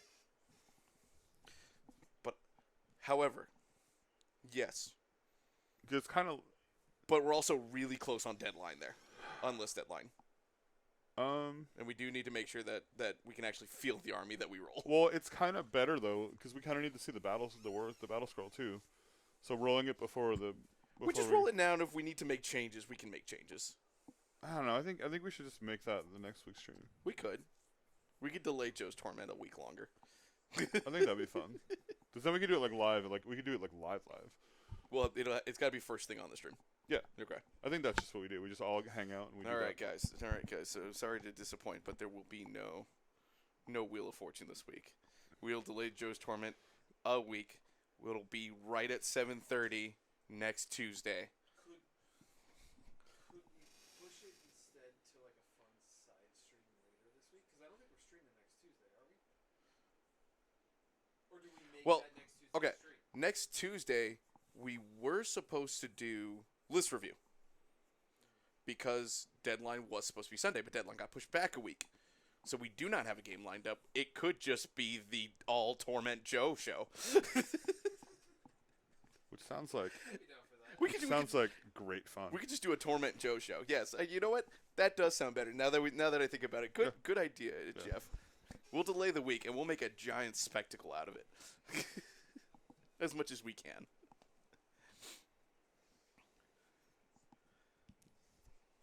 Probably put out a tweet about it. Mm. Hey, A lot of them. This is a tweet every day scenario. This is a hey, don't forget.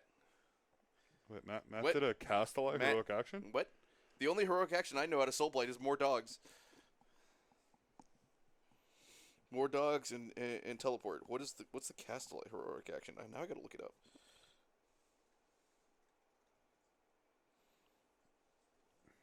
I am aware that Fear causes more dogs, Matt. I don't know what Legion of Blood. Legion of Blood is the no extra attacks is that artifact.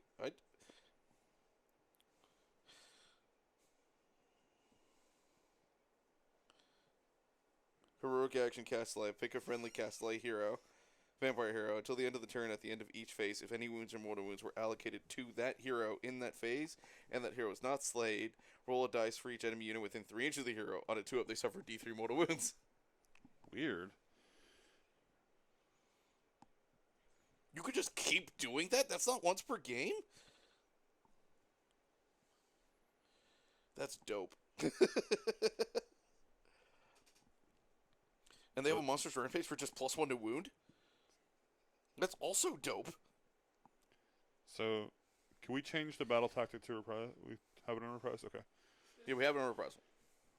Well, we can't beat because Bryan was once again defeated by geometry. By geometry? Yes.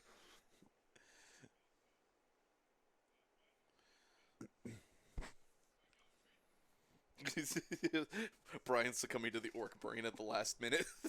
I must charge. I want to charge. He's got to auto. He's got to auto run.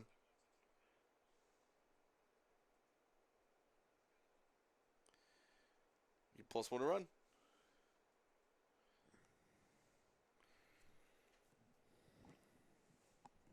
Yeah, because it's +1 to run rolls.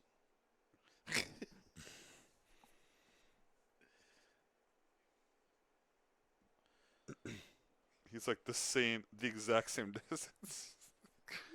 Couldn't he Mighty Yeah, +1 to Destroyers run those rolls. dudes? What? Or no? He couldn't Mighty Destroyers those guys? Which what? Which guys? The two in the middle. So if he Mighty Destroyers them, he has to make a charge roll because they're within 12 inches of an enemy unit. That's right. How could I forget that? That's how I used to beat them with crowbows. Yep.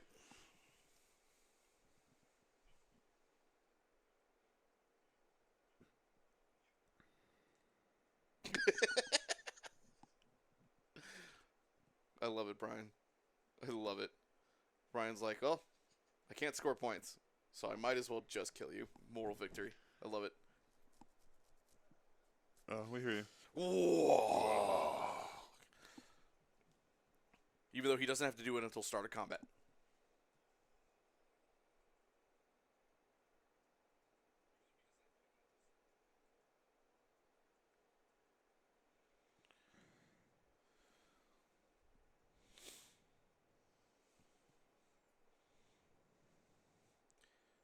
Is he going to hit the dogs or the Vengo?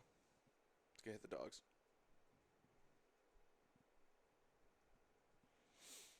War Chanters! Seriously, call PETA? Did Matt roll to see if he gets his dogs back?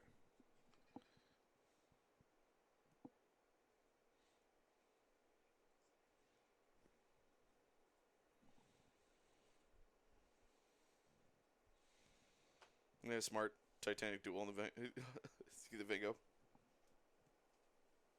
Yes. Into specifically the Vengorian Lord.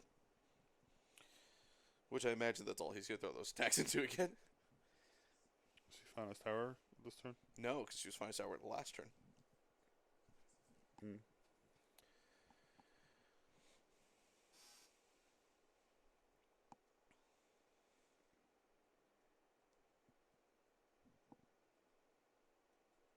Yeah, you go Pick up that Chronic. horse. Pick up the horse.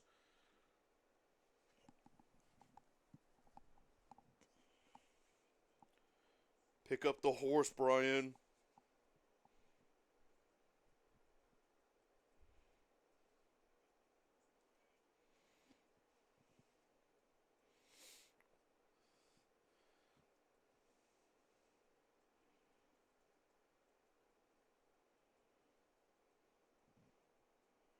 Ah, damn, I wanted that death grip to go through.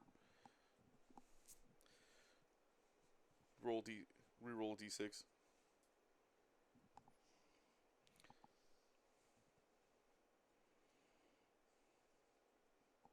Get 2.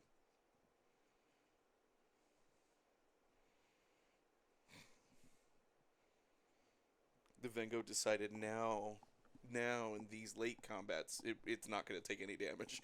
Yeah. And it's going to punt him. Probably. Unless these Titanic Boulder Clubs just do all the things. No, they'll be -1 to hit, so that Vengorian Lord will be back where back to hitting on normal. Well, he Titanic dueled. Yes. And then he's +1 to hit, isn't he? I don't think Matt's +1 to hit in general. Isn't Fragment give him that? No, Fragment's -1 to wound on opponents. What did the upgrades give him? Upgrades give him +1 attack. +1 attacks, and he's not got any. The Vengo's got +1 damage. Okay. Because he killed a hero. We get a lot of attack for a +1 to hit. Unless he all had defense. I thought he all had defense. He must have the Yeah, command points there. because I see the command point mark. Yep, you're right.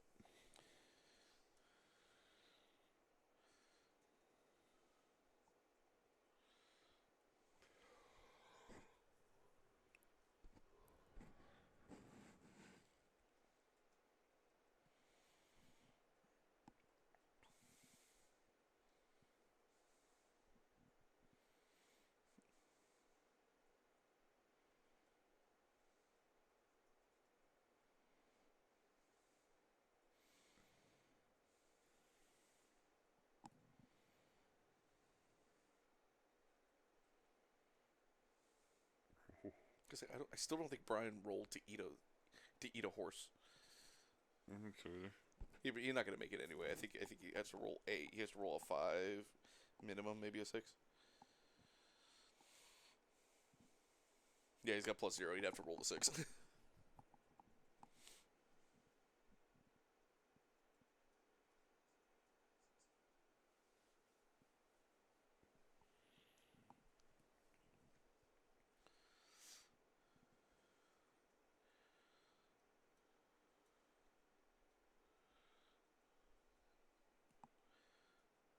Oh. Now they get a buff. I think they already have said buff. Be +1 to movement. Probably, yeah.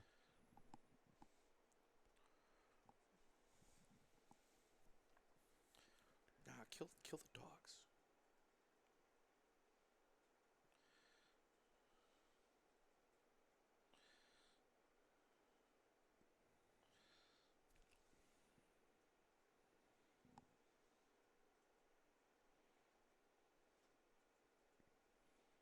What are we fighting here? He's doing the brutes right now. What's he doing in brutes? Bryan's tired.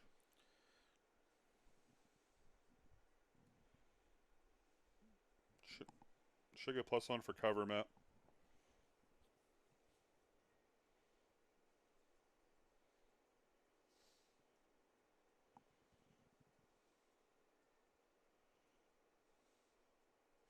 He still rolled low enough, it didn't matter.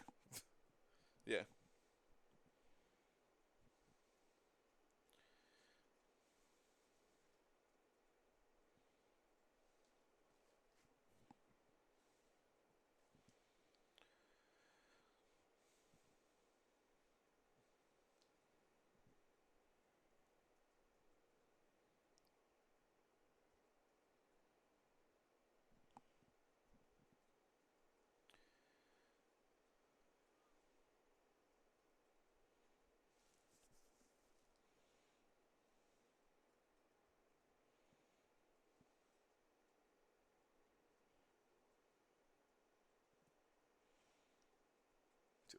+4s, presumably.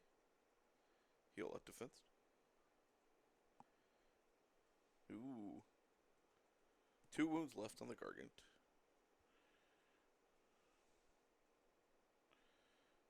Timber. Damn. Yeah, Timber gonna come.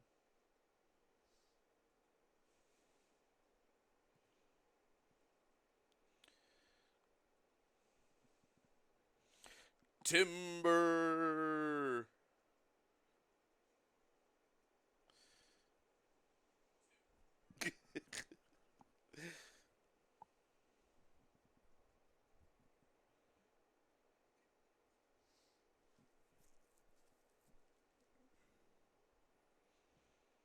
War Stumpers are pretty bad, Jeff. Yeah, they're not great. They're not gate breakers, that's for sure. They're definitely not gate breakers or Beast Smashers. Yeah. Beast Smasher also would have been nice in this situation. Yeah. Getting the double monsters rampages. Was that a sneeze? I don't know, but that scared the crap out of me. Holy. What? I'm glad y'all at home didn't have to experience that. Wow.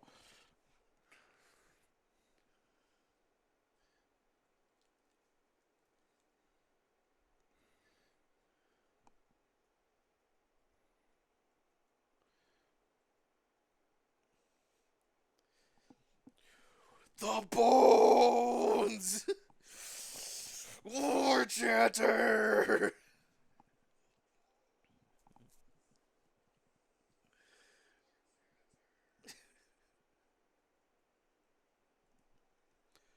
You have to pile down, Bryan.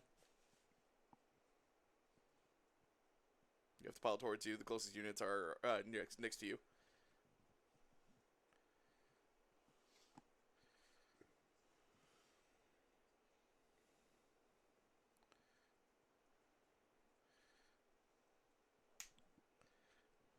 He did. Bryan killed a lot of things. Just in time for Matt to maybe get a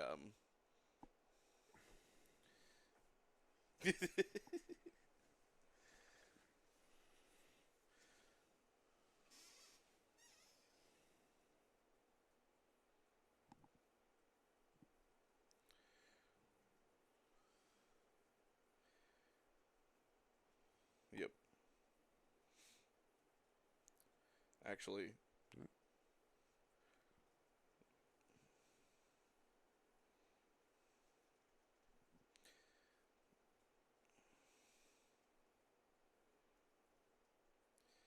I'm pretty sure you can get on the objective and yeah, she just auto runs there. She gets it. Look at that. Look at that, Matt. We figured it out with geometry.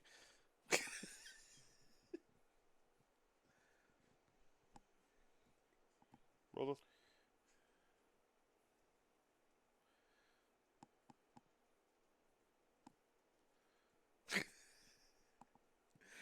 Matt may not have a battle tactic to reasonably do that doesn't cut down his points.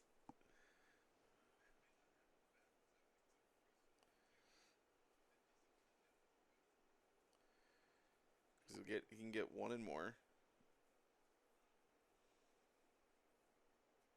Bryan get any points?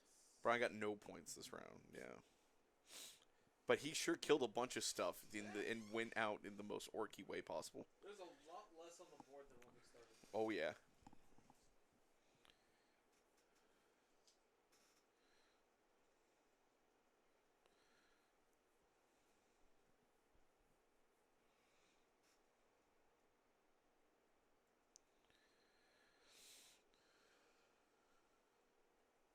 The dogs show up, give Matt extra VP, so he'll get 1-2 more. He won't get a battle tactic because there's not a battle tactic that Matt can do that doesn't just like get him Matt'll less get 8. points. We'll put him at 26. Yep. Does Bryan get his grand strat? Bryan will get his grand strat, I think. Yes, because he just has to be in the territory. It not related to whether you're in the territory or not. Just him. He's gonna have a battle line unit in wholly within Matt's territory, so he'll got it. So Bryan will get 3 points for the grand strat to go to 16. Matt will get 8 to go to 26. and a game that we sure thought was going to end real quickly after round 2 happened. And went the other way distance. too, which is kind of crazy. Yeah, That was a good game. it was a great game. Like, the end ended up getting real close. This 10-point deficit looks a little bit further away than it was. I thought Well, Bryan, like we were saying, the 1-2 more is a huge, Yeah. huge swing. it was a massive swing. So what do you think of this battle plan? Battle plan's cool. I really like that it ends in like the same spot that it was, but you kind of see the rotation. I really like it. It's a good battle plan. Yeah. It's a like it does hit that relocation orb like itch in a way that, like, man, I'm itching for some of those old 2.0 battle plans. Yeah, but it's cool because you It's could really neat.